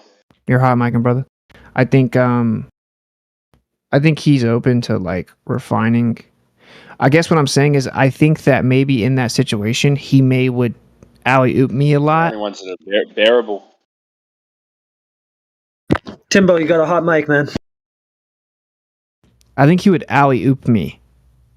And that would be great because he would get the viewers. He is definitely funny. These ones you click it in there. and he can shut people down too. That's another thing. Like he's loud and he has this ability to just kind of stifle in a way that's annoying, but pretty effective. Yeah, effective. When Yeah. people talk Yeah. back to him. Yeah, he's quick-witted, dude. He's very quick on his feet. So, I mean, I think he's funny. I think his humor is distasteful, but I think he is funny.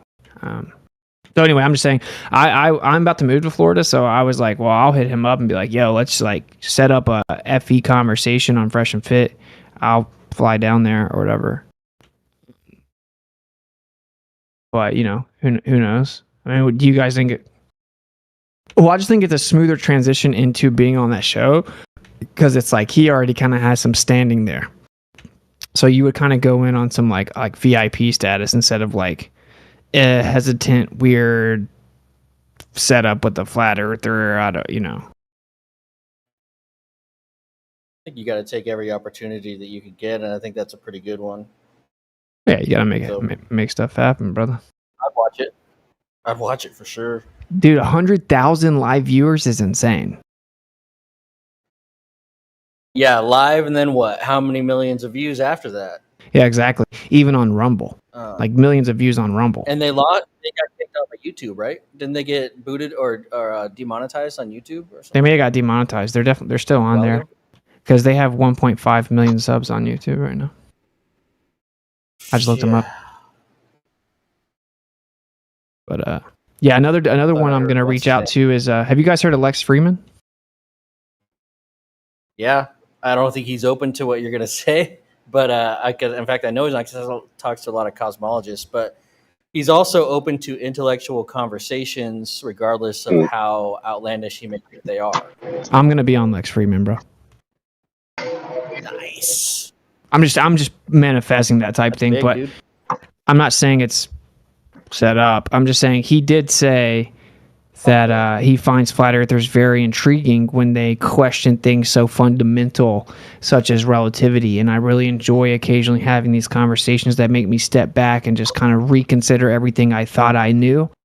And if he's not just BSing when he says that, then whatever, dude, get me on there however. I don't care if he's skeptical or whatever. Like 3.1 million subs. I believe that to be true. He's super inquisitive, intelligent, and I believe when he says something like that, I believe that to be true. So I think he'd have an honest conversation with you for sure.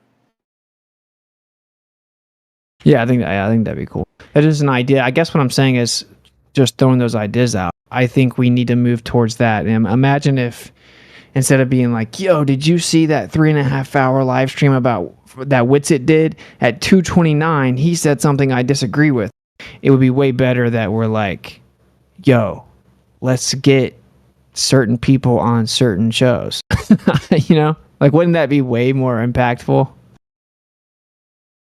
We're way beyond like curating our argument, dude. We've destroyed the ballers for years now. They have, dude, from all angles at this point, we have completely curated our argument, right? We're beyond that point. We're beyond going back and forth and being like, no, you should have said it like this. Well, what about this? Well, have you thought about this? Well, we should present it like this. Like, we've done that. It's kind of to the point where now we've loaded the mag and we need to go into battle.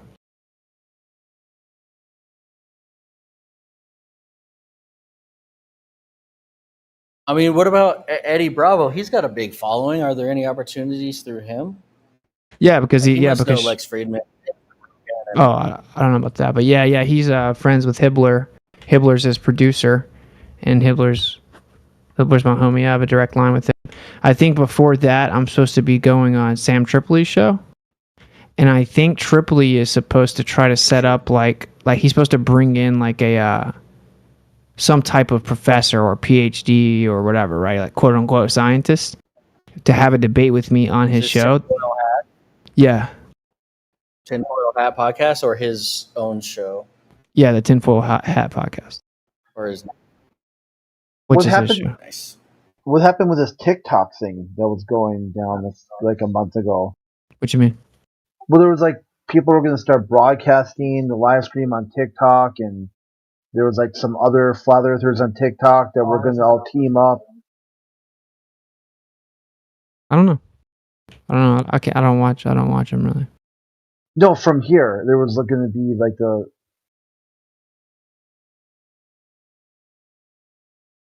I don't know, but you know he did officially come out as a flat earther. No clue. So I think now's like the time, because Hibbler was on his show, and that's the show he finally came out, and Hibbler was like, you know, whatever. He like put a word in for me. He's like, I put my money up against anybody that Witsit will beat him in debate, blah blah blah. And I think he messaged me later and said that he's down to set up some type of like bigger name to come in and debate me. That'd be fire. And then maybe I could talk to Eddie. like a bigger PhD. Can you imagine though? What like that's why they'd be scared because you can't go in there and lose to a flat earther if you have like a name, you know. Yeah, that dropped out of college. It's a whole lot to lose for them, dude. It's a whole lot to lose. Yeah, I agree. But it's very difficult. Who's got the balls, you know? What I tell, Gotta have the so balls. check this out. If you want to be on Lex Friedman, watch the 2 videos I just posted for you. All right, That's your angle. It's a very easy angle. So it's basically rolling off of Donald Kaufman, which is basically what the video Plato explains is that physics is moving towards subjective idealism, right? Which essentially is the idea that quote-unquote evolution doesn't select for truth, it selects for functionality, right? So that opens up the idea that the basic construct of reality that we understand is not necessarily true. So that means there's a great deception that we live in, right? You can already see the segues to how easy this would be to appeal through this way to Friedman's curiosity of what flat earthers would have to say about this grand deception on a truth-based level. Nice, yeah, bro. I saw a clip from this video. He was saying that, just like you said, basically the time of space, like the moment of space time and evolution is passing, and they were good enough for a while, but we need a new trick, quote unquote. Like, how about we leave the tricks out of it this time? But he said, but he was explaining that basically, like, assuming space time and quantum mechanics requires like literally billions of simultaneous equations be done in like a matter of seconds, and supercomputers couldn't do it. But then when they got rid of space-time, they were able to boil it down to a singular equation that had predictive capability, and we're kind of realizing that space-time is just a hindrance and it's improper, as well as the evolutionary assumption. And basically they're talking about, well, yeah, what you're talking about, yeah, like there has to be some type of specific intent behind it all. But they're not going to bring up God, of course. But yeah. Well, so in this idea, if you watch Leto first, and then watch the next one, you'll see that Leto's angle is otherworldly entities. Okay? So if you then watch the other thing, you'll see that he's talking about the concept of extraterrestrial entities existing in the construct of the consciousness-based reality. So, for example, a pantheon of demigods, a pantheon of Lovecraftian entities, etc., would exist within this world. They'd be logically necessary, right? So you then have this angle where it's like, okay, why would the entire world be a deception? And why would there be motives to hide it and to prevent it as a globe? So we already have a scientific, quote-unquote, angle from Kaufman talking about it. And then both of these men together are saying that there are powerful consciousness existing within reality. Now, if that's true, consciousnesses can have designs, right? Intents, motions, motives, right? So the philosophical pull here to tempt the man to want to talk about it, I think it's rather easy. Yeah, nice. That's cool. I will definitely watch these. And that's where I think I do differ with a lot of flat earthers. I think that like some version of speculation or tentative replacement gets you in the door on some of these platforms, right? Like if I was to say, oh well, nah, space-time's wrong, but I think there's an explanation that would work, blah blah blah. Or like just to talk about how like the heliocentric model doesn't work and kind of dip into their pseudoscience about astronomy and stuff to show why it doesn't work. We don't have to do that, and it's kind of gay, but it may get me in some of these places, but I do like this suggestion as well. This is cool. Like he's kind of primed for the picking, I guess what you're saying, right for the picking, like philosophically. I'll have to, I'm trying to put a team together that'll help me reach out to these different places and be real professional, and maybe we can pull it off. We'll see.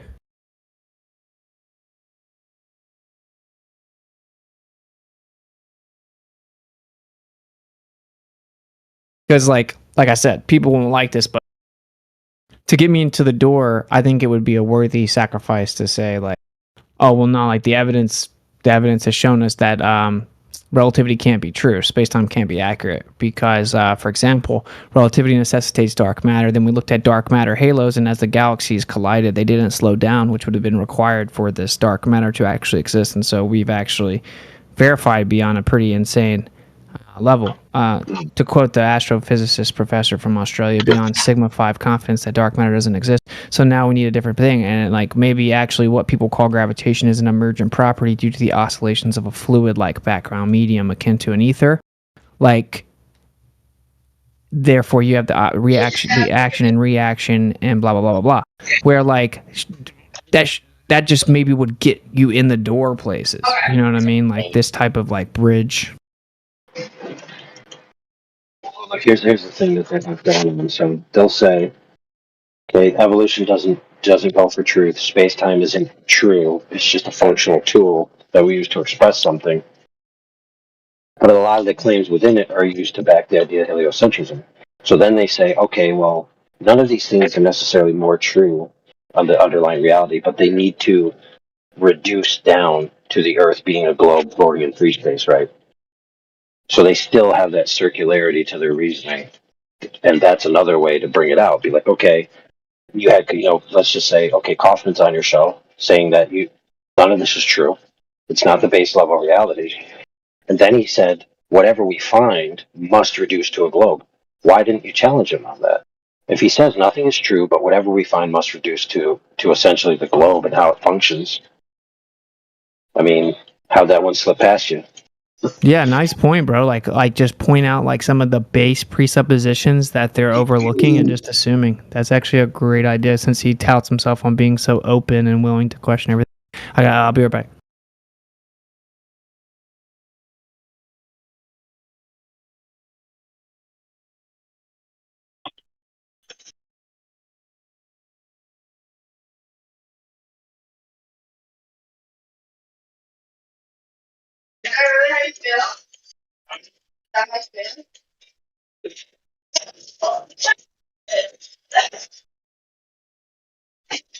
I'm gonna be focused for an answer for one day.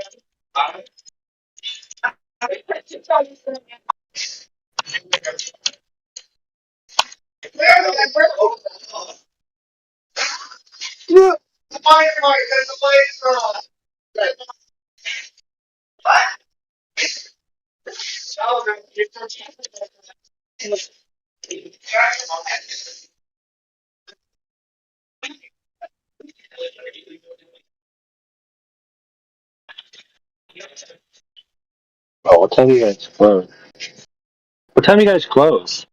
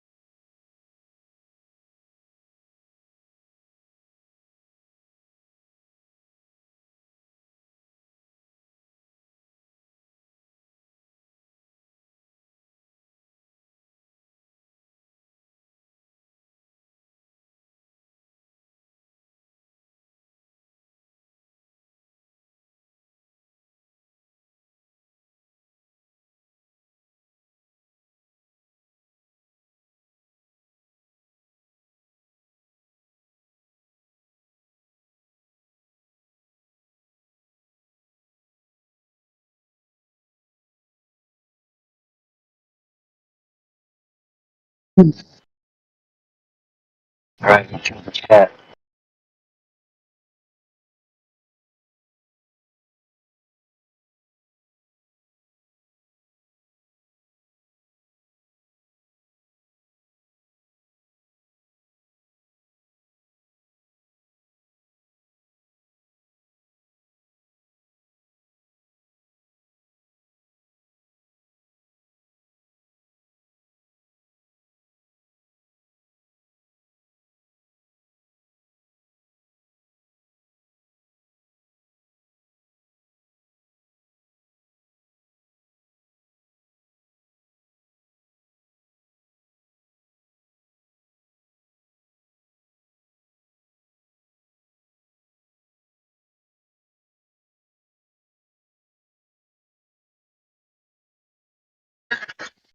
Man, did I mute somebody?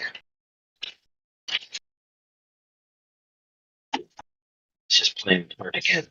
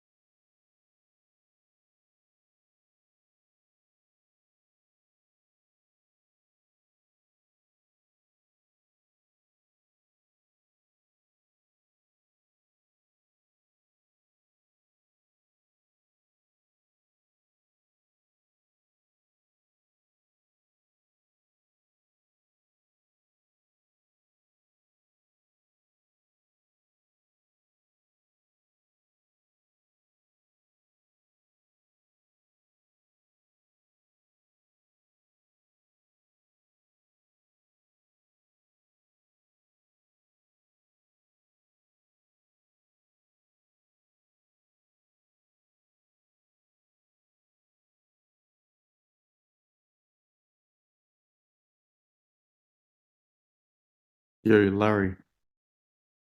Critspiracy.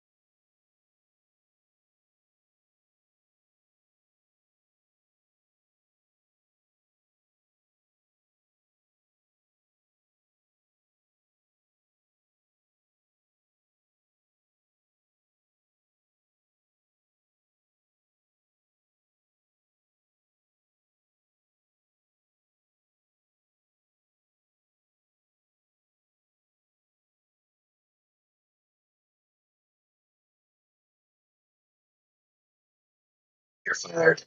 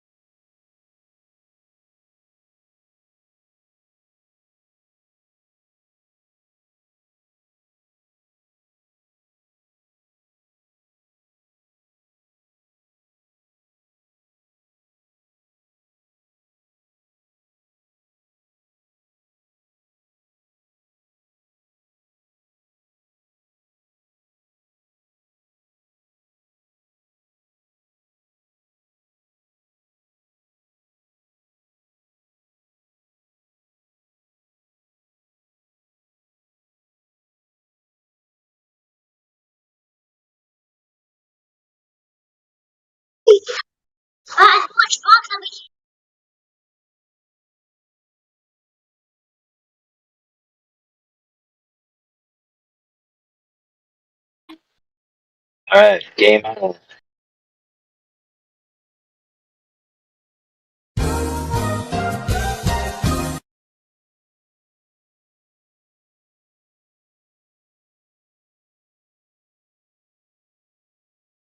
Okay, now where were we? We see too far, but we don't know how far is too far. But we see too far. No, that was not my claim. Well, that's what it broke down to. I think you're just putting words in my mouth. I'm not accusing you of doing that on purpose, but my entire claim is that we can see too far and that where is the curve. Those are my two main things. Okay, we can see too far. How far is too far?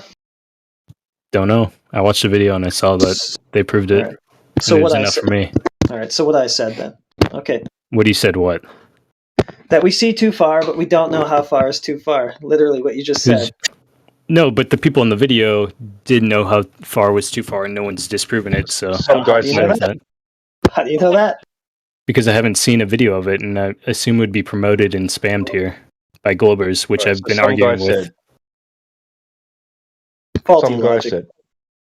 Some guy said, just like some guy said that we live on a spinning ball and you believed it, or some woman, some teacher at school, and didn't give you any evidence.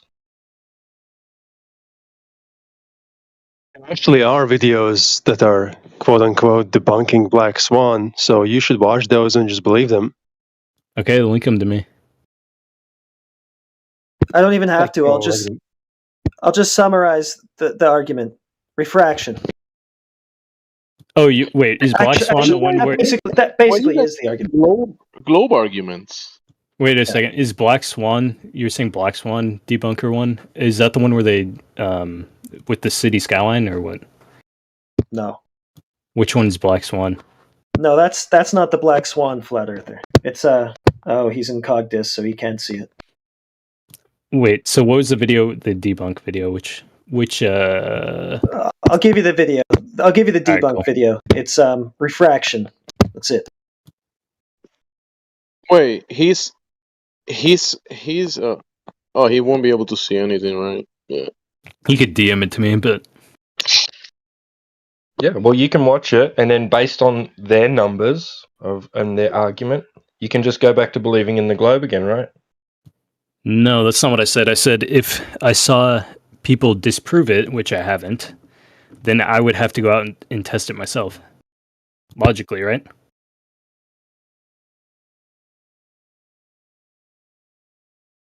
Isn't that right?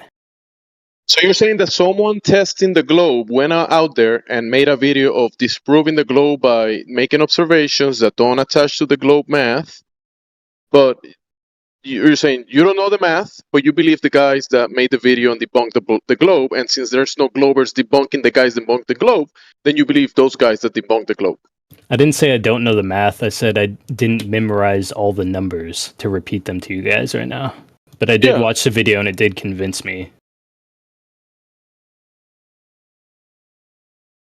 Wouldn't it be the same process though? Like if there's a new information that contradicts what you used to believe, wouldn't you test it then?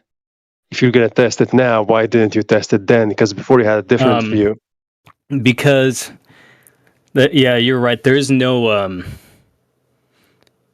I'm just going off of the intuition on that one because they're so well funded and so like active that when I argue with these like Globers in here or online anywhere, they don't send me a link to a video or even offer any real arguments. So I'm kind of waiting for them to shoot back with their proof or their debunk on it, on these videos that have convinced me. Wait, you argue with Globers online? What do you mean? You said you argue with Globers about certain arguments? I mean, pretty much everyone's a Glober, so it's not that hard to argue with someone. I argue with a lot of people all the time, so. Are you able to link these videos that convinced you? No. So, all right, you're not able to link the videos. So what? No. Okay, but you're waiting for a debunk of these videos. Well, I'm just saying the videos convinced me enough that, among other things, that... Well, what videos? Can you link them? No. I explained what the videos were, though. Well, I mean, what videos? One was a What mere videos are flash. you wait- One was mirror flash over a lake, and then another was they zoomed into mountains that they said were too far and that you shouldn't be able to see. And then another was they drove a boat over that to that city when they had the skyline in frame the whole time, and with you the think- the newscast saying that it was a mirage, and then they took the boat over. What do you Oh think? yeah, Chicago skyline. Those are videos. Anyways, those are the three videos that sort of. I was already flat, but I just use those as arguments. Well, Wait, Rob, did you say that Globers claim gravity is the reason that seeing too far doesn't work?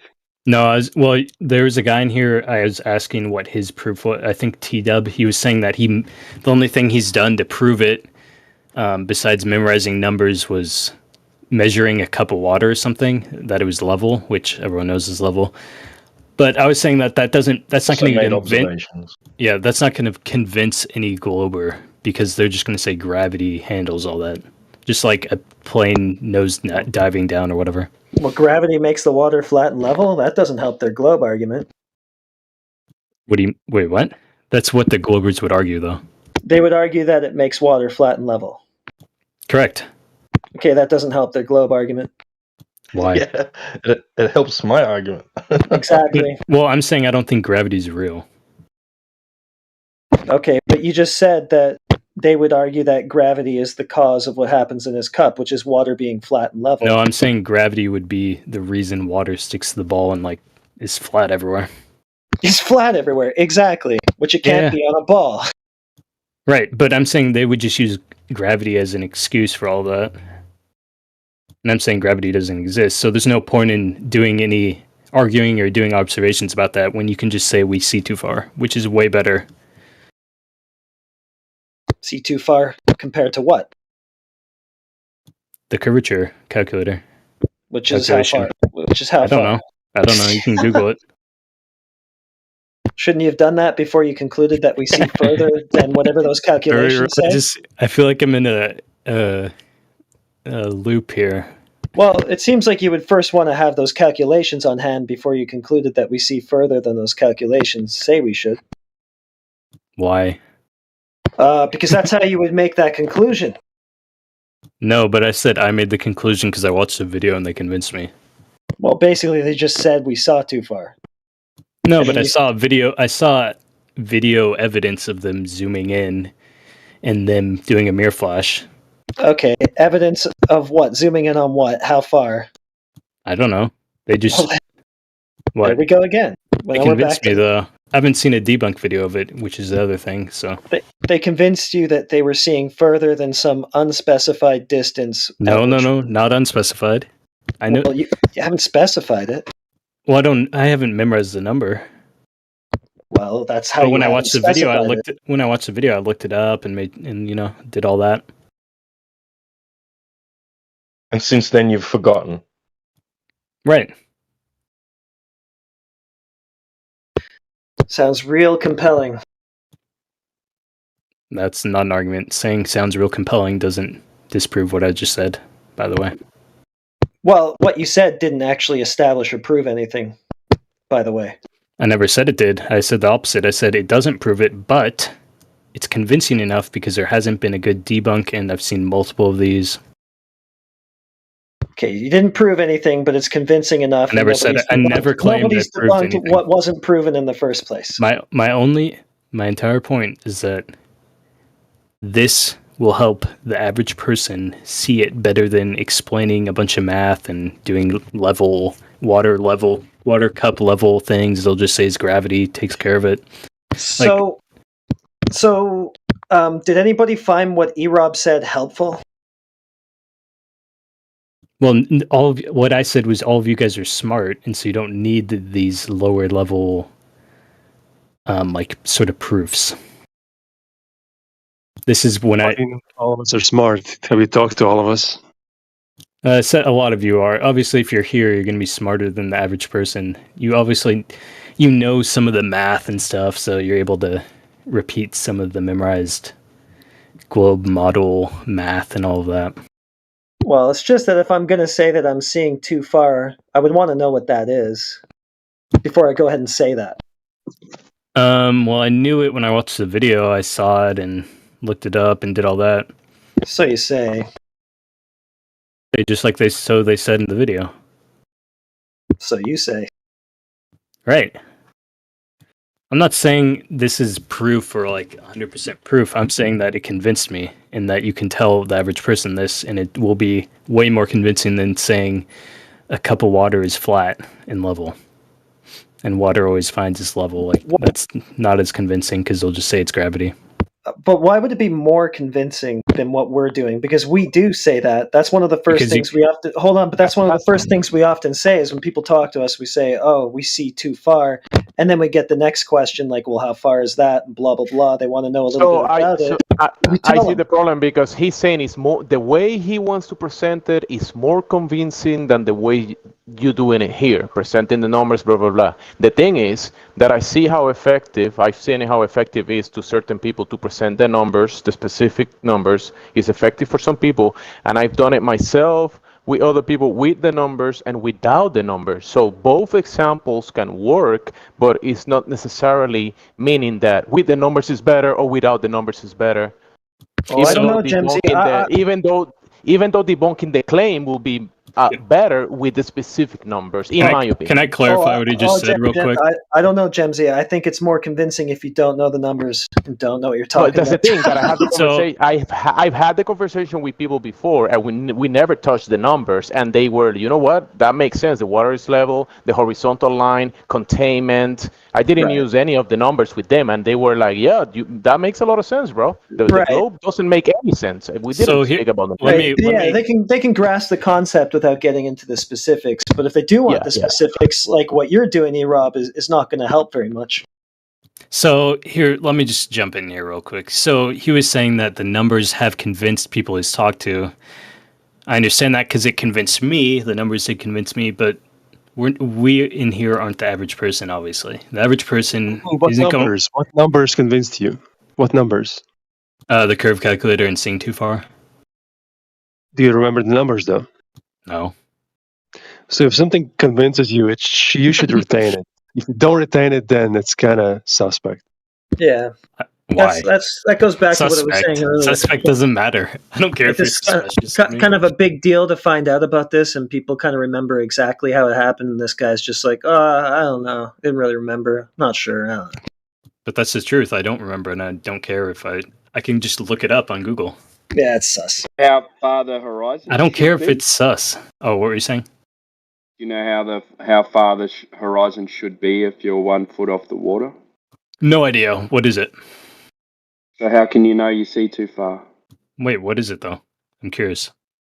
I just want to know how do you know that you can see too far if you don't know what that is? So I don't know. I believe I watched 3 videos that convinced me, and I haven't seen any rebuttal to those videos that convinced me otherwise. Shouldn't you take the information from those videos and go out to a body of water and have a look? If I wanted to be 100% sure, yes, I would go do it myself. But I'm fairly convinced because I haven't seen anyone that's well paid. All the Globers are well paid, well funded to go disprove this. You said that Globers are just like common people that you meet when you're out, like, talking to your neighbor or whatever. They're also well-funded. Are they well funded? That's a false dichotomy. It's both. Actually, today I had a conversation with this Glober.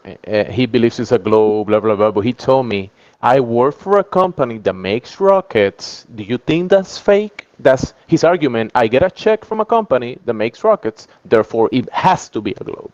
That was his argument. He works for Raytheon. So. You've been hanging out with him again, Jamesy? Yep.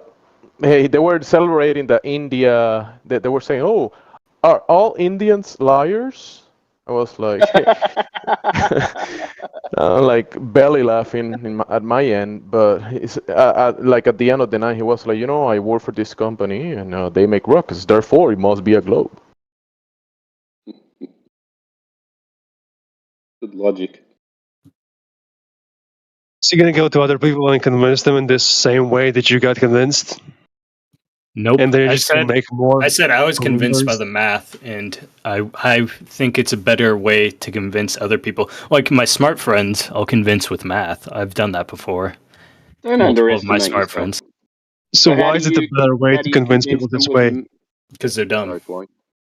You're just gonna make more believers, though. You're just not gonna So what? have something that's long How do you term. They're just gonna convince believe people with anything. the maths if you don't know the maths?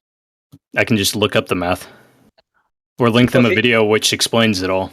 well, if you haven't looked it up first, then how do you know that you're actually seeing Correct. further than what that math says? Well, I have looked it up, and I don't remember it. I haven't memorized it. The whole I think what everyone's getting at is that, like, you I'm know, not a true all Scotsman. right, no, hang on. Just what everyone's getting at is that, like, you know, you say you're convinced by these videos, but what we try and do in here is that we don't take that as gospel. If someone says something in a video, we'll go out and try and check it, you know, so that Okay. so that you yourself can be I agree. 100% sure that you're arguing something that you actually believe is true, not just I secondhand I agree. information. If you want 100% proof, you'd have to go out and repeat the experiment yourself. I agree with Well, that. you don't even need to repeat the experiment. You just can just go and look. Okay. So you could just do that. I agree. To get 100% Yeah. proof, go do that. Find out how far away the horizon's supposed to be on a geometric globe, then jump on like the tracking system for boats. For, you know, go to a port or a harbour or something like that. Go and check out how far offshore those boats are, and see if you can see them and how much should be hidden. Sounds And like a go, great way to okay. do it. Yeah, it's easy, man. Yeah, sounds good. I'm just not going to do it though. Why? There's no point. Why would I do it? I want the Globers to disprove the ones I've already seen online. I've seen 3 online. Why haven't they disproven it yet? They should go Yeah, out and do what you're saying. What if they come back at you with questions? I don't care. Yeah, but they're just going to make you look dumb. Make me look dumb for what? 'Cause Not you don't know memorizing what numbers? you're talking about. I do know what I'm talking about. I just haven't memorized random numbers. Or not random, but Not you know what I random mean. numbers. You know what I mean, you know what I mean. Okay. So, wait, what were you saying I don't before even know what you're talking about. So what do you know what you're talking about? I do Let's know say what I'm talking about. I Glober, you're haven't trying memorized to the numbers convince- though. Let's say I'm a Glober. You're trying to convince me. What are you gonna show me? I'm gonna say we saw too far, and then I'll link a few videos. Okay, let's link that video. Which one? I don't have it right now. I'd have to go find it, but you're not a Glober, so I'm not gonna find it for Just you. an exercise. I'm 'Cause a Glober. I think. Here, I want to hear Flatsy talk. Okay, let's hear Flatsy. I'm sorry. I was just gonna say, I mean, don't take any of this personally, buddy.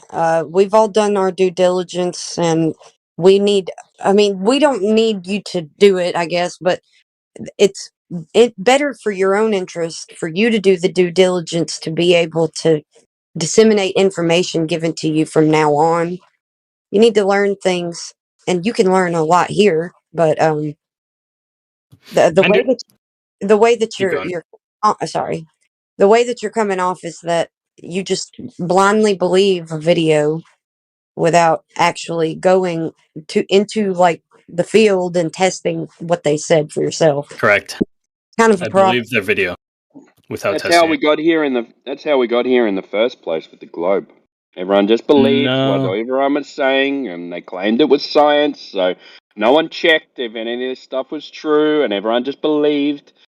And then they ended up in a religion.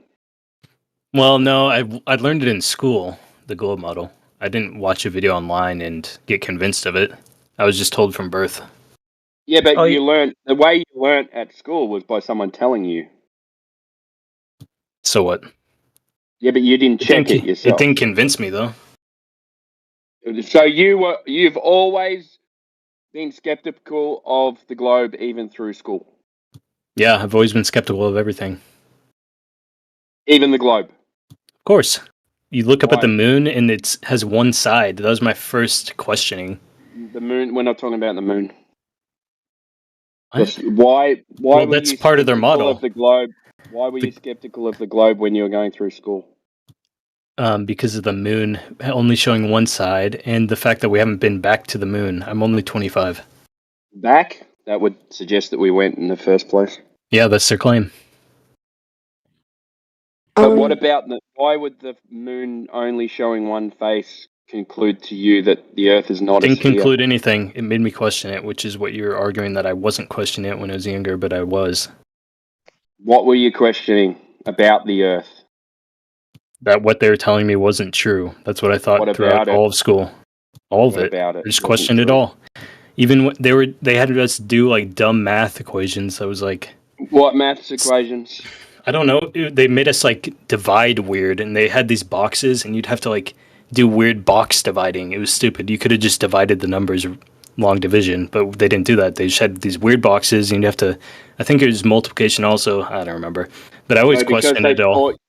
because they taught you a weird way to work out maths instead of using the simple way. Then you Most question the globe. most of school was weird like that though. So I always questioned it. What? I'm not buying it. Okay, you don't have to believe that I didn't believe 100% everything when I was younger. Go Hey, on, Patsy. what you're saying about school is right. Even my husband says that. Like they would make him go a roundabout way or mark the answer wrong, even though he got the answer, because they wanted him to do the work a certain way, and he figured it out other ways. What's your okay? I don't know. You guys, everybody in here is pretty skeptical of LARPers. So just the only thing I can say, man, is that we don't just believe that the Earth is flat. We know it is, and You went out and tested it? yeah, and What'd you that's do? what We all did. I did. Long distance observation. Cool. I guess I don't know. I'm not as skeptical, but everybody go ahead. I'm sorry.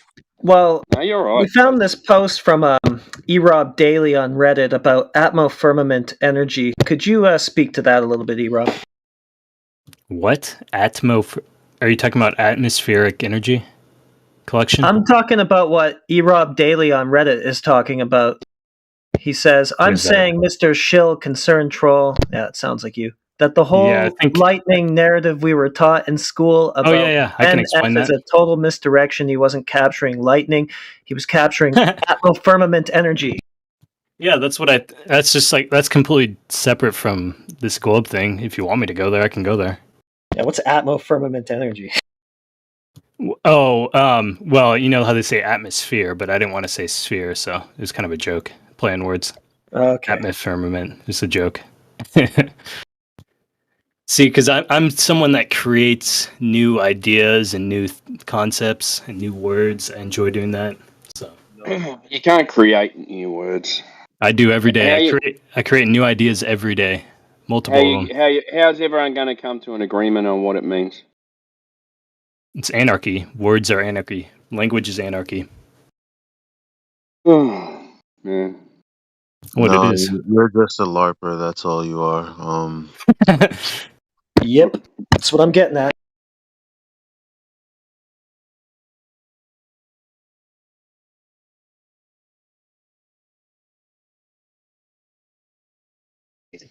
All right, are we done with this? Like, how long is it going to go on for? Done with what? Isn't this 24/7? Funny, but yeah, I think we should just put him on mute and do something else. Oh, Hey, you guys Up lost. to you You guys. lost, so you have to mute me. That's cool. Hold on, buddy. We If you put lost. 'em on mute- If you put them on mute, you better entertain me. There's that. Yeah, I'm not prepared to do that, so I'm gonna yield this Like- one to someone else. Look, I understand that I insulted your manliness by saying that the math you work so hard to memorize doesn't actually matter in convincing people, but I'm not saying you're Why dumb being- for memorizing it. why You being are a smart. dick, man? Oh fuck! Why I'm being a not. dick? I'm apologizing for insulting them. Right in Well, the you're math. apologizing Oh, no. with an insult, yeah? What? What was my insult just then? But you don't know? No, I just said I insulted your manliness by saying that you didn't need to memorize all the math and Yeah, stuff, which you worked so hard to you- memorize. But I'm So you saying apologize that with a backhanded comment, yeah? Is what that was right? backhanded? What was backhanded? Well, think about what you just said. What? Just tell me. So if you didn't if you didn't mean that, if you didn't know that you meant that as an insult, then you're actually a worse LARPer than I thought Meant you were. what as an insult? Think about what you just said. That's not an argument. Just tell me. Why? Think about what you just said and Okay, see I if just you thought can about it. work What? out I why can't. there's Tell a me. backhanded comment in an apology. It's not that hard to work out. Maybe you weren't here You're the earlier, one but you're the one before claiming that you were dumb, but I don't think you're dumb. I never I claimed think I you was play dumb. dumb. I didn't claim I was dumb. Yeah, you did. No, I didn't. But you can go back and watch. But I did not claim that. I don't need to, man. It's not that important. Yeah, because you're wrong. So I'd never claim that. Because you're wrong. You still haven't said what I said. So You what do I need said to what I said, apologize? what you said about a backhanded comment in an apology, haven't you said what you said? So what specifically do you think I need to apologize in my apology for? I didn't say you needed to apologise.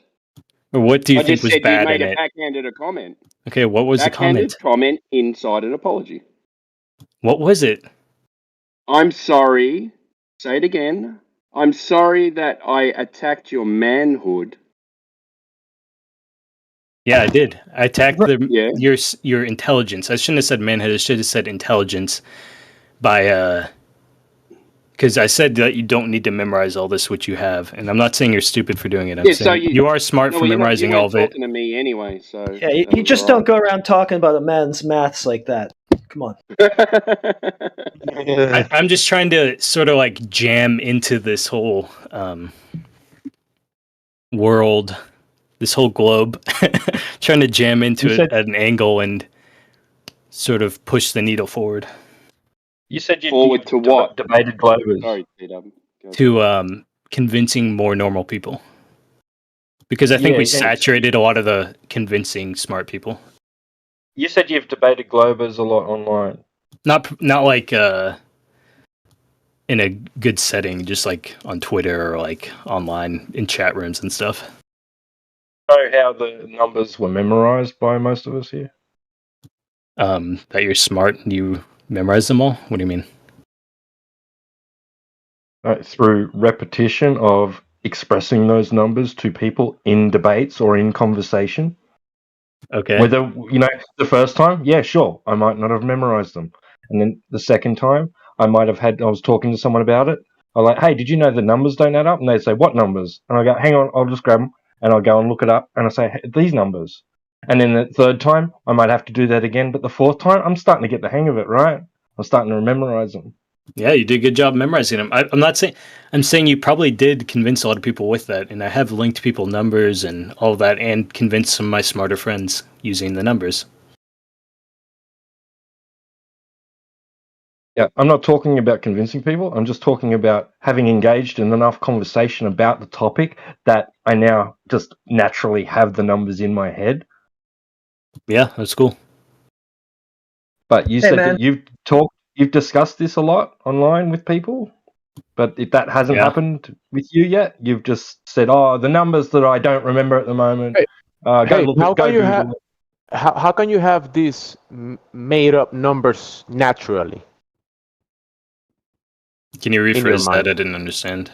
Because our friend T-Dub said, I naturally now know these numbers. Yeah, because right? How can you naturally? How can you naturally know these numbers that are just made up stuff? They're not. How can I not know the numbers? Is that what you're saying? No, that wasn't for you. That was a comment for T-Dub. Oh, okay. So yeah, I know a lot of people are directing at you, but I just wanted to comment on that. Anyways, Gamgee's trolling. Yeah. No, I'm not trolling, but I don't know how natural these globe numbers are, so that's my point. Yeah, you gotta watch out. You shouldn't agree with me too much, or they'll attack you.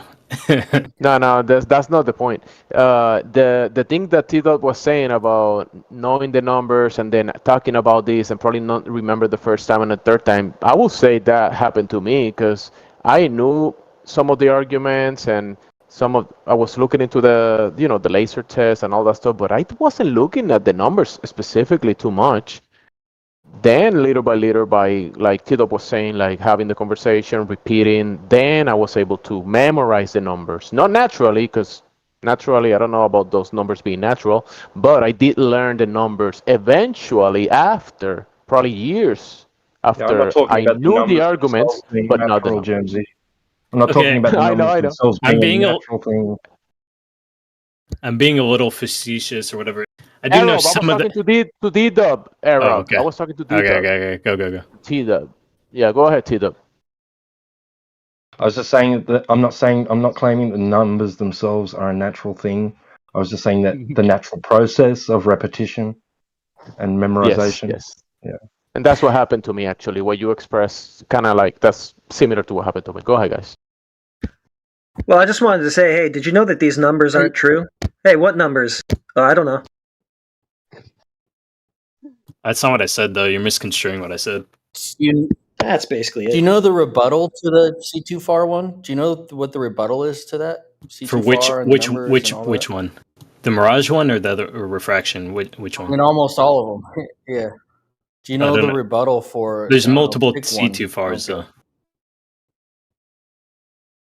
Okay. Choose one and then tell me what the rebuttal was.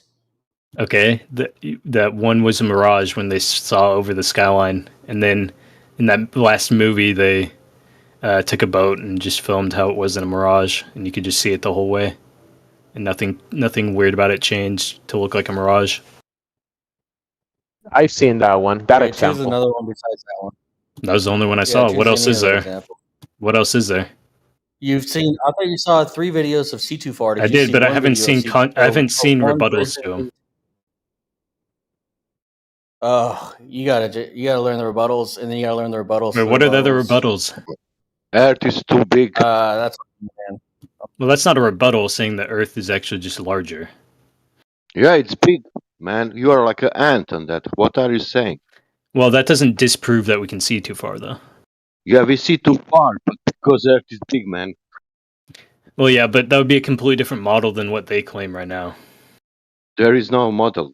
There is planet Earth with spherical planet Earth. What are you saying? Right, but the whole thing of saying, "Oh, well, it's actually just bigger." That's not true because their model isn't like that. So it does disprove their model. No, it is big. What are you saying, man? Well, no, you're saying we can see too far. That means that the globe would have to be larger. But I'm saying that still disproves their model because no. Yeah, it does. No. Because they're saying it's a certain size. Larger but than what? What if it though? wasn't larger than what? larger than their model? What is that model? I don't know the exact numbers. I'd have to look it up. How do you know that it would be larger then? Because I've looked it up before. Well, no. Logically, if you see too far, then it would. If you still had to stick to a ball, it would have to be a larger ball. Larger than Right. what?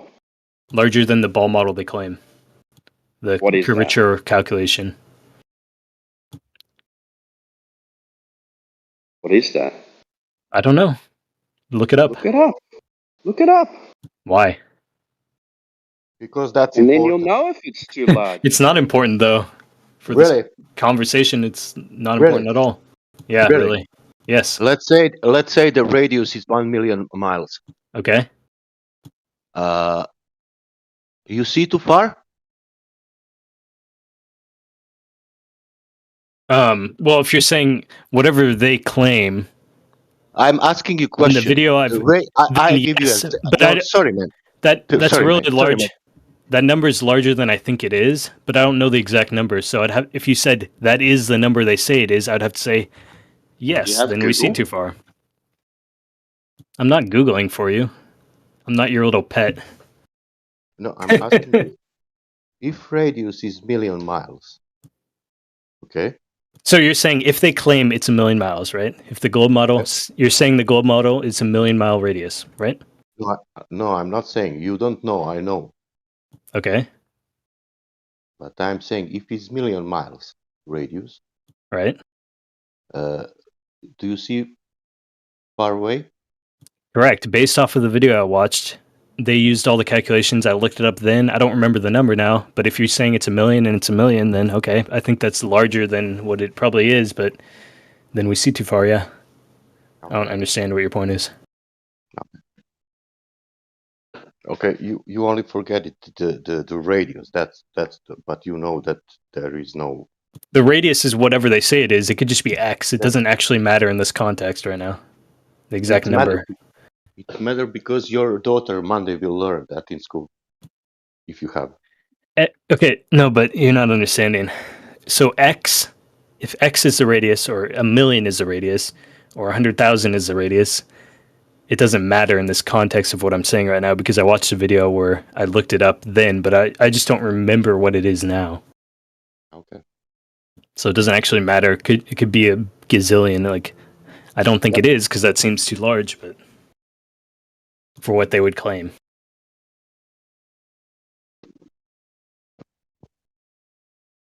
I don't know, guys, but I feel like flat earthers are pushing the numbers of the glober numbers more than globers on this one, guys. Come on, you gotta relax.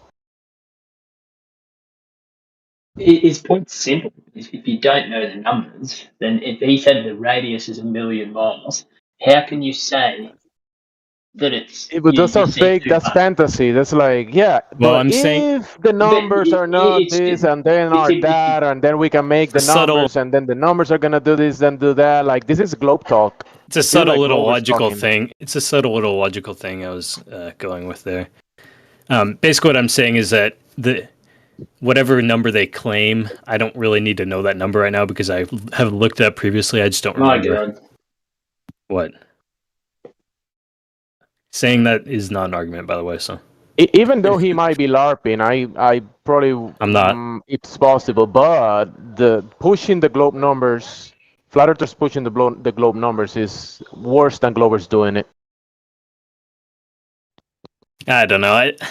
I'm just trying to approach it from a different angle, which I think is working because you guys are all having to use your brains a little more than usual. Usually, you can just steamroll anyone that comes along your path. But I'm trying to challenge you guys a little bit with the way you're thinking about it.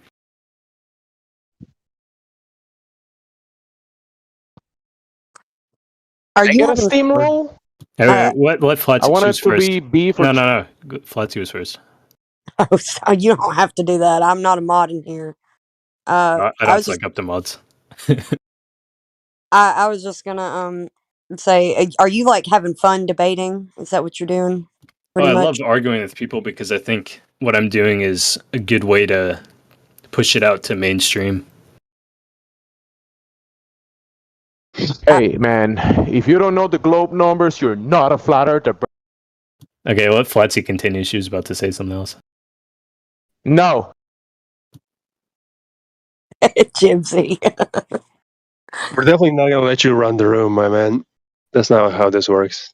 What do you mean you run the room? She was talking, and I just wanted her to keep talking. No one else was talking. Yeah, but you're not gonna decide when people talk. Okay. Are you gonna let her talk? Did I say something? No, I didn't hear you say anything. That means I'm letting anybody who wants to talk. Okay. I want to hear what Flatsy's saying. Bro, why would you let her talk? She's a woman. I just want to hear what she says. You guys are hilarious. We don't want to hear. I'm not trying to alpha you out of running the room or something. I'm genuinely just wondering. She was about to say something, and people kept cutting her off.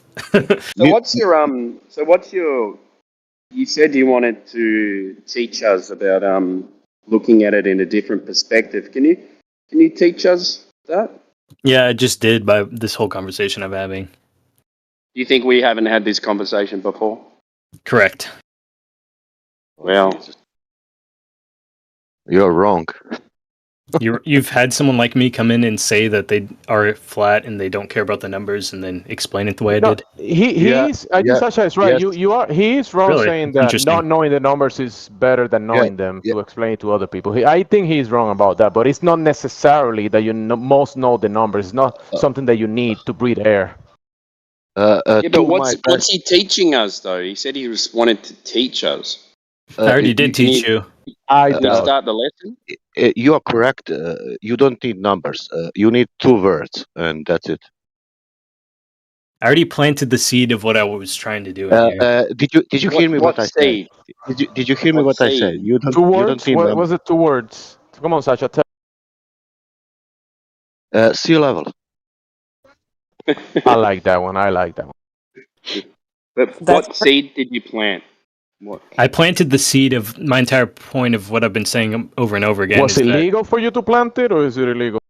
Yeah, it's marijuana. So I was planting the idea in your minds that we don't necessarily need to tell everyone every memorized math point, even though you are smart for We know being able to that. memorize it. Sometimes we have conversations in here without even mentioning numbers. Do you think we've? Do you Yeah, think this we is not news haven't? for us. This is not nothing new for us.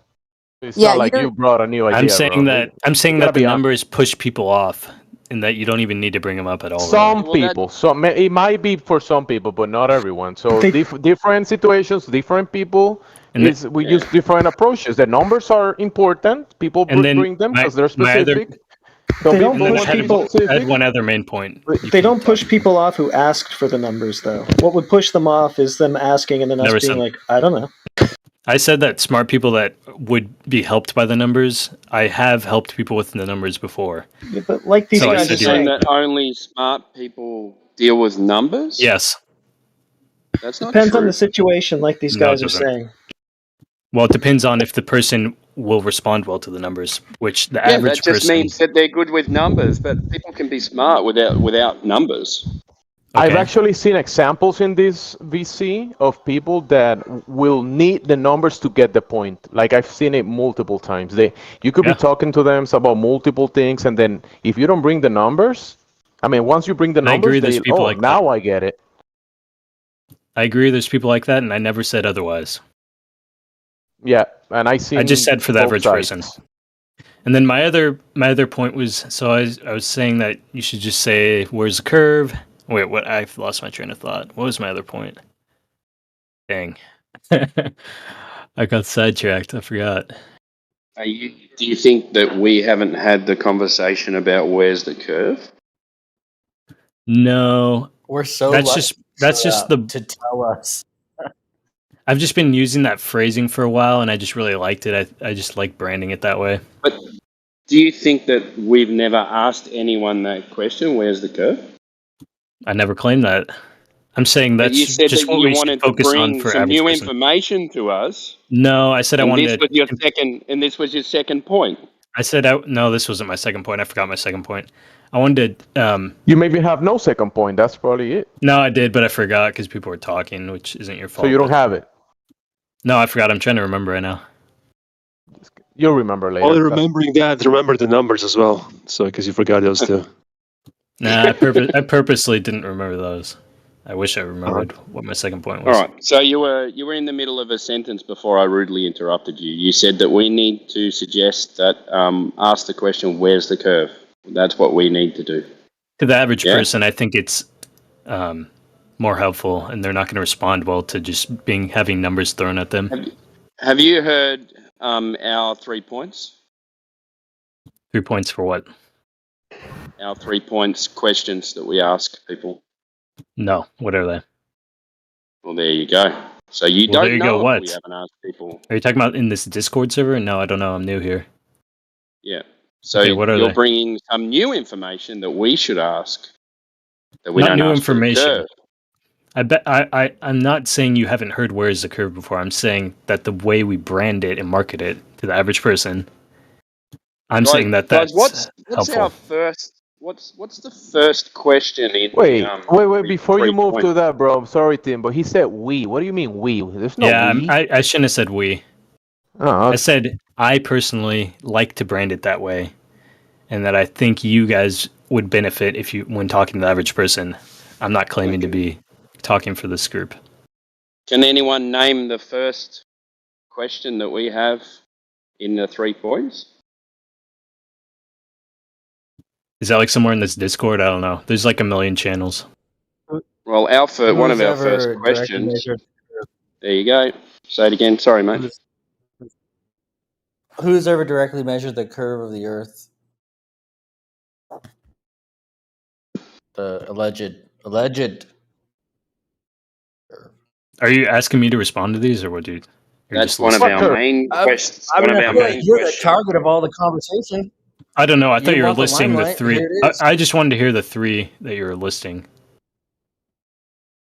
What are the Pressure's other two? on. What are the other two? We go one at a time. Well, I already know all of these. I've. Are you? Do you want me to say what the average person would say? Dude. Like the sticks and shadows thing. That's what the average person would say, right? All right, there you go. Sticks and shadows. Right. Next. Yeah, that's the Next. average person would say that. Okay, next one. All right. Who's ever measured the rotation of the Earth? And I don't know what they say for that. What do they say for that? Rotation of the You Earth. look at look to the sky. You have to look to the sky. I don't remember the guy's name, but they would say they looked at the sky and they measured it that way, saying that the Earth was spinning when really it was the sky. Anyways, okay, what's the next one?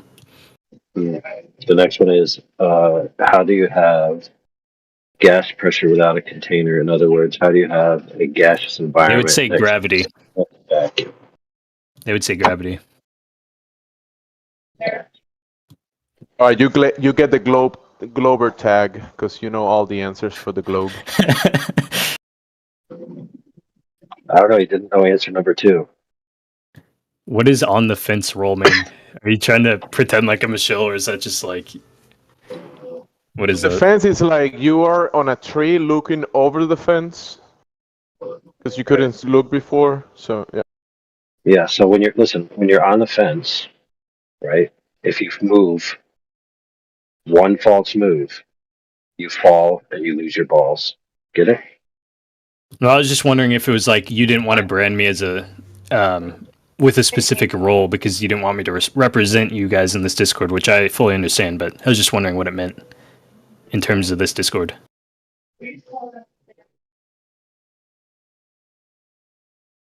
Okay. You guessed it.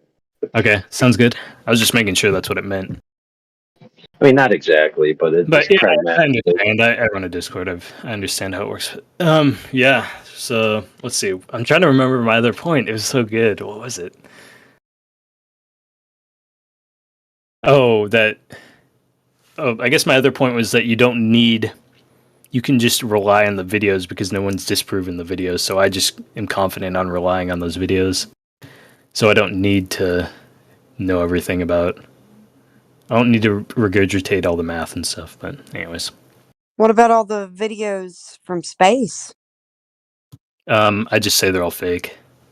What if all the videos that you've watched are fake? Well, that was my whole point, is that if the videos I watched were fake somehow, then there's so much pressure, there's so much backing the globe people that they would have gone and disproven it easily. That's sort of my point. So you want to take a logical, kind of like a logical way of combating globers instead of with empirical data. Yeah, because I think a lot of the proofs besides seeing too far can be counteracted in the average person's mind with just saying gravity. And I don't think that's really constructive or helpful. What I think is very helpful is how to teach people how to process information.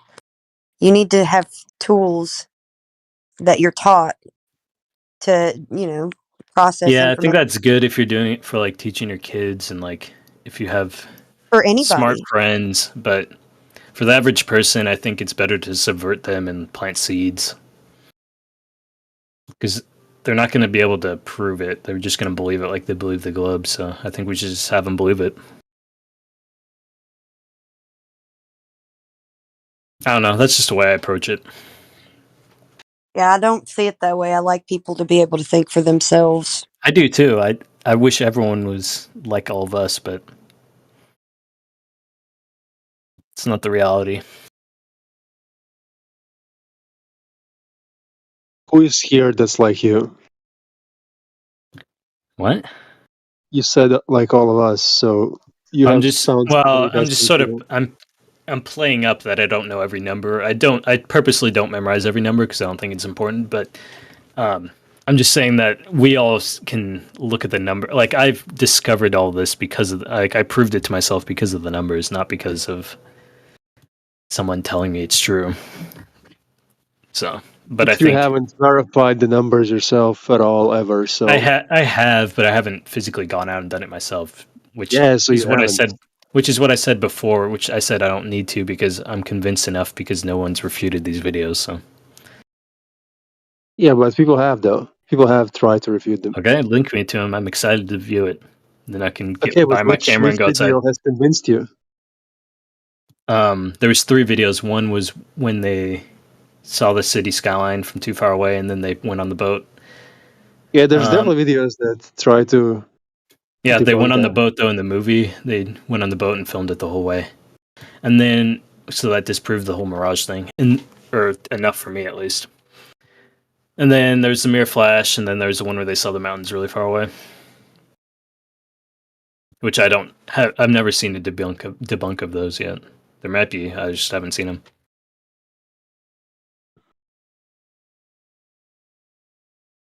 Do you mean Canago Mountains? I think so. Yeah. Yeah, I'm pretty There's sure like I've seen 4 or 5 peaks. So what would you say to? Wait, let me.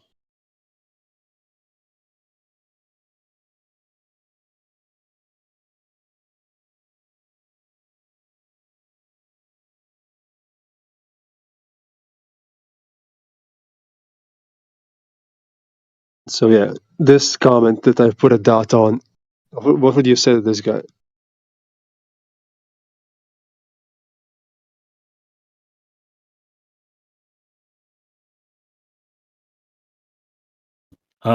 They didn't zoom in.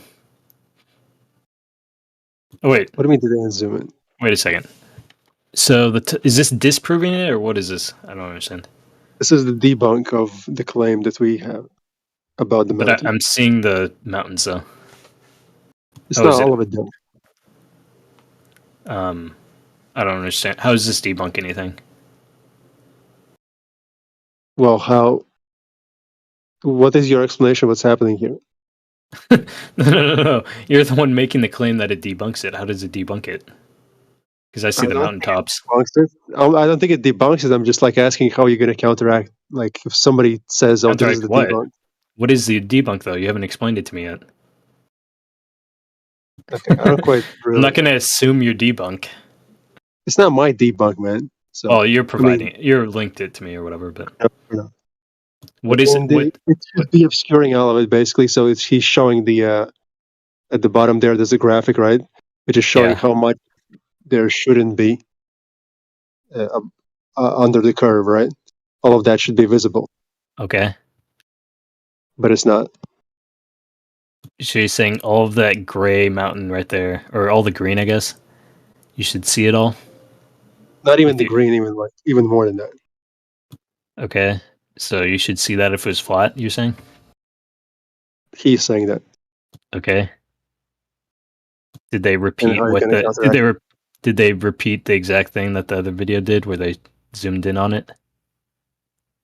I haven't watched the video. Okay. Because it just looks like an image to me. They didn't repeat what the other people did.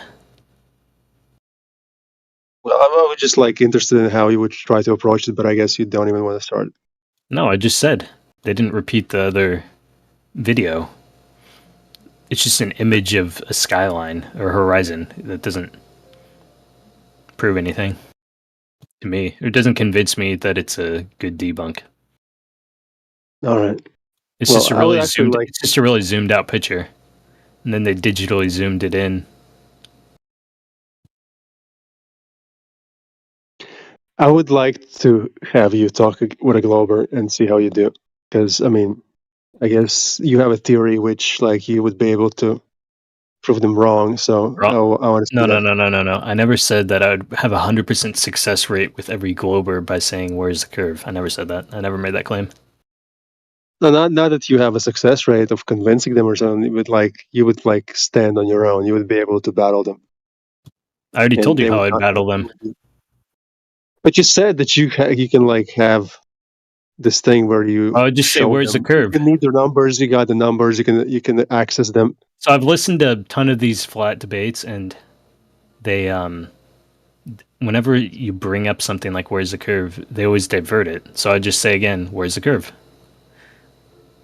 I've never heard anyone on debate do that. Just stick to one thing. Because what would happen is you would just keep repeating it. They would try to divert it off, and then you just ask it again, where's the curve? And then they would have no arguments, so they would just give up and rage and leave. just like they did in this chat earlier when I was asking them what their arguments were. What if there is a claimable curve? Then I'd ask them to explain further. Okay. What? No, I'm saying okay, but I'm skeptical about how you would deal with that if they actually provide you with. How would I? What do you mean you're skeptical how I deal with it? You're saying I'm not smart enough to repeat math terms? I'm not saying you're not smart enough. I'm just saying like you don't know the numbers, so how would you do it on the spot? You would access all the numbers on You're the spot. claiming that I need to know the numbers to debate it, which I don't. Just the basics. You do definitely need the basics, like at least. I would just link the videos I said, and do you have any videos that debunk this? Yeah, but what would be in dispute is the thing that they showed you. They probably won't have anything though, and if they do, then I'll look at it. You look at it and yeah, I'd have to look at it because I haven't seen anything that debunks it so far. So I assume I would have seen it by now. But you haven't seen claims where they claim to debunk it? No, where are they? You haven't seen claims of anything ever where they claim to debunk anything? Well, they claimed that news guy said, "Oh, it's a mirage," and then there's other people, but they already went on a boat and just filmed the whole thing. So that sort of debunks that. All right, dude. I mean, all right, I'm what? skeptical. That's not an argument, but okay. I'm not arguing. I'm just saying. Yeah, that's cool. Gimsy, have you guys ever watched the movie Interview with a Flat Earther? No. What's it about? Interview with the Vampire. Is it the Tom Cruise movie? Yeah. This sounds like Interview with the Flat Earther. Good job, guys. Well done. Yeah, exactly. GG, well played. It's like one of those interviews where they try to make us look stupid. Like, just ask us. And you just have no answers to anything. Is this Sully guy? The Sully guy's spamming the N-word in my Discord. Can you just ban him or something? I mean, if it's in your Discord, then you should ban him from your Discord. I already did. Then why would he ban him from our Discord? I'm going to. I took a screenshot. Also, that's DMs. Nope, Hasn't really done anything on the server. not DMs. It's not DMs. It's my server. He was trying to get my server banned. Anyways, Ban him it's then. fine. I already did ban him.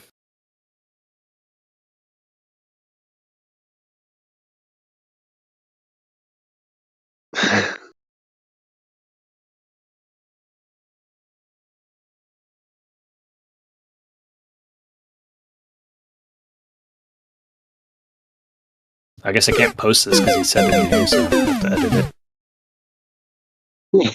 it. He almost just got me with that one.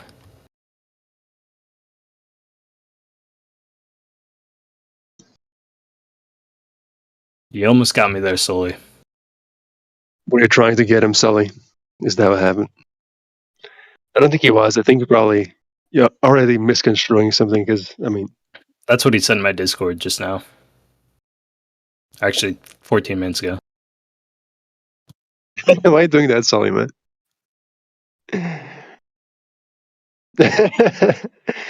Don't do that.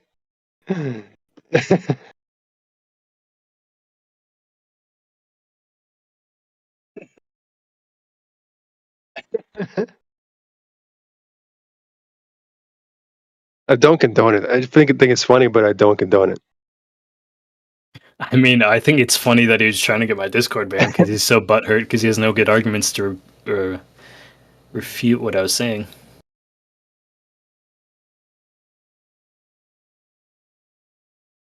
The time's covered because I don't want to be doxxed.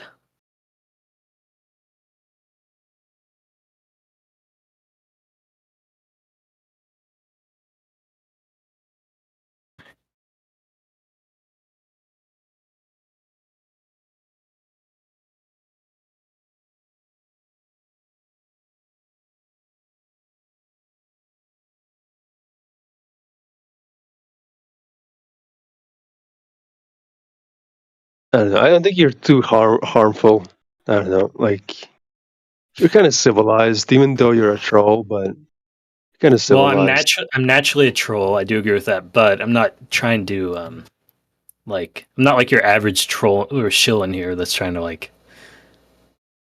pit you against each other and make you believe the globe or something. I don't know. I'm not like a Glober show though. I am naturally like I just enjoy debating people and I enjoy triggering people. I guess is what it is because I think it's helpful to. Well, like, why did you come in here? Why did you come in here? Did you come in here to try and convince us that your methodology is probably better than everybody else's, or what? No, I came in here because I think. That's like. Well, I came in here because I've wanted to be in one of these Discords. I didn't even know it existed. I've been looking for it for a while, actually. One of these Discords, but so that's why I came in. But I started arguing with you guys because I was arguing with this one dude that was like created an account today, and I said he's probably like a Glober shill. And then it went on from there. Well, like right when you came in here, like it seemed like Heretic brought you in, and he was already a little. Oh, wait, were you in the other chat? Were you in the other voice chat? Man? We were in the other. No, live I stream wasn't. too. But like, we were saying literally the exact same thing. I've just been repeating myself for like an hour. I don't care what you're saying. Like honestly, I know what you're saying, but I'm saying like, what was your goal? That's what I'm trying to get at. What do you want to get out of this? I personally don't care about getting anything like for myself. I think it's helpful to introduce other methodologies of convincing people. Because I think you guys have done a good job your of. methodology seemed like no less. Your methodology seemed like no less intentionally. That's what it came across as to me. What are you saying? No less? Just don't even try to know anything more because it's better if you know. Yeah, less. I framed it that way on purpose to trigger all of you so that you'd listen, and then I could plant the seed of my idea. Now we're getting down to it. Yeah, I already acknowledged that, Okay. but that was just a way so that you guys would listen and all join in.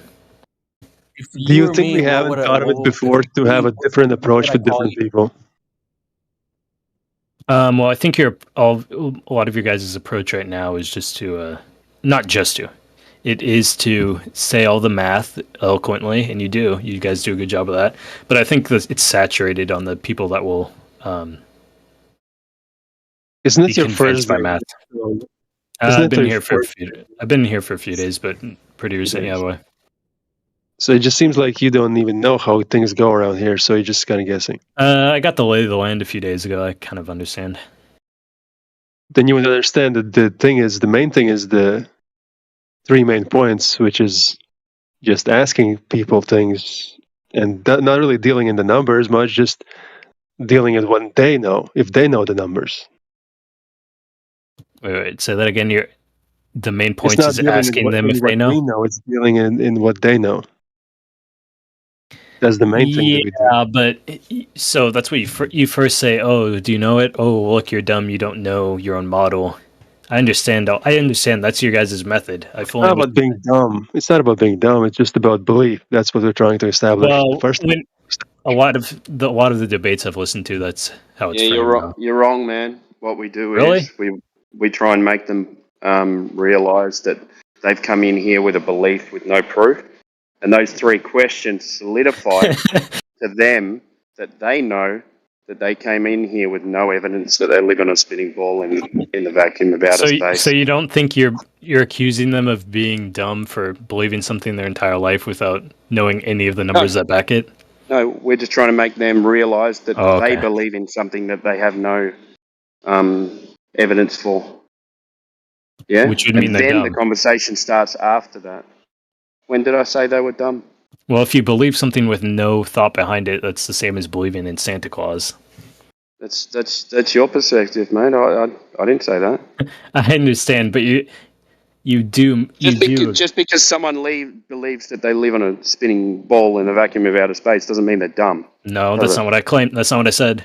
That's not what I said. I said what I said. You claimed. Why are you creating an argument? I said what we do in here is we point out that they don't even know that they don't have any evidence for where they live. Yeah, they don't know the numbers. That's all I said. Right? And then you're coming back starting an argument saying, oh, so you're saying they're dumb. And then I said, and then I'd say I'm dumb. And then, you sound like a fucking bitch, mate. Not an argument, but the methodology. Weight, get some testosterone. You sound like a fucking woman. So stop having fucking soy lattes and hit the gym, mate. All right. Those You are sound some like good. a little bitch. Those are some good non-arguments. But here's the Yeah, point. but you sound like a bitch, man. You're going on and on. Like why we're letting just this because I continue. said the We three, could ban this shut up. guy. Because I said the three questions, point Timbo, something Timbo, out. Timbo. You create a fucking argument like a goose, like you've been this whole time you've been in here. You sound like a fucking moron. Thank God for Timbo. Okay, so none of that was really arguments. The last 3 minutes there, you're just trying to. I don't know what you're None trying of to do. yours have been arguments either. Yeah, there All were. right? But here's my point. So when I was saying that your methodology is you tell them that you're like, oh, what's your model? But they don't know their own model, right? Is that right? That's part of your That's method. correct. That's not Okay, mine. so wouldn't you agree that someone that doesn't know something they've believed their whole life, they don't know one thing about it, that they're dumb for No. doing that? Okay, No. that's fine. That's what they've You been don't. taught. Okay. But if you believe that you are moving 66,000 miles per hour, you are dumb.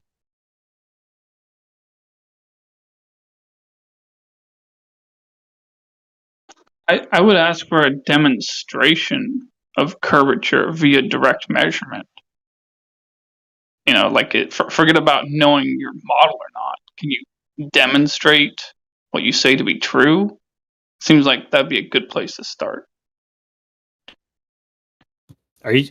Oh, I'm not Glober. I don't know if you're confused or if you're talking about the method you guys use. Well, I was We were discussing saying, the method. Yeah, that's exactly what I was just saying. Okay. Do you think it's a good place to start there? Yeah, ask for a demonstration of curvature via direct measurement. Yeah, but they're not going to know. A lot of them aren't going to know the numbers, though, right? Numbers? What are you talking about? Know the numbers? What are you talking about? To demonstrate the measurement or whatever. Yeah, well, Curve. you would need to know numbers, any numbers of any sort beforehand, before measurement. And know the curvature You would know calculation. the numbers. You would have the numbers after the measurement's already done. Okay, whatever.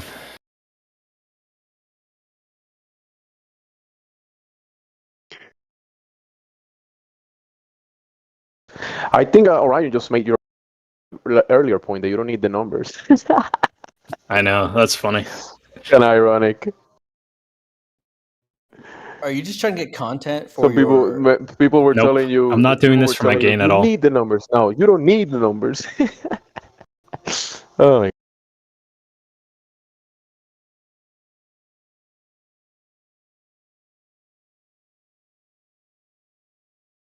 You're making content. Make sure you show my good side.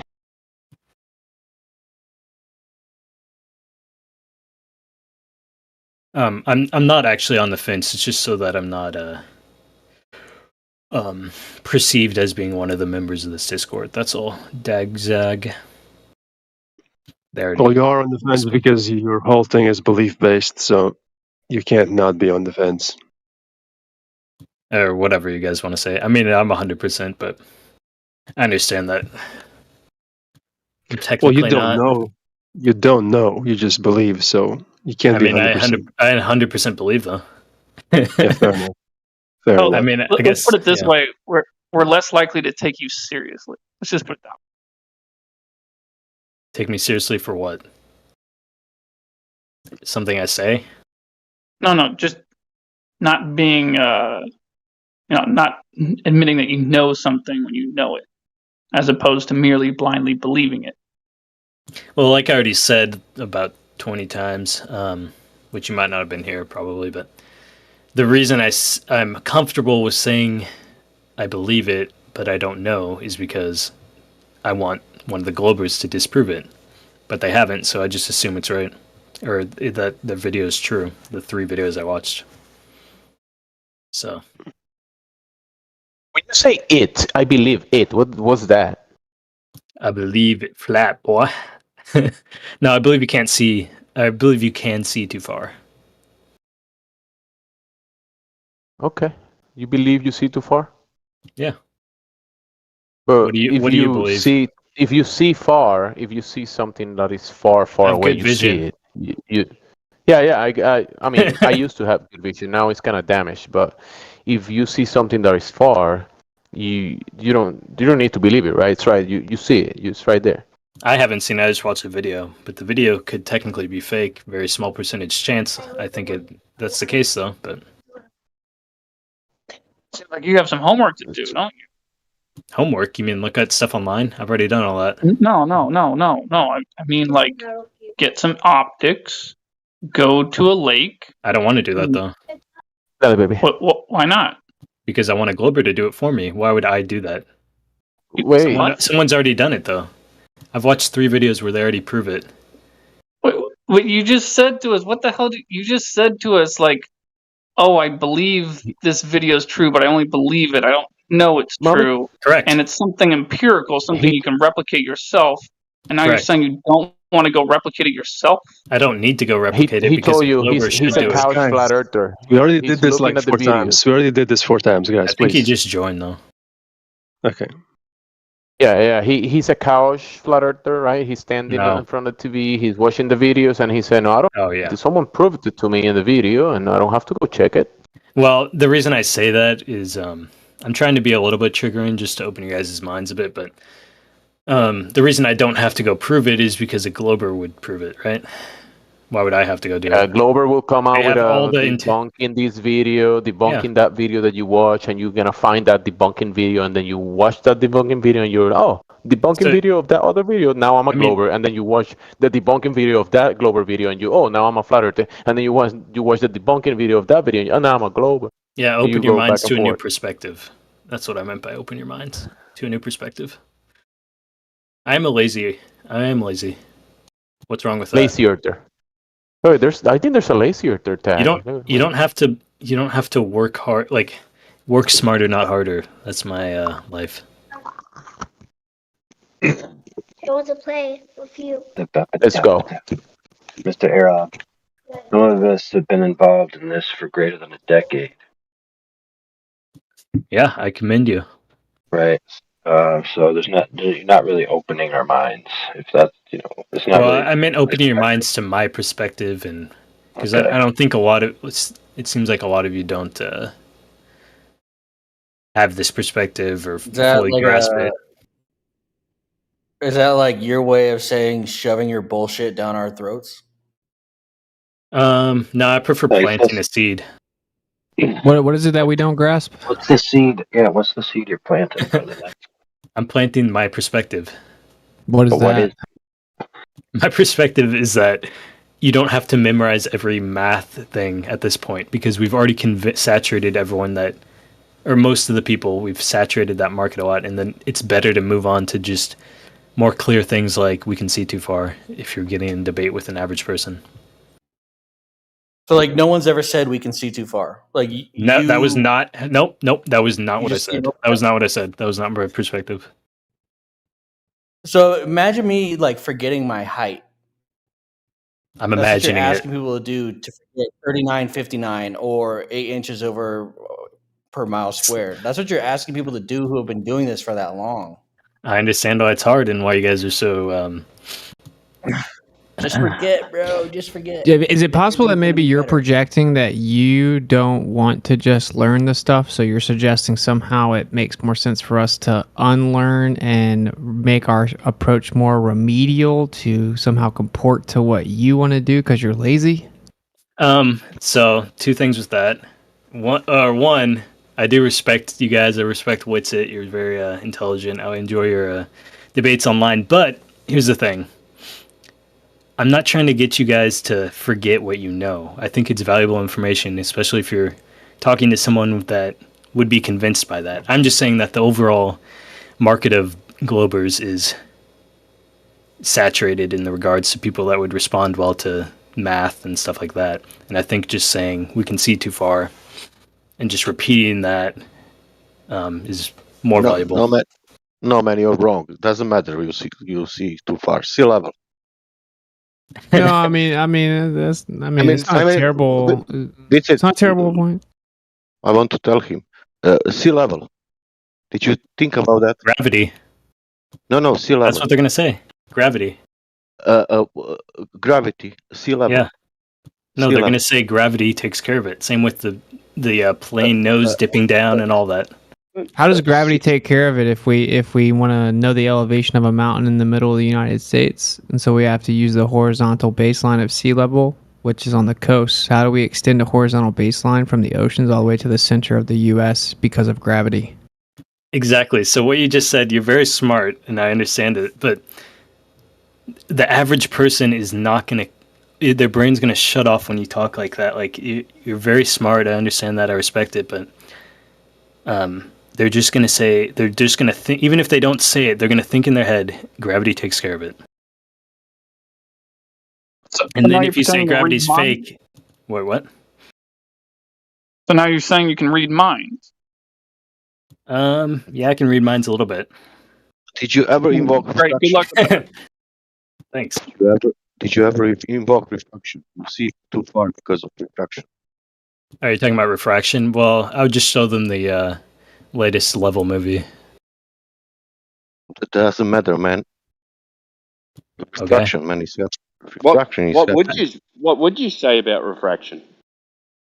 That I haven't seen any good evidence or videos to prove it. Are you saying refraction doesn't exist?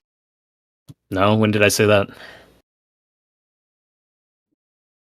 You said I haven't seen any good evidence of it. But you just said, when I said sea level, you said gravity. You said VC too far. Well, I said, listen, can I finish? You said VC too far. I said refraction. I understand. I'm just saying that I would. I already told you. I'd show them the latest Level movie. But do you understand what they say in the latest Level movie?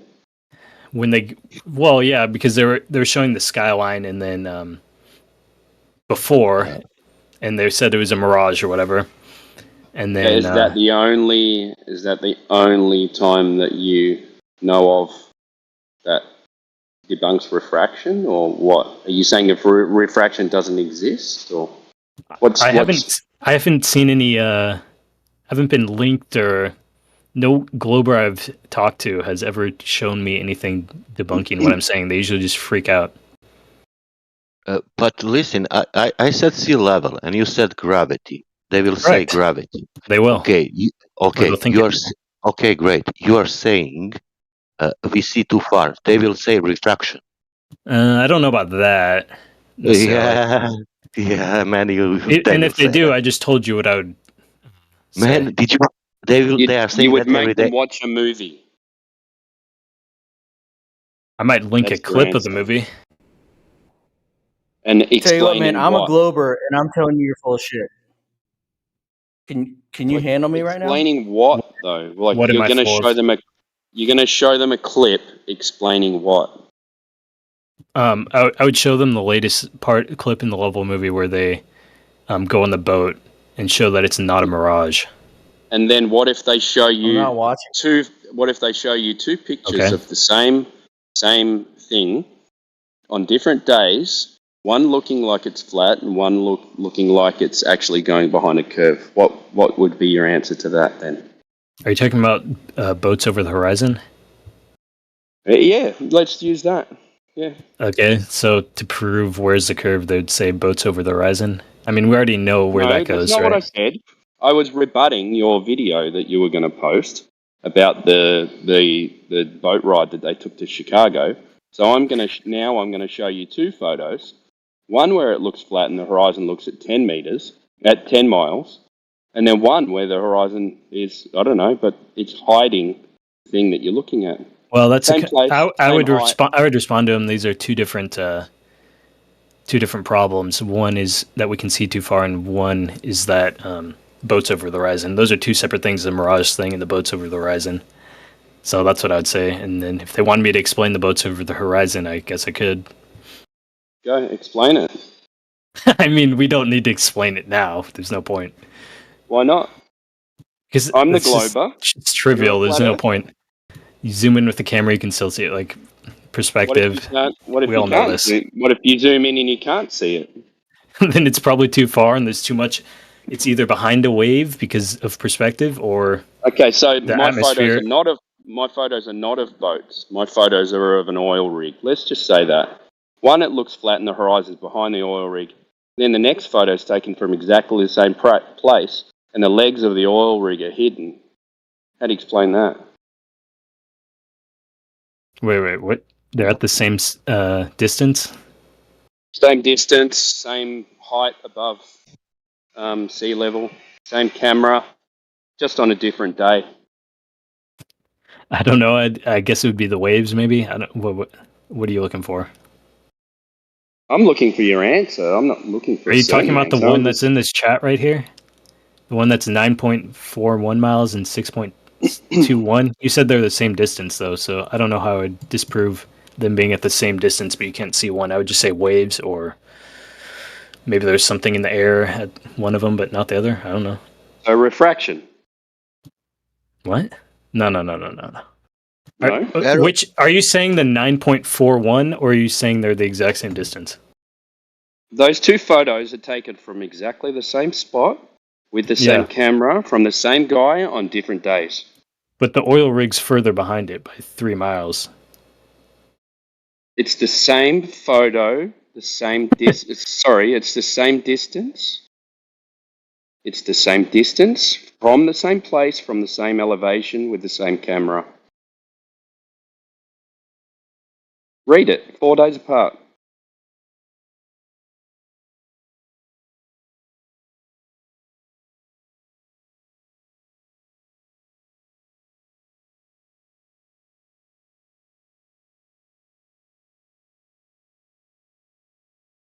But it looks like the one on the right. Doesn't matter what it looks like, man. Yeah, that's what we're talking about. They're at the same distance. How do you explain? I'm explaining it right now. You didn't let me explain it. Look at the bottom. Silent. Look at the bottom, because I was looking at it. I've never seen this picture before. So if you look at the bottom of the oil rig to the left, you can see on the left picture at the bottom of the right oil rig, right above P on platform, you can see a little rectangle shape there. One of the legs of it. See that? If you look on the picture on the right, you cannot see that. You can only see the very sliver top of it. What's your explanation for it? And my explanation is that they aren't the same pictures, or they aren't the same environmental factors. Okay, so before you said for what? That you said about refraction, that refraction doesn't exist. But what's happening? I never claimed that refraction doesn't exist. So how do you rebut this photo? I'm the Glober. You said I just explained it to you. You said that you're going to show them the photo going to Chicago, or the clip of the video going to Chicago, and then I'm going to bring up this. Yeah, I just said that they're not the same environmental factors because you can see that a certain part of it's covered up more than the other photo on the right oil rig. Okay. But you're supposed to assume environmental factors matter. Yeah, but you're supposed to assume that they're that you can see the same amount of the right oil rig, but that's not true. It's cut off. By what? I don't know. Either the camera's lifted up a different way, or the water. The camera's not. Or there's a different lens on the camera. I have no idea. It could be many things. Okay, exactly the I same. didn't take the picture. They're not exactly the same because you can't see the. Well, if they were the same, it would be the water probably covering it. But either way, you can't see. Why would the water be covering this it entire flat? A wave. This entire diagram is assuming that the oil rigs on the right you can see the same amount, but you can't. You can clearly see that it's cut off on the bottom. Why? And the one on the right, because you can look at the image and see that a certain part on the left is cut off on the right. Why would that be happening? I don't know. Could be many factors. Okay, so then now you're having an argument with the Glober, and you come to the end of your argument. He presents this, and you say, I don't know. I didn't say that. I didn't say I don't know. I said I don't know the reason why the pictures are different, but they are different. That means I don't know. And it's cut off. No, I'm saying the claim of this photo is wrong because the one on the right, it's cut off more than you're supposed to assume. Your rebuttal to that is my rebuttal is that this is a different place. No, with a different camera at a different height. I said that was a possibility that the photos, that the information on here could be a lie, because that is a possibility. They could be taken at a different angle with a different lens. I don't know that. It's not. I don't know. Or it could be environmental factors like the way we know. waves. Even if you don't know, we know. You took that. these pictures?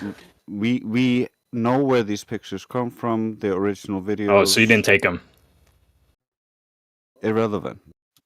I think it is relevant because the only way you'd 100% know, and you could still be wrong because you could just have an error, is you would have had to take them. Like my whole point of this is why you need to know the numbers. Why? I just disproved it without the Because numbers. you need to know where the horizon's supposed to be. Why does that matter at all? This is like a totally. Because now you don't know how image. to argue why that one looks different and the other looks. I just argued. How? Yeah, that's Okay, because so the camera's here, not in the I'll same explain place. it again. I'll Your explain it argument again. is that the camera's not in the same place. That is not my argument. That is not my argument. What is it then? I'm back What is on the your globe argument? side after your explanation, Rob. That's awesome. You've Okay. convinced me of the globe. I'll explain it again since you're confused. So this entire image is supposed to say I'm not that confused. the oil rig on the left side of both pictures is lower, but the oil rig on the right is still in the same spot on both pictures. Is that right? Is that what it's assuming? Nope. Okay, what is it assuming then? It's not assuming anything. It's just two photos taken of the same place by the same camera 4 days apart. Same And they're elevation, same distance. And they are different. Is it magic? What is it? What is Tell me in what? Spanish. I don't understand what this. What is this? I don't- What is this picture supposed to prove? I'm not asking you. I'm asking everybody because I want to know. I don't know. Well, this is why you should know the horizon distance, because the horizon distance is different. I should every know time the you look horizon at it. distance to explain your picture. You didn't Why let would me I need finish to do my that? sentence. Just You didn't let explain me the finish my picture. sentence. Because you should know the horizon distance, because then you can say the horizon is not in the place where it's supposed to be in both situations.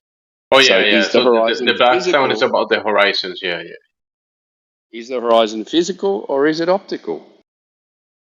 Like, I'm not actually arguing with you. I'm helping you on your argument. This is the whole point. I'm creating my. You think I'm You think never I'm actually said. having an argument with you, but I'm actually teaching you what your next step in the argument is. This is how like weird you are, man. No. I'm saying I don't I'm want to go giving you a along with. tip. I understand. I'm I don't want to giving you go a along tip with what on you're how saying. to better argue the point, and I'm you're s- taking it as I'm arguing with you. No, I'm not. I'm saying, okay, tell me what this picture is supposed to be, though. If you're a Glober, It just shows the pretend. horizon is always in a different position. They claim it's a physical horizon, but it's not, and it can't be because it's always in a different position. Because if you knew the mass, it would be at 1.225 from the observer's height, from the observer's spot. Okay, Because it's 1 okay. foot off So I was the confused. ocean. I thought you were saying this was a Glober image, and that you were Limbo. trying to. Okay, what? Oh man! See, you got you're so like obsessed with arguing with people that you didn't even realize that I was giving you the next step of the argument. No, I thought you were pretending like you were a Glober. I thought that's the whole point of what we were doing. Yeah, I was. Kimbo. Okay, do it Kimbo, then. Kimbo, I have a better idea. Can you leave Ruhif to speak with him? Well, give me a minute. I'm going through drive-through Macca's. You don't need to pretend. Can you leave Ruhif Stay to away speak from the with him? nuggets, man. I'm going to mute. Okay, wait. Can someone explain Ruhif. to me real quick what this oil rig thing is supposed to be for as a Glober argument? Because I don't understand. Tell it. him, Ruhiv. Ruhiv is gonna present it for you. Go ahead, Ruhiv. Yeah, what's the question? Let me reply to it so you see it. Okay, I typed Rob this. is new, and he wants to be able to defend the flat Earth. Nope, that's not what I said. So we I was figure we'll this throw him in- this Timbo we'll guy throw him was in with no. Ruhif. This Timbo guy was saying this was a globe proof, but Just a second. I didn't say that. I didn't say that. He didn't say that, bro. I didn't say that. I thought that's what he was saying though. Yeah, but even though you thought, that's not what he said. Okay, That's what the is problem. so it's not a globe proof? What was the point of bringing it up? Arab. He still Can you doesn't speak- understand why I was having a conversation with him. Yeah, because you haven't. Arab, Yeah, what? Hello. Can you convince Ruhif that Earth is not a globe, please? Yeah, yes, please. Who? Ruhif, he will speak with you now if you want. Can you Al convince him Al that Earth is Maroohif. not? Can you convince him that? Can you convince him that Earth is not a globe? I don't even know what you're saying. Roofed? What's roofed? Al Ruhif. Maroohif. Up the top. It's Oh, it's a person. okay. It's a person here. We can see too far. That's my proof. Okay, Ruhif. Okay. Define see too far. We can see over the curvature of where the curvature calculator would say we can't see, but we can see further than that. Okay. Are you controlling for the atmosphere? I'm not controlling anything. I just watched 3 videos and it convinced me of it. Okay. So you're a glober, right? This is a Nope. no. Yeah, Okay. Ruhif's got it. Yeah. If you What? control for the atmosphere, then you can make the phrase, should. This is how far we should see. But if you're not Hilarious. controlling for that, The Glober is now telling him what we've been telling him for the last 2 hours. No. But you're using the argument Yeah, that you but can see the further. Glober is not just any Glober. Come on, bro. That's not the average Glober. Hold on a That's not second. who's real. Let me respond to this before I forget. So you're saying that we can see further than what the curve calculator said, right? me. Yes. That's what you just Yeah, said, right? The curve. Thank you. Yeah, So- but we can see even further than what you claim that we can see past the curve. Right. The curve calculator assumes the atmospheric conditions to make its I understand that. calculation. Okay. So Yeah, if and those that- atmospheric conditions are different, then you could see further or less. No. And the way. What do you mean? No. Are you saying that we can so there's a curve calculator and then we can see past that, right? We agree on that, right? Say that again. My daughter coughed. There's the curve calculator. We can see past where the curve calculator says. We agree on that, right? The curve calculator assumes some No. atmospheric conditions. Just forgetting that. If you just go by the curve calculator, you can see past that, right? Though, if you just use the curve calculator, With no atmosphere in it. I don't care about other stuff. I'm just saying the curve calculator. You can see further than that, right? Okay, but the curve calculator Correct. assumes some atmosphere. I don't care about Okay. that right now. I'm just getting a baseline. So we agree on that, right? Okay. So Then standard, say what you're going to standard say. refraction. Okay. Okay, so with you're saying- standard, yes, you can often see further than that, especially when you're low to the surface. Okay, so you can see further than what the curve calculator says, right? Further than what standard Or, I mean, conditions you would allow. can't. Yeah. Yeah. I'm saying you can see further than what you say we can see further. So we can see further than the conditions or whatever. Further than standard conditions would allow. Yes. And non-standard. Well, no. Yeah, we can. Non-standard. Infrared. Do you realize non-standard? Infrared refracts as well. Infrared refracts as well. In fact, infrared refracts less than visible light. You can see less far with infrared. You can see through haze, but you can't see further. Right? Exactly. You can't see further around curvature. You cut through scattered light Exactly. with infrared. Yeah, we agree, right? Yeah. It's clearer, but you're not seeing further. Right? You're not seeing further around the curve with infrared. You're seeing less far. Infrared refracts less, but scatters less, which is why you see clearly through haze. Right? They're two different things. Yeah, so we can see too far. When you say too far compared to what? Compared what to is the all of what you're expectation? saying. Again, the curve calculator assumes atmospheric conditions, assumes standard atmospheric conditions. Sometimes the conditions are not standard and you can see further. Yeah, and I'm saying we can see further than you're claiming that.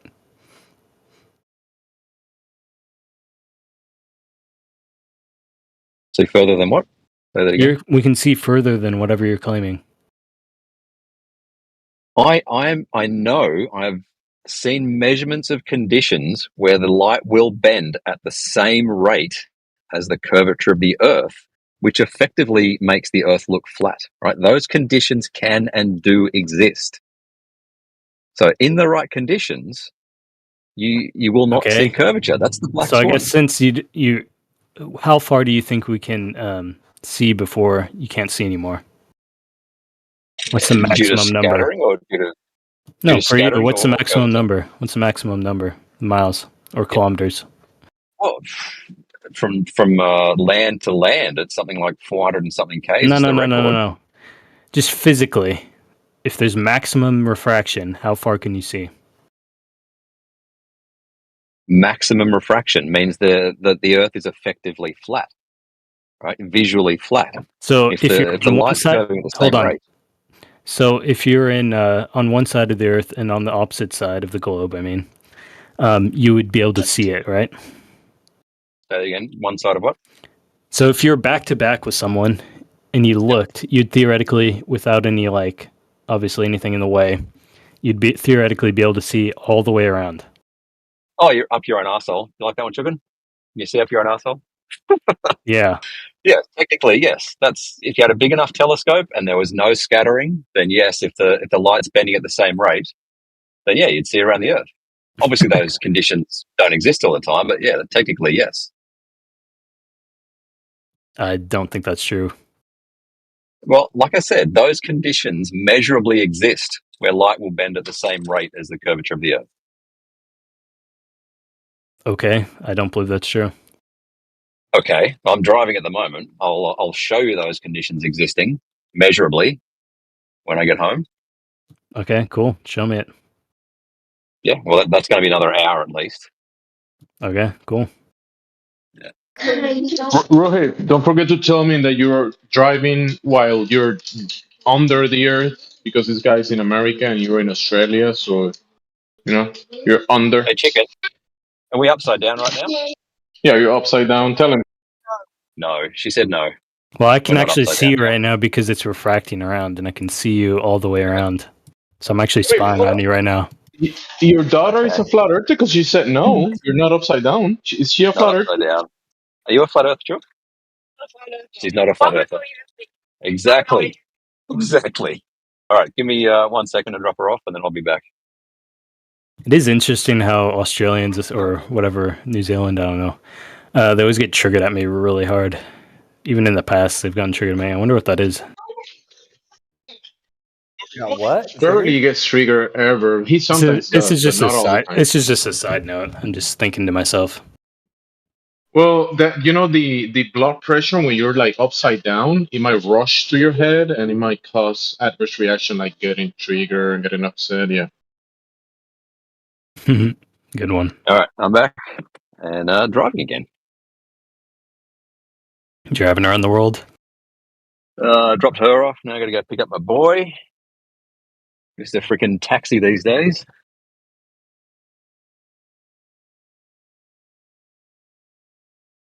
Anyway, yeah. So when I get home after that, yeah, I'll show you those. You're gonna prove that we can exist. see all the way around the world, or all the way around the globe. That's purely theoretical. I mean, obviously those conditions are not going to exist. That's what you all claim, the way around though. the world. You claim that, though. In a theoretical sense, Okay. that gradient does exist, just not all the time. I mean, there's a lot of theories, but I don't really like gravity. I don't really buy the theories. I kind of want to see evidence of it. Yeah, measurable density gradient. Have you ever done an bend light at the experiment to same prove rate. that it is refraction and it's not us just looking out? What do you mean? 'Cause I've got if the measurements of the density gradient. That's cool. The claim would be that, or the observation would be that we're just looking straight, right? Do you deny that light bends in a gradient? Like, Never said what that. are you I'm just saying if you just went outside and looked straight, you just you observe that you're just looking straight. You're not observing a refraction or something, right? Just without thinking about anything, you're just the base observation is that you're just seeing straight, right? I know that we have a density gradient in the atmosphere that bends light. Therefore, I'm not looking straight. Yeah, but if How is that? if someone just goes outside and looks, you're just looking straight and you just keep seeing. your first observation would be that it's flat, and you're just looking out further. So you have to prove that it is refraction What? the whole Sorry? way. Why would you say my observation would lead me to conclude it's flat? I'm saying Yeah, just observing it, you would assume that it's flat because you can wouldn't. see far. You wouldn't assume some refraction mumbo jumbo. I would see things obstructed bottom up. I'm like saying Canada missing you have 10 to prove kilometers. that it's refraction, and it's not us just looking out. Okay. The burden Step of one. proof is on you, not me. Okay. Step one, do we have a density gradient in our atmosphere? I don't know anything about it. You have to prove it to me. Yeah, fine. I'll give you the data when we get home. Step two, does light bend in a density gradient? Yes, it does. Therefore, light bends in our atmosphere. Done. Yeah, but it's not really proof, just saying a theory. Do you accept the two premises? Do we have a density gradient in the atmosphere? I don't care about your theory or accepting premises on your theory. I'm just saying. Well, you've asked for proof. You have to I'm prove giving it. you a logical syllogism. You're just How else giving am I me the supposed to theory prove of something to you? refraction. You're just telling me what You've refraction is. asked for proof, right? I'm Yeah, go giving prove you a it. Go formal outside and logical proof. No, you have to Number prove. one, premise number one, does light bend in a density gradient? That's premise one. Light bends in a density gradient. Do you accept or reject that premise? I reject all of your theory, and I want Okay, you to then prove it go to me. away, go away and Okay. figure out whether light No. does or The does burden not of bend in a the density burden of gradient. proof is on you because the observable reality is just looking straight, and you assume it's flat. Yeah, so I your will burden of proof is induce on a you to density prove it. gradient. Yeah, I will induce a density gradient, show you that light bends in it, and then it's up to you to accept or reject that premise. If you reject it, then you're not serious. That's not a proof, though. You're just explaining the theory behind refraction. It's a logical syllogism. Premise one, does light bend in a density gradient? True or false? So, no. So I've seen videos of people zooming in really far. I want you to go zoom in really far and explain and Premise prove one, does prove light that it's bend in a refraction. density gradient? Yes or no? I don't care. I reject everything you say. So All of you're your not theory. I interested reject your in theory. proof. You're No, not I'm interested interested. in proof. This isn't proof. You're just This is a explaining a logical theory. syllogism. That is proof.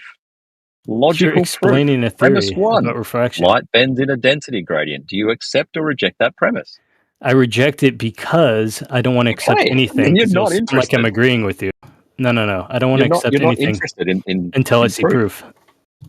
Yeah, you're not interested in it. I am. I'm interested in your proof, No, but you you're don't not. have any. You're just proving a theory. Proving a theory doesn't mean anything.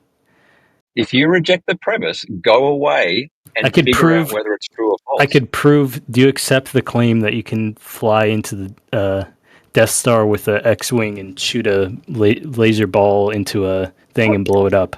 Do you accept that premise? Talking about? Exactly. I don't It's think just the Death Star exists. it's all fake. Exactly. It's all fake, so it doesn't matter. Okay, go away and figure out whether light No. bends in a density gradient is fake or not. You have the burden of No, proof. I'm giving you the two premises that you can decide whether are true or false.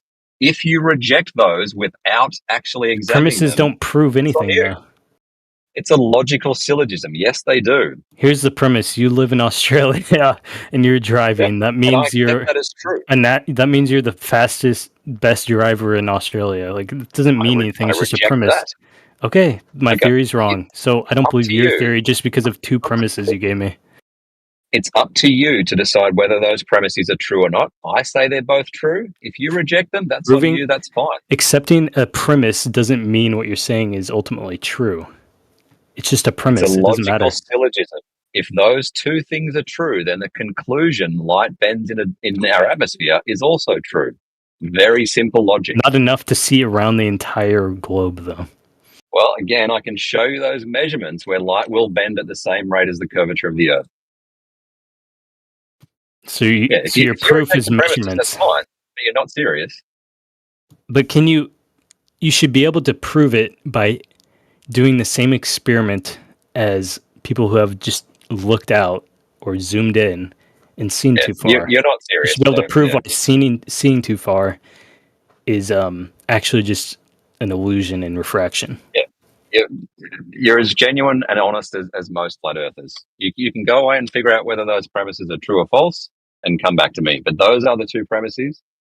Number one, does light bend in a density gradient?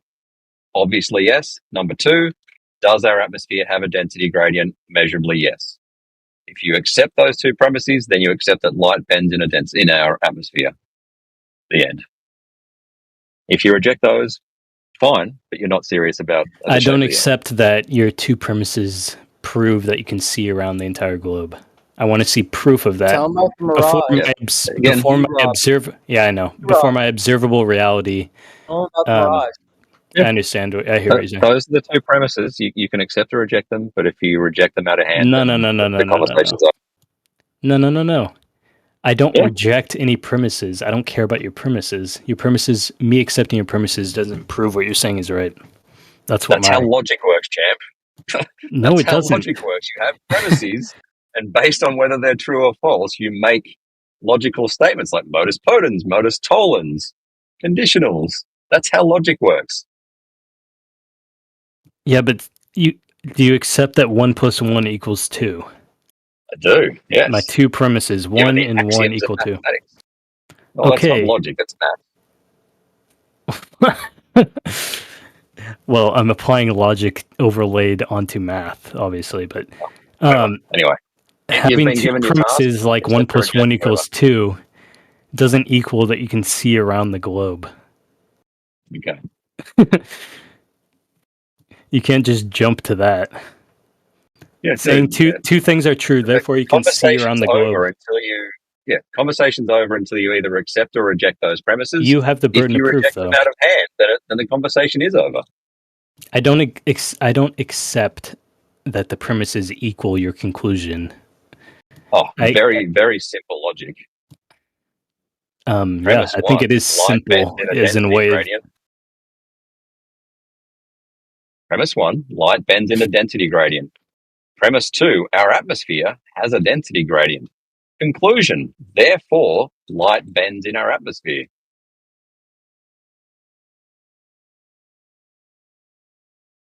Wait, what are you saying? Premise 1, light bends in a density gradient. Premise 2, our atmosphere has a density gradient. Therefore, conclusion, therefore, light bends in our atmosphere. No, that's not what your conclusion. Your conclusion is that you can see around the globe. Yeah, we'll get to the details. We'll get to it. Whoa. No, conclusion. Very, very simple. Very simple. No. You can't ignore refraction. So this. No. Your conclusion. You can be serious about this or just keep trolling. But I've got another 15 minutes if you want to keep going. Non-argument, Dude, but your conclusion should be you can see around the globe. Yeah, the conditions exist for the light to curve at the same rate. You said your premises prove your conclusion, but your conclusion isn't what we're talking about. Your conclusion is just something completely. Does light not bend what in we're our talking about. atmosphere? Yes or no? That doesn't prove that you can see around the globe. I think I'm going to end this conversation. Does light bend in our atmosphere? That's not what we're talking about. Okay. All right, I got to mute. Okay, he didn't prove that we can see around the globe. That's cool. You crushed. Can I be the first one to say that you crushed? Hey, he crushed Rohit. You crushed, dude. Well, the one thing is that you actually didn't let him get anywhere, so I guess that's something. Yeah, I mean, I can't say I learned anything from the conversation, but hey, well done, guys. I didn't want you to learn any objective things. I wanted you to I wanted to plant seeds in your head. Which I did. The Ruhif defense mechanism. That's what you are, is a Ruhif defense system. I don't know what that means. He made Ruhif tapped out. Good job. Yeah, he's a good anti-flat Earth shield. We should just when we get anti-flat Earth, just put him in the room with this guy.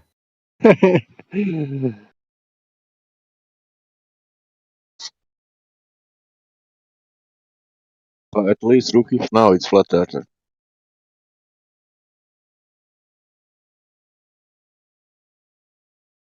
Isn't? What? At least Ruhif now it's flat earther. I don't know who Rufus is. I looked up his YouTube channel. He looks like an anti. Let's see. He's like the cream of the crop How do you say that? Saying Yep, again? that's what you say. Like He's got a lot of good cell nav arguments and geo surveying stuff. That's like his forte. Am I wrong? Oh yeah, we can talk about CellNav. That'd be cool. Ah, dang it! You're not serious having a conversation. That's all. So yeah, our conversation has ended. What? I was typing something. What did you say? Oh, you're not serious about having a conversation, a genuine conversation. So Is our this the interaction- real you, or is this the LARP? Glober LARP? What do you mean? Is this the real you, or are you still LARPing as a Glober? I can't tell. Okay, all right, you're done. All right, what? I'm Anyone genuinely else? asking. Anyone? No, you're not. Yes, I am. Anyone Well, else want to talk? he doesn't LARP as a Glober. He's actually like he proposed the globe and he protects the globe, so he's not LARPing. Ruhif is. I don't think he's LARPing. Wait, you're as not a Glober. flat? Oh, wait, you are Globe. Oh, I thought you were flat pretending to be Globe. No, No, he's no, not no. pretending. Oh. He's not pretending. Okay. No wonder it went on so long. I was like, this is like how a real debate would go if with my method. I'm It wasn't really a debate, though, was it? There wasn't much information shared. No, it was just nuh-uh. No, it wasn't. That's all it is. You had two premises to a conclusion that wasn't the conclusion we were talking about. Anyway, we're done. And that's all you said, and you said we're done, but you have the burden of proof to prove it. But you never proved it. Anyone else want to talk about CellNav I or do. something? CellNav, I'm not I do. here. I went on a plane recently. I went on a plane recently to test the GPS signal, and I did not have it until it started descending and got close to all the cell towers. So, or maybe the satelloons. I don't know. That's all I want to say. Ruhif, what do you think about that? What do you think about that? Good point. You What? lose. I actually did do that, by the way. So ridiculous. I was over California. I feel bad. Northern California. There's no Which part? GPS signal Part until I got close. of Northern California. Like in the middle of nowhere where there wouldn't be any cell towers. And then when I went over where there's actual cell towers and started descending, it like Sacramento. Sacramento, where I landed. Were you coming from the north? Yeah. Okay, that makes sense then.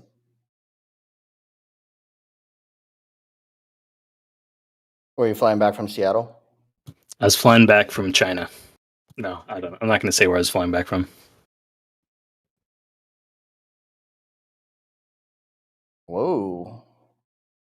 Found a soft spot.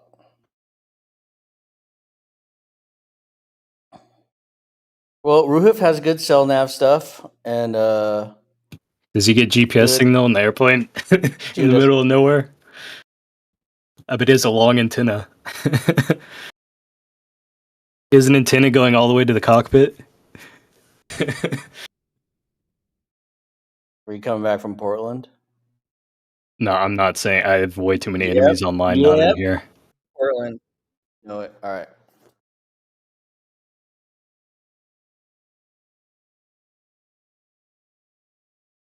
Interesting how he went quiet.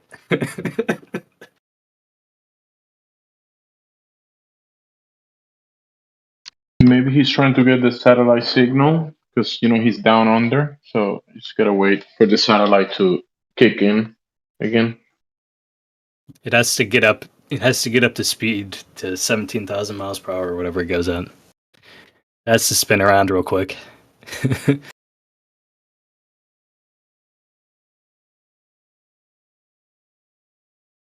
My favorite part was Ruhiv's first reaction. It was like, "You're a Glover, right?"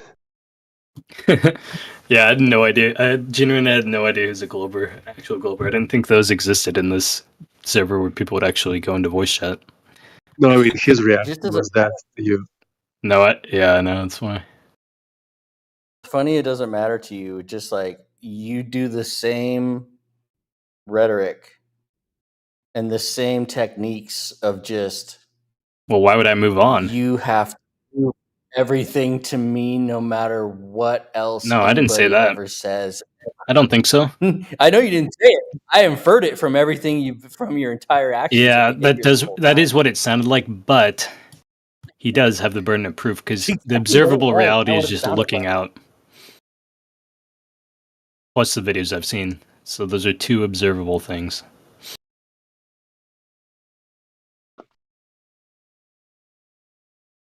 Why are you so triggered, Solly? You gonna spam the N-word in my Discord again?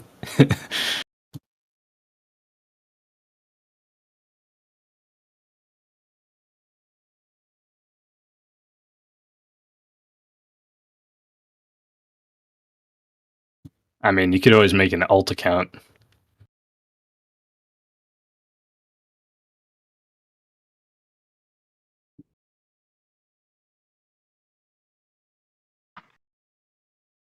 Do you reject my premise of making an alt account? Did you make Ruhif a flat earther yet? Well, I did make him go silent, not from the previous conversation. He just kept repeating himself, and he could never give me a conclusion. He gave me two premises to a conclusion we weren't talking about. He could never conclude that you can... He did say, though, that theoretically you could stand on one side and look around the globe and see your butt. Oh yeah, He that's did good claim that. Glober logic. Yeah, we get. Yeah, that's that terrestrial refraction right there. I mean, that would have to be true if what he's saying is true, but he has no proof of what he's saying is true. He just has premises leading to a conclusion that we weren't talking about. Well, that's cool. But what I did get him on was he wanted to bring up like cell towers or something, or what was he saying? I don't know. Anyways, I was saying that I was flying when we say over. cell nav, Yeah, cell nav. sorry, when we say cell nav, what we mean is celestial navigation. Oh, I thought you meant GPS, but Why you right, and that would make sense, right? Like cell, like your phone navigation. I actually now understand why you changed. But celestial navigation, like using the stars to figure out where you are on the position of. he's saying that proves a ball. Yeah, 100%, and he's happy to tell you. And it's interesting. It's an interesting subject. If I were you, I'd go learn more about it. And I don't. Well, I don't think it matters because forget. I don't think that really matters because it doesn't prove the ball, but it could work on a ball, which is a confusing thing to a lot of people, and it can trip you up. But it could theoretically work on a ball, but it doesn't prove a ball. Does it work on flat? Open up a can of worms here, buddy. I don't know. I don't know. I haven't looked into it. I don't know. I assume it does because most government agencies are like assume flat Earth while you're navigating. So it's been a flat Earth topic for about 2 years, and not a single flat earther has been able to demonstrate getting a position fix. Okay. There's I also haven't looked into it at all. $1,000 prize. MC Toon's offering 10,000 US. Yeah, I don't really care about these prizes because you're never actually going to give them the money, so it's kind of stupid. Really? Yeah, What's really. Because it's just dumb. Like, you're not obviously not going to give people money for. You're never going to claim it's proof. You're just going to say something else to disprove it. No. There are objective criteria to meet the challenge. I'm just saying the whole dangling $10,000. Okay, real quick, bro. Real is quick. I'm stupid. gonna cut you off. I'm gonna cut you off because I also want to kind of hear the back and forward. And Ruhiv was saying something twice or more than twice, and you jump in the middle of his speaking. But just let him finish that sentence, and then you can reply, please, because I can't get the conversation like this. Go ahead. Yeah, there are objectively measurable criteria for the challenge, rather as opposed to flat Earth challenges, which are prove this to me, prove that to me. That's entirely subjective. So you're saying I have to prove that you can navigate with the stars. That's what you're saying on a flat Earth. You have to get a position fix using celestial navigation and flat Earth. Okay, I look at the. And twice. I look at a compass and I look at the North Star. There, I'm fixed. Okay, do the challenge. MC Toon / I don't want to do your jump through your hoops. That's $10,000, dude. I don't need $10,000. Okay, do you want 10 million then? No, not really. I'll take the 10 million, or I'll take the 10 grand or the 10 million. I'll actually pay you. The 10 mil. Sorry, the 10 mil requires you to put up money as well, though. Oh, does it? You got a I'll little put scam going? $10. Okay. Where's the video? Hang on. This is the classic, like, non-American poverty mindset where they think $10,000 is like it's gonna dangle it in front of me and jump through all those hoops that one hoop I'll trip on and then it will accidentally prove him right, even though it's just a mistake on my part. Non-American. You just got to not use the globe. Did you say non-American? Like Non-American, like we're non-American poverty mindset. Yes, balling America out has here the in America? global reserve currency, so we are all richer than everyone else. So dangling Are you- $10,000 doesn't matter. Are you saying that Australia's a poor country? I mean, their housing's really expensive. If that's what you're arguing, that they're not poor because What makes it poor then? because it's not America. That's almost as bad Laughing as is your not an flat Earth argument. Laughing is not an argument. Saying it's as bad as Almost those as bad arguments as are your not. flat Earth arguments. Not an argument. Not an argument. Yeah, Timbo, you're usually good at picking these guys out, right? Yeah, I've picked him out when he opened his mouth. Wait, And you think? most people don't like being upside down, so that's a point for America. I guess Australians have been so indoctrinated with Down Under that they just can't. They just can't think any way else. It's their whole identity. How arrogant, man! America's a tip of the spear, but that's all we got. We don't get the profits from us being the tip of the spear. That's for sure. So Yeah, here in America, in Mexico, we like fajitas, and they're flat.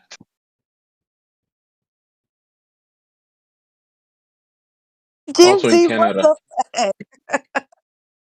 Yeah, they're talking about America, why are you you know, attacking Mexico. all non-Americans, bro?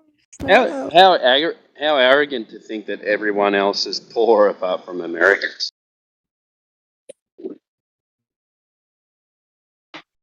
No, he said poor. No, Wait, I want to just poor, explore but this celestial less navigation. rich. I want to explore the celestial navigation. Poorer. So you're saying that we can't get you can't figure out where you are on Earth based off of the stars. Basically, what you're saying on flat. Yeah, take Saying three you angles to can't. stars, figure out where you are, and I think the threshold is like 20 miles or something. And you're saying you can do that on a globe. Yes. How do you do it? I'll find you a link to my presentation on a debate. One sec.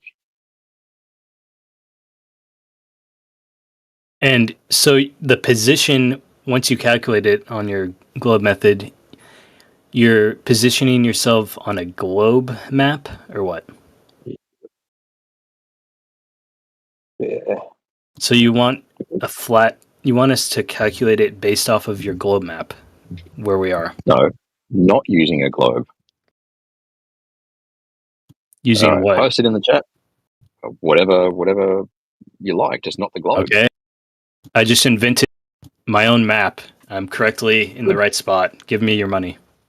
Like, what do you mean? Read the challenge. I'm not going to do it. I don't care about your challenge. Just tell me what map you want us to use. Whatever map you like. I just told you the map I like. I just created a map. His challenge and give me the 10,000, bro. Come on, I just created a map and I looked up at the stars. I am in the right position on my map. Give me the money. Okay. I just created a new map. Oh, good, so I just won the first part. Okay, just admit I won the first part.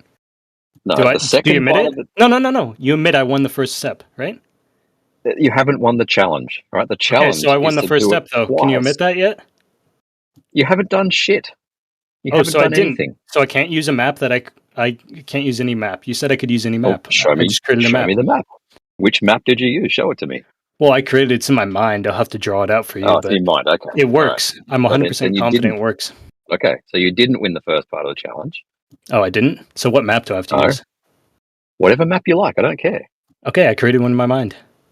Okay, what was your position fix, given the angles that in the challenge? Exactly where I am on my map in my mind. Yeah, but what is the actual latitude and longitude coordinates? Longitude 69, latitude 69, right where I am. It's on my map. Incorrect. That's more than 25 miles away. You failed. How is it more than 25 miles away? I just calculated it on my map. Yeah, okay, champ. I think we're done What? again. It's a map I created in my mind. Yeah. Yep, what? You have no arguments to go against what I just said. You're just saying, nope. That's all you have. You already agreed that I beat your first step, and you moved on to step 2. So let's do step 2 now. What's step 2? I want the 10K. You're not offering the 10K anymore? I want the 10K. Yeah, I'll give it to Gimsy. Yay! I don't want to have to figure out the taxes on converting Australian fake money to US fake money. Don't worry, I'll take all the fake money. Don't worry. It's all monopoly money. Yeah, I'll take it. Come on, Rohit, answer. We got the first step. Let's get to the end. There's he gotta doesn't be want right, bro. Suddenly his cellular navigation cut out. He doesn't know where he is anymore. I think he's not replying because you said that you made a map in your mind. Yeah, the link to the challenge is in the chat. Okay. Oh, okay. So what? Let's look at this. Let's be serious about this because it's my money. So I'm not let's jumping be through his serious. hoop. I'm not gonna jump through his hoops. Yeah, but it's $10,000 for Jamesy, so jumping through his hoops might be worth it. Not for me. I know your accent's from a But for poverty me, nation, which I it's- don't feel bad for. I'm just saying, like, 10,000 isn't really. My accent is significant from to a me. poverty nation, bro. Yeah, a non-US, because US is the global reserve currency. So Do you think like Boston, Massachusetts, is like a poverty For area? now. I'm saying your accent is from a Europor or India. I don't know. I can't tell exactly. India, damn, bro. Wow. Come on, That's why I just said I'd concentrate on give the you the 10K. challenge. I Hey, don't need this the 10K. accent, you know where the accent comes from? America. Yeah, sure. Like for real. You don't believe me? America on a globe, America, like the real one, the one you stand on. like South America. Like the America that you've been talking about, the one Okay, where's with step 50, 2 here? the 50 just states messing of with you. America. I'm just messing with you. Where's the step 2? Yeah, step 2. Come on. This Let's website's concentrate kind of on hard this. to read. There's like a massive wall of text. You'll have to remap all of the GPs. Like they won't accept. You'll have to redo. I'm not actually doing entire it. I just want to know globe what his process is. map.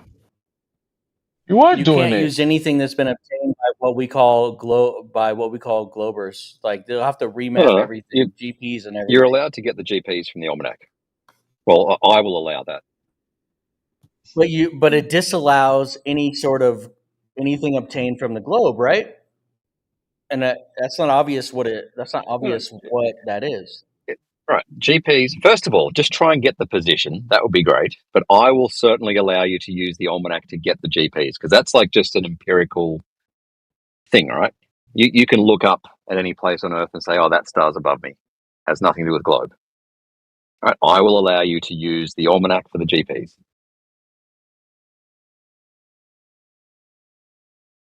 Does the thing allow that? The thing allow that? I think so. I think so. So when you plot this, do you plot it on a globe or do you plot it on a flat map? Whatever map you want, he said. Yeah, I plot it You're on gonna a plot globe. it on a globe? Well, I do. Do What do you plot it on? mariners plot it on a globe or what? Oh, Where do there's a mariners plot slightly it on? slightly different process. They use an altitude instead. Slightly different process, eh? Well, a reverse That's process. funny. With You're funny, man. what Is it a mariners Mercator do. map or what? Whatever. It could be anything. Could be anything. But this challenge, right? What mariners do is they have an assumed position, right, which obviously, what's the point of giving you an assumed position in this challenge? And is one of the conditions to assume distances to the stars as well? No. Oh, wow, Whatever that's nice. assumptions you like, whatever. Yeah. Okay, so we can make any assumption to fit in with any model we make, and that Yeah. will do the trick. Yep.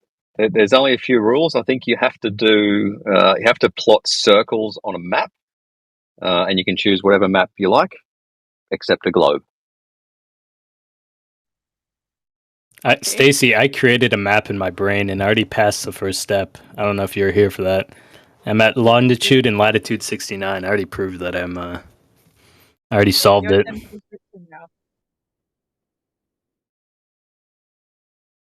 Wait, What what'd you was the say? first step? And oh, go ahead.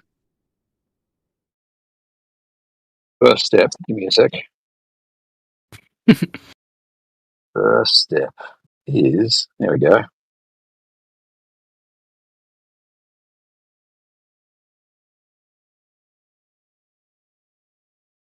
First step is figure out where this guy is with those angles and times. Then you have to use the same method with the second set of angles.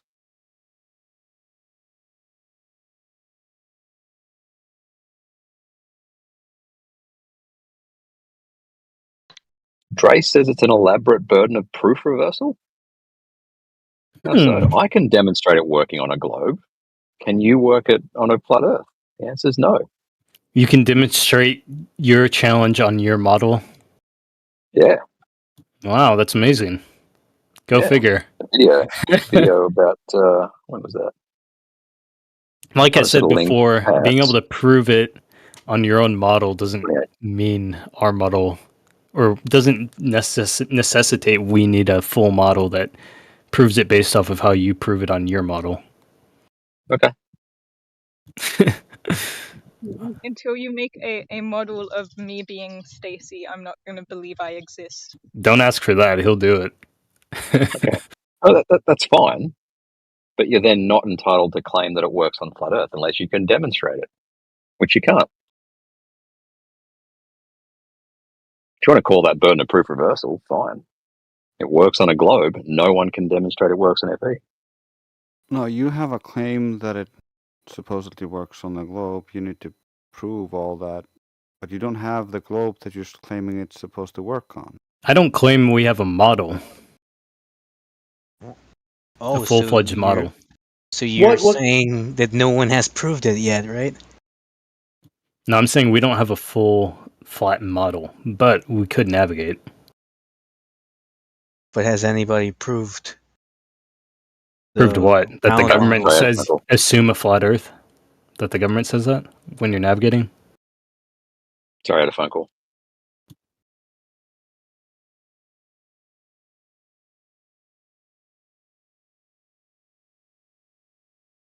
Oh, Jim's in the house. How you doing, Jim? I assume you've heard the news, Jimbo. Heard the news about Glenn and his $100 million bank account. Not 100, bloody hell. Okay, so what's the news? About troubling. Oh yeah, that that's those things. I don't know.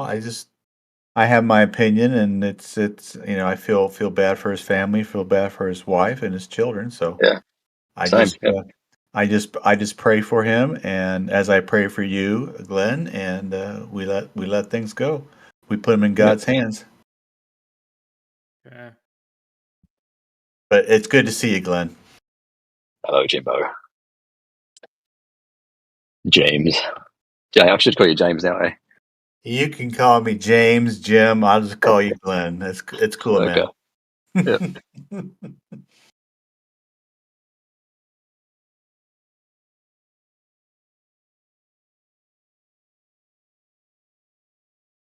You're all quiet. What happened?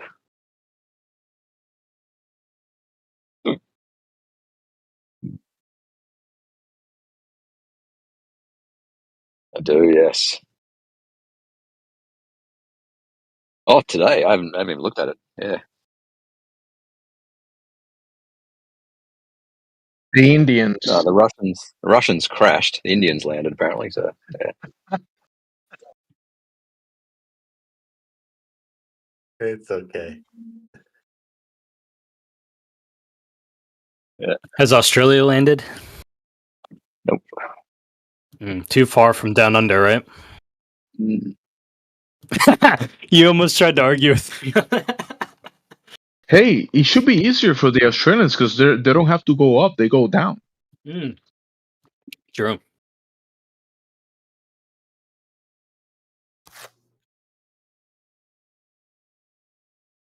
I remember in like school when I was real young, when they're talking about how it slingshots around the Earth, I just could not understand. That sounded so ridiculous to me. It's like, what? It's the Hey, it only funniest works thing. on a globe, so yeah, it works on a globe. Yeah, I don't even know how that would work on a globe. It just sounded ridiculous to me. Well, the satellites have to go faster and slower on equatorial orbits. So think about that. Like the Earth's moving around the sun and the satellites are moving around the Earth. So the satellite at certain points has to catch up and pass the Earth and stay at the same distance in front of it while the Earth is traveling 67,000 miles an hour. Yeah, it's called really good engineering. You understand what I'm saying? Gravity. Yeah. Gravity. Just simple. And good gravity. math. Good math. There's also the nonsense of orbit. If the globe were orbiting, then as it were moving into the gas on one side, there would be higher pressure, and there'd be lower pressure on the other side where it's moving away from the gas. But instead, it's all just gravy. Just works, and they never have a problem, and then it's just freaking solid. Meanwhile, like all the kinds of crap down here doesn't work for me at all. Well, the Russians crash, so they do have problems sometimes. Yep.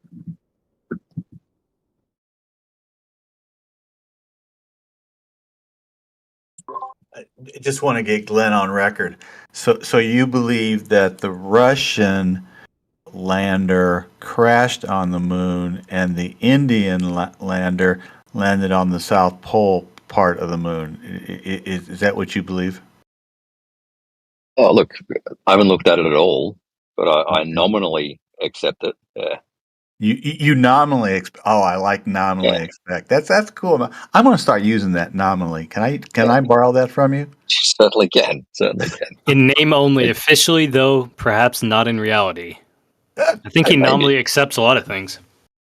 Oh my goodness. Yeah, the things I nominally accept, I don't make arguments for. Like I'm not going to get into a moon landing debate. I'll just say that I think it's possible and I believe that it happened. Okay, cool. Just a degree. Moon landing, 1960, 69, whatever it was.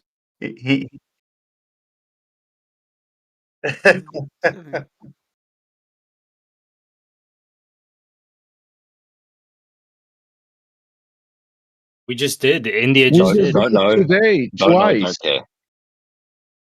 Yeah, don't know, don't care. It's not a topic that I argue. I don't make arguments for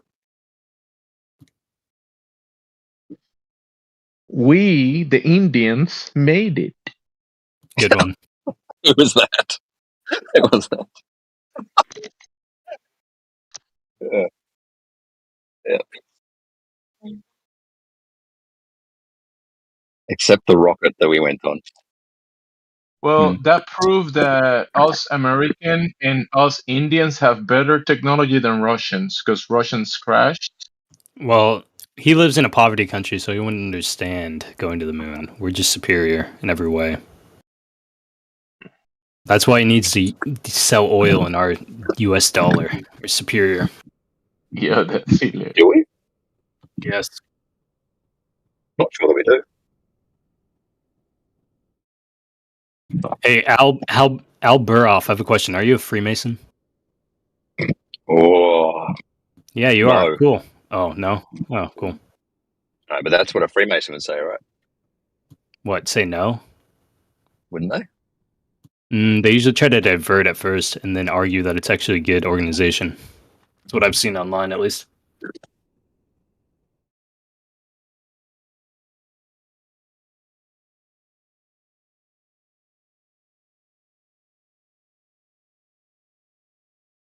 There's a Mason Lodge near me in my suburb.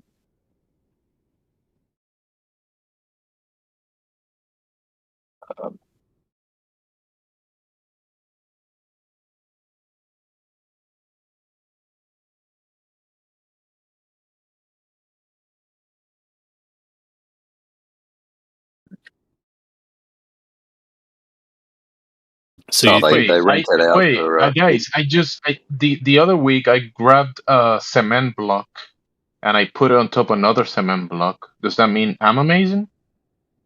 No, it means you're a bricklayer. How much did you pay? How much did you pay for the blocks? 39 cents each. Oh, you're a Freemason. How much did you work for? For free. Ah. Because it was, Lego blocks.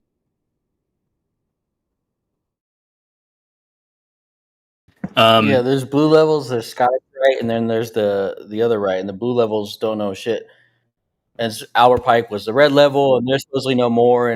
But like your local Freemasons are just people trying to like help their community for the most part, make some connections, get some business deals. That's about it. But yeah, if you're talking about like the national level, like look up the Freemason gathering in Prince Albert Hall. It's nuts. They all got the Gmail sign on their laps. Hey, Roof. Weird.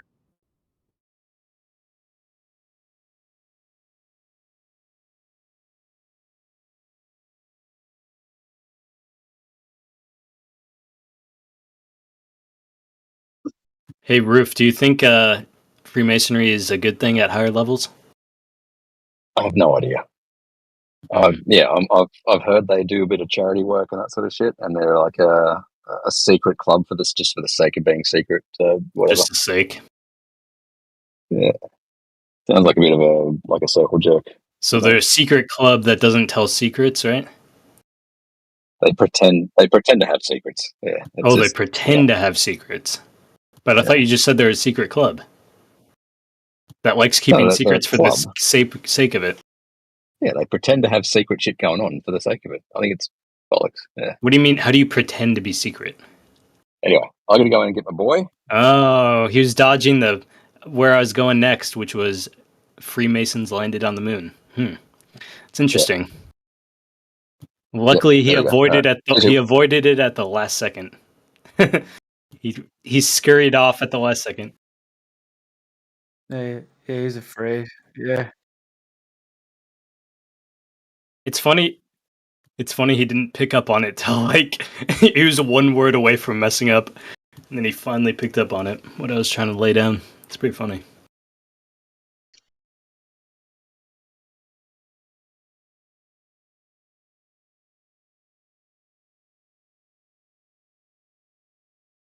They're probably just gonna say it's CGI, like, oh, it's just a CGI simulation, but it really did happen in like a day or two.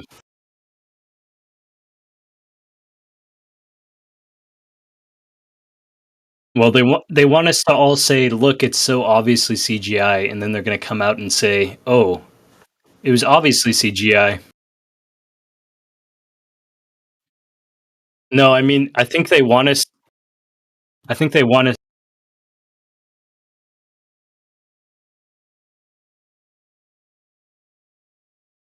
I think they want us to jump on these like moon landings because it's so obviously CGI that they want us to say, "Oh, look, it's fake. Look how obvious it is," and then they'll be like, "Of course, it was a simulation, but it really did happen," and then they'll make us look dumb by saying that they think. That's why I haven't said anything about it yet. I thought it looked real.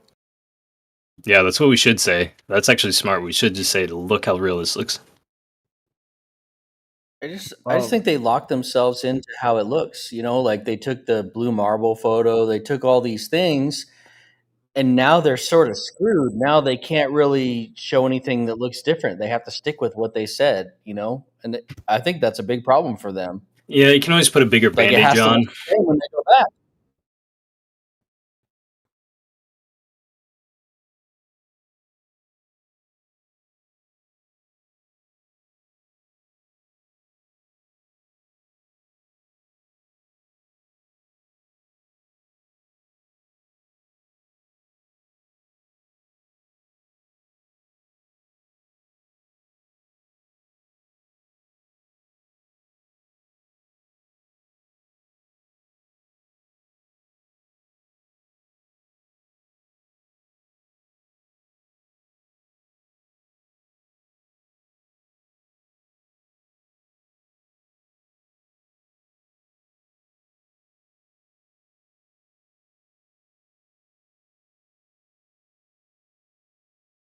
Why do you think she would be cursing at you?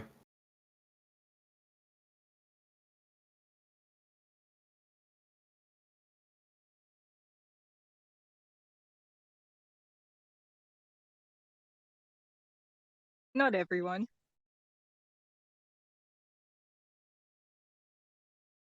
I don't think so. I don't think a teacher would get pissed off.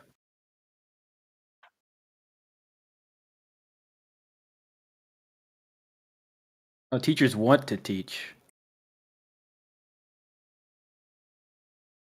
Most of them, at least. I mean, let's be real though. Teachers, it's just daycare. Like, come on. That's what it is. It's just daycare with a bunch of propaganda in there. Well, then that's why you ask questions, right?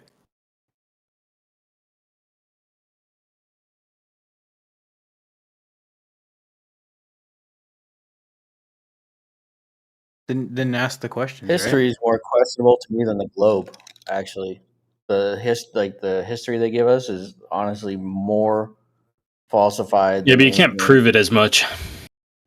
It's easier to prove that you can see too far. No, history degrades as time goes on. That's one of the big differences. It degrades, and people seem to think we know more as time goes on, and as we get smarter and smarter. But history, no, it degrades. Yeah, you And can then we even think we're prove smarter. Yeah, I and we guess. think we know more. I've been thinking about the same thing, but like recent news events, when it's super recent, you can't prove if it's true or false. The history of super recent, like today, recent history events, historic events, but like a week ago, you can be pretty confident in the truth of it, like me at least. The average person not, but a year ago is kind of the same as almost the same as a week ago. I know a little more about a year ago. But I'm thinking like even like the further back it goes, you don't really know anymore. You just know the same amount, and then eventually you don't exist anymore, and so people know less because they But when didn't it experience. comes But to people are so certain about it. That's the where thing. you They're are, so where certain you're about it. standing, what you're standing on, do you have any ideas around that? Like, what do you think? What do you perceive? What do you experience? Wait, is this music think bot it's a person or is it music? Quite spherical. What you're standing on is quite spherical. What leads you to believe that in your kind of everyday life, your experiences? Probably from what people who know more than this have told me. Well, no more than me have told me. Okay, so it's not anything that you, as a thinking human being, experience per se. It's just a story you've been told, and you believe the story. Your everyday experience doesn't necessarily match that. Maybe it does, maybe it doesn't. I don't know. You could give me maybe an example of how your everyday experience would lead you to trust that story. Well, it's just I'm taking somebody who knows more than me and has spent more time on this subject than me, his advice, like I do with everything in life. Yeah, well, one of the things I do that earns me money is I'm an accountant, right? Mm-hmm. So you might trust me to be your accountant, but being an accountant, if I was not being a professional and not living up to the standards of the profession, I could probably figure out a way to swindle some money off you without you knowing, right? Yeah, probably, but I'd say it's quite different than making up scientific proof. Oh, so you're under the impression there's some scientific proof of what exactly? Because a shape claim isn't really science, that's more measurement, right? Well, I guess more everything kind of fits and works together, which is what a theory is, isn't it? System of belief. So when you say everything fits and works together, are you under the impression that there's some sort of scientific model or some working model of what may be portrayed to you as the Earth and the universe? If you talking model, isn't that called the heliocentric model? Yeah, but we got to stop right there real quick before we continue. A scientific theory is not a systemized belief. A systemized belief is a religion. So if you're claiming that the globe is a system of beliefs, then you're basically saying it's a religion or a philosophy at best. Well, Continue. kind of, but the definition of theory is a system of ideas intended to explain something.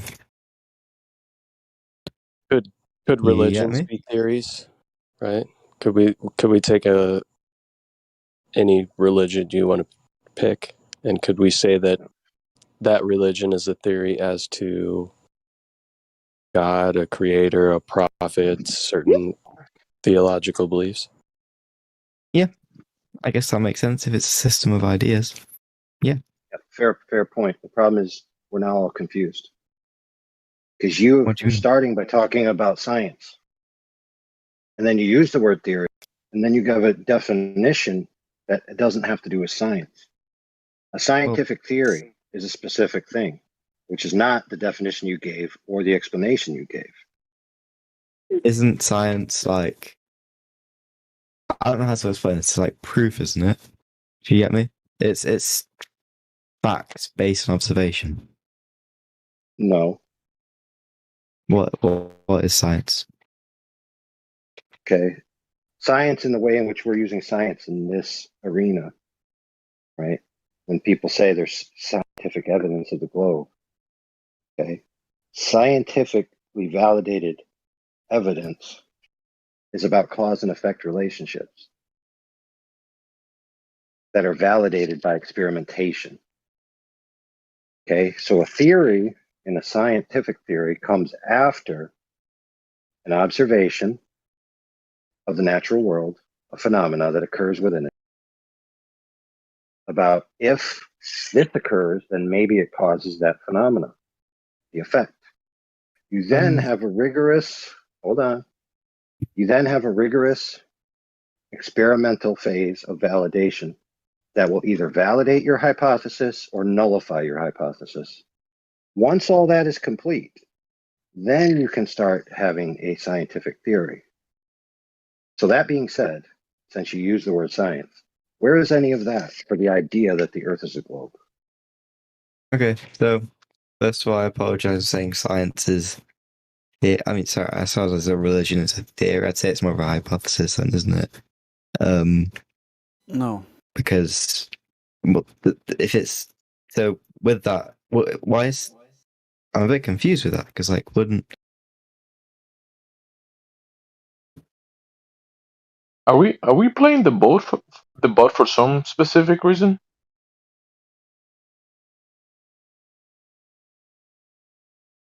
No, nobody. Nobody want to talk? All right. What? No, I was just about to ask the same thing. There's tons of people here. No idea. I'm just trying to think of something to trigger all of we you gotta to start talking again, but I can't think of anything. Why do you need to trigger? Why do you need to trigger to start a conversation? Why don't you just start a conversation? Because I don't like just repeating the same thing over again. Like, it's boring to me. So you're saying that you know everything then? You mean like you were doing for the past 2 hours, saying the same thing every 5 minutes? Well, repeating that was useful for what I was doing, but repeating just things we've all heard before is boring to me. I'd give good money to hear Timbo's rant again. Timbo's rant on E-Rob earlier. Timbo's rant earlier on E-Rob was sweet. I didn't hear it. I got 5 on that if he does it again. When he was just only get one of them a day. the one he had no arguments. That like 2-minute section where he had no arguments. That was a good one, yeah. No, he No, it was just wasn't an giving you argument. I was life just advice that yeah, it's just clearly insulting you. That was fine. Yeah. just full blown, like everything he said you should act on. It was fair. I thought it was You fair, too. need help. But you need to get therapy. That's so funny. I get therapy? No. I love that argument. That fake. Who said you need therapy? Who said you need therapy? Well, he was implying that what you were saying in those 2 minutes when you were just attacking me with no arguments is that I need to fix No. my He never life. said therapy. I know. I never said he said therapy. I He never said said therapy. you were implying that he was implying that I need therapy. From that 2-minute No, rant he gave nope, earlier that nope. he wanted to repeat. His were very specific. It was very specific advice. That You said I need to fix. What? Go ahead. Didn't you say just like a minute ago that that he said I need to fix me or something? I don't know. That implies No, that's not therapy, what he right? said. No, you don't need to fix He didn't yourself. say that. You need to take active steps. That's to what stop being Glue a little said. punk. Okay, That's what he that's the said. same as Take fixing. active step. No, because I don't think you're broken. I think you just need a little tune-up. Okay, dude. And he gave you the roadmap, bro. He gave you the Yeah, roadmap. you don't need to fix what ain't broken. Okay, what's the first step to start agreeing with everyone in here? What's the first step? Admitting that you can be wrong sometimes. I admit that I Yes, can be wrong you don't know sometimes. everything. Okay, next step. We don't know everything. I admit I do not know everything. Okay, next step. Then Admitting learn that you logic and probably stop know using nothing. fallacious argumentation. I don't probably know nothing. There's a lot of stuff I don't know. Is that what you're saying? What about You the said stuff give you up the don't know soy that you don't lattes, know? quit the gym, That would imply I stop don't being know a a little lot of bitch. stuff. A lot means a lot. It doesn't mean Yeah. a lot So if you means a lot. don't know what you don't know, then you don't know that you don't know it. So that's a lot of stuff that you don't know. No, your logic's wrong. I'm just saying I don't know a lot of stuff. I agree. How is what I said wrong? Your logic of what you just said is wrong. It's circular logic, but what I'm saying is that I don't know a lot, What? which If I you agree don't with. know Is that you basically what don't you're know, saying. it means you don't know. That's what I said. I don't know what you're trying to say there, but all I'm saying is that I don't know a lot. Do you agree with that? I don't know. I remember him saying, "You're trolling too much. Lay off the soy lattes, hit the gym, and quit being a bitch." That was Yeah, what that I was got right. from Well, it. I don't go to the gym. I work. Gym is just like a vanity center, is what I call it. I think it's kind of like No, it's not. It's a dumb way unless to you just so sit. If unless your your job is body just sitting all day. unless your body produces testosterone, then your health is going to be Yeah, I already said I work all really day. bad, mate. Yeah, well, that's I fine.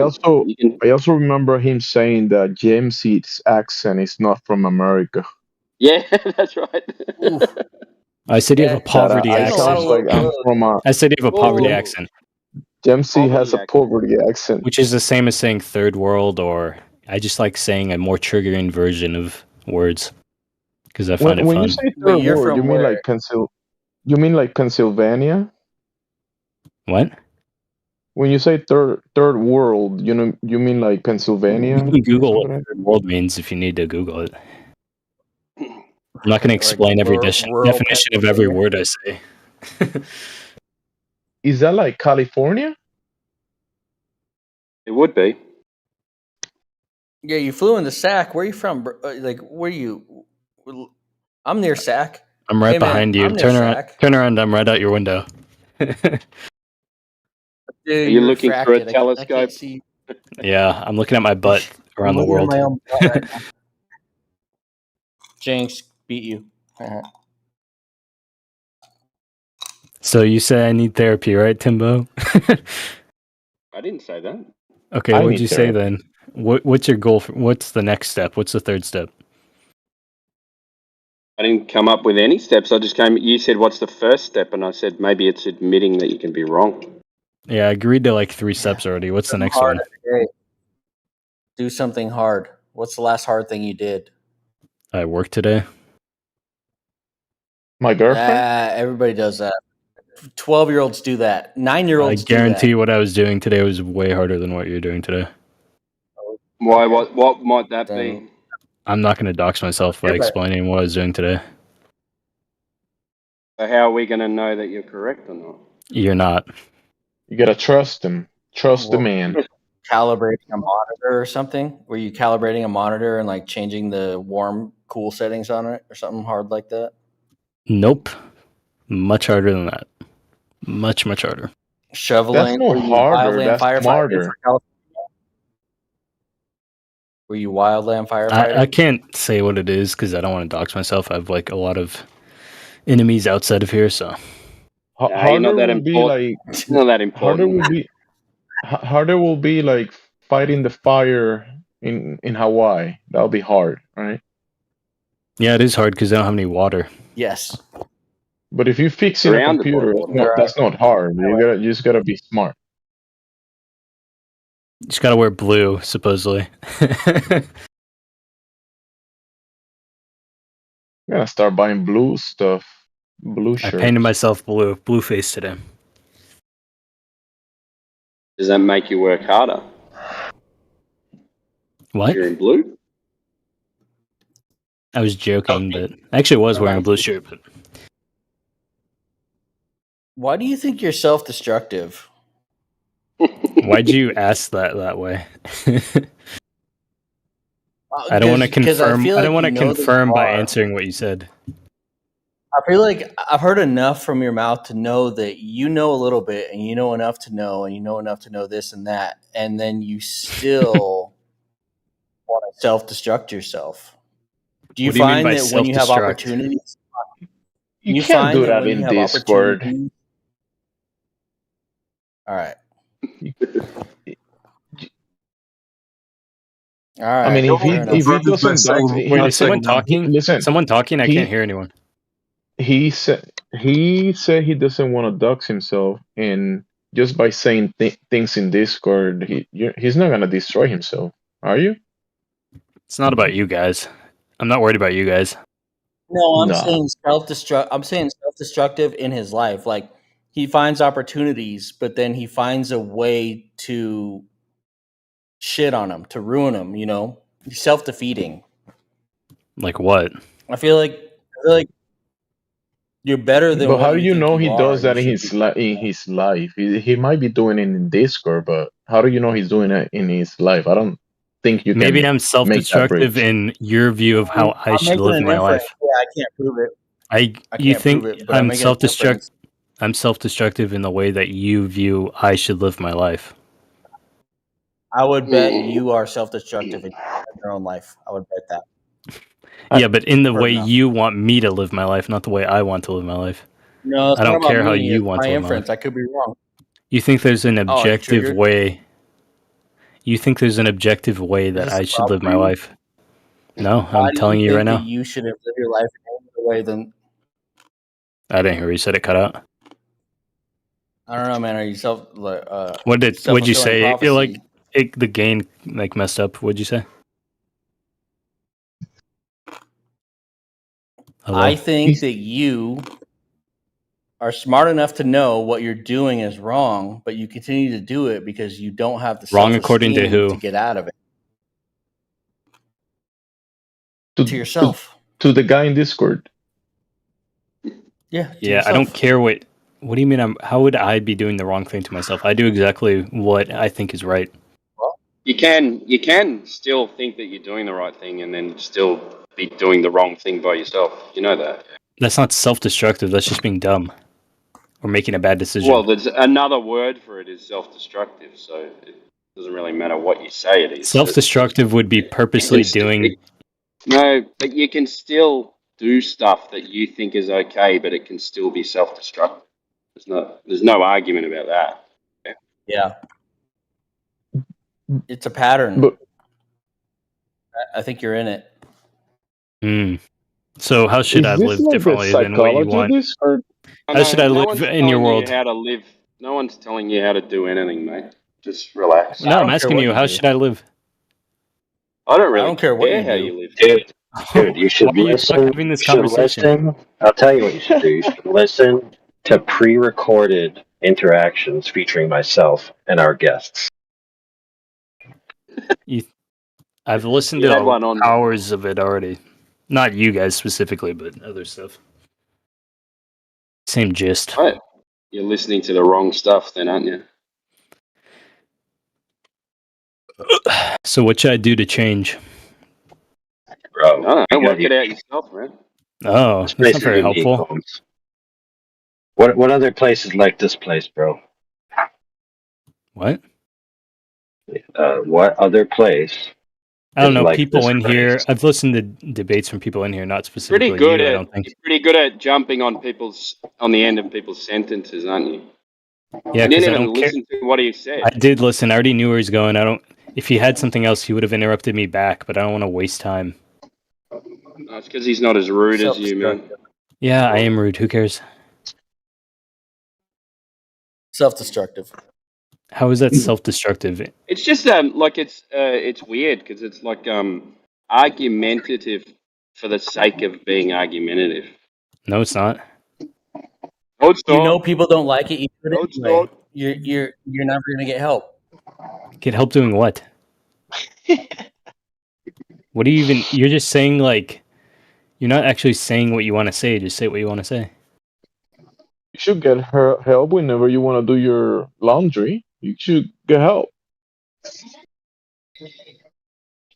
What? Dude. Whenever just you're trying gonna to do like your landscaping, get help from Mexicans. What? What do you think I want to say? I don't know. You haven't said anything yet. You've just been working around it. You think I want to say something? That's what I'm saying. Is whatever is in your I do head think you right want to now say that you think something. I want to say is what's holding you back from life. You haven't said anything You don't know though. it. You're like, I'm gonna say what you need to do to fix your life, and then you No don't one say said that. anything. Bro, turn deep. No one Turn said deep inside yourself and ask, is this what I want to be right now? Tell him he Asshole. should Are be you a being what vegan. you Tell him he should be a vegan. There's no chance of that. Dude, the bro. You want him to fix himself? Dude, he already is a vegan, dude. Actually, I am sort of right now, but Duh. it could change. See? That's What, that's why he's full of Oreos and- estrogen. Why? I'm not Yep. eating soy. Yep. I'm just eating like fruit. I eat fruit. What's Does the that last make meat me you a vegan? Hey, bro, let me ask you a question. Have you followed Freely, the banana girl? I don't know who that is. Is that like a? She's a fruitarian who basically is a vegan that I've focuses on listened fruit. to. So she used to be a sexy, voluptuous, desirable female that looks like she could actually have babies. Now she looks like a skeleton on the verge of death. Okay. I'm sort of joking when I say vegan. Like, I'm not opposed to like raw milk or cheese and stuff like that. I just think it's funny to say vegan. pork ribs or beef And ribs? I'm just testing this diet right now because I'm curious about it and I want to see what happens. I Well, test it's a not lot of vegan. different That's diets. that's vegetarian, then, isn't it? If you're eating cheese and milk. Yeah, but it's funnier to say vegan because it triggers people. But it's not vegan. Oh wow, good job. I mean, I haven't eaten This any is what I'm like saying, animal man. products for like a week, but E-Rub. It's self-destructive What? Check to this want out, to brother. trigger people. Check this out, brother. I've been appealed to end this chicanery by force. So I'm going to allow you to give your last hurrah before I vaporize you.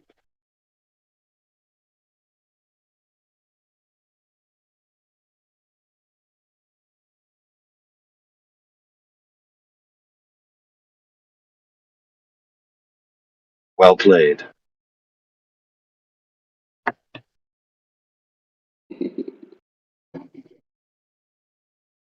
Now, Say something relevant that we're interested in, not just gratify yourself with your triggering. Okay? Otherwise, you're just a waste of my time and everybody else's time. Unless somebody else can vie for you that they actually want and desire to engage with you, and then I'll allow you to continue. If nobody vies for you, then I'm bored of you. I think he's fucking annoying. Just say Earth is not globe. That'll save you. I think he's more annoying than he usually would be because right now he's like the center of attention. So we just don't make him that, and Yeah. he's gonna be fine. Exactly. Everybody wants to talk to the popular guy. Nobody likes him. But talk to him. Guys, the really good tactic is if we all agree to put him on local mute, and then we talk about him, and then he'll just be talking and talking and talking, and he won't understand what's going on. I got a question. What do you think about Jesus, bro? Hallelujah. What do you think about Jesus, bro? Jesus, man, it's the way, the truth, and the life. No man cometh unto the Father but by him. Amen. That being I said, can see that he hasn't been muted. Sorry, AI. I was wondering what Arab's Daily's view was on Jesus. Well, thanks for asking me. I don't know. I wasn't there, but I think what's said in the Bible's good. What's in the Bible? I don't know. Read it. Oh no. Oh man. You want me to recite the entire Bible right now? No, but what you're saying? Yes, What's in the by Bible memory. is good. You're So, not allowed to read It's all it. good. like you said, what's in the Bible is good. Like what part of it? The whole thing. The whole thing's not good. Really? What isn't good about it? No, I'm asking you the questions. No, I said it was all You good. said it's all good. Yeah. All of it. Yeah, he's Can we reading stop it. asking these questions, please? Can we just stop asking with questions? Just Yeah, let's. true. I'm being honest, actually. I'm not actually trying to troll you guys or trigger at all. I'm being 100% honest. I got sick of him. I'm going to mute him. So how about them Packers? Have you You gotta- encountered Jesus yet? I'll take him off mute then. Oh, sorry. Oh, yep, unmute. Have you encountered Jesus yet yourself? Like on the street? What does that mean? Like, have you had an experience of meeting him? No, he died a long time ago. Yeah, I just wanted to know because I was interested where you're coming from. Quite an interesting guy. America. He Okay, that was a lives. joke.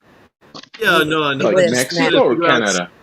Trying to figure out what your mindset is, and I'm Mindset of what? everything. Just picking you out. Yeah. No, I just think, I mean, I can't meet someone from 2,000 years ago. Like in this physically. I wish. No, dude, you said the Bible was good. Don't you know that the Bible states that he rose from the dead?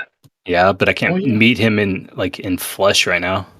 Okay, that's fair.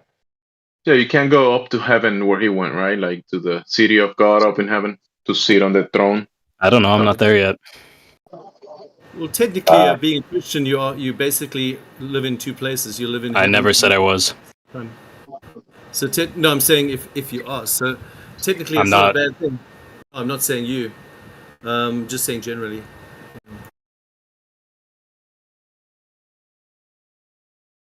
Listen, it's okay to let people finish their sentences.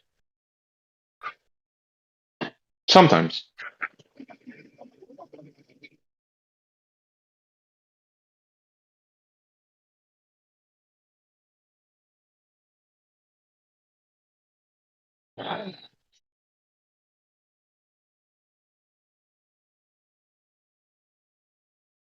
Rob, how much would you pay for 2 grams of my dried foot peelings. Gross. Dude, they're a homeopathic remedy. Boys. Use snake poison in homeopathic medicine as well. Viper poison and stuff like that. Listen, It's not lethal though. Listen, you're right, brother. You're right. So, the moral of that story is that that last 7 seconds was more entertaining than the last 70 minutes of listening to E-Rock. Do you say 2 grams? What's a 2 gram of grams. your foot? What's the running? What's the running for that? 2 million. 35 grams. 2 million.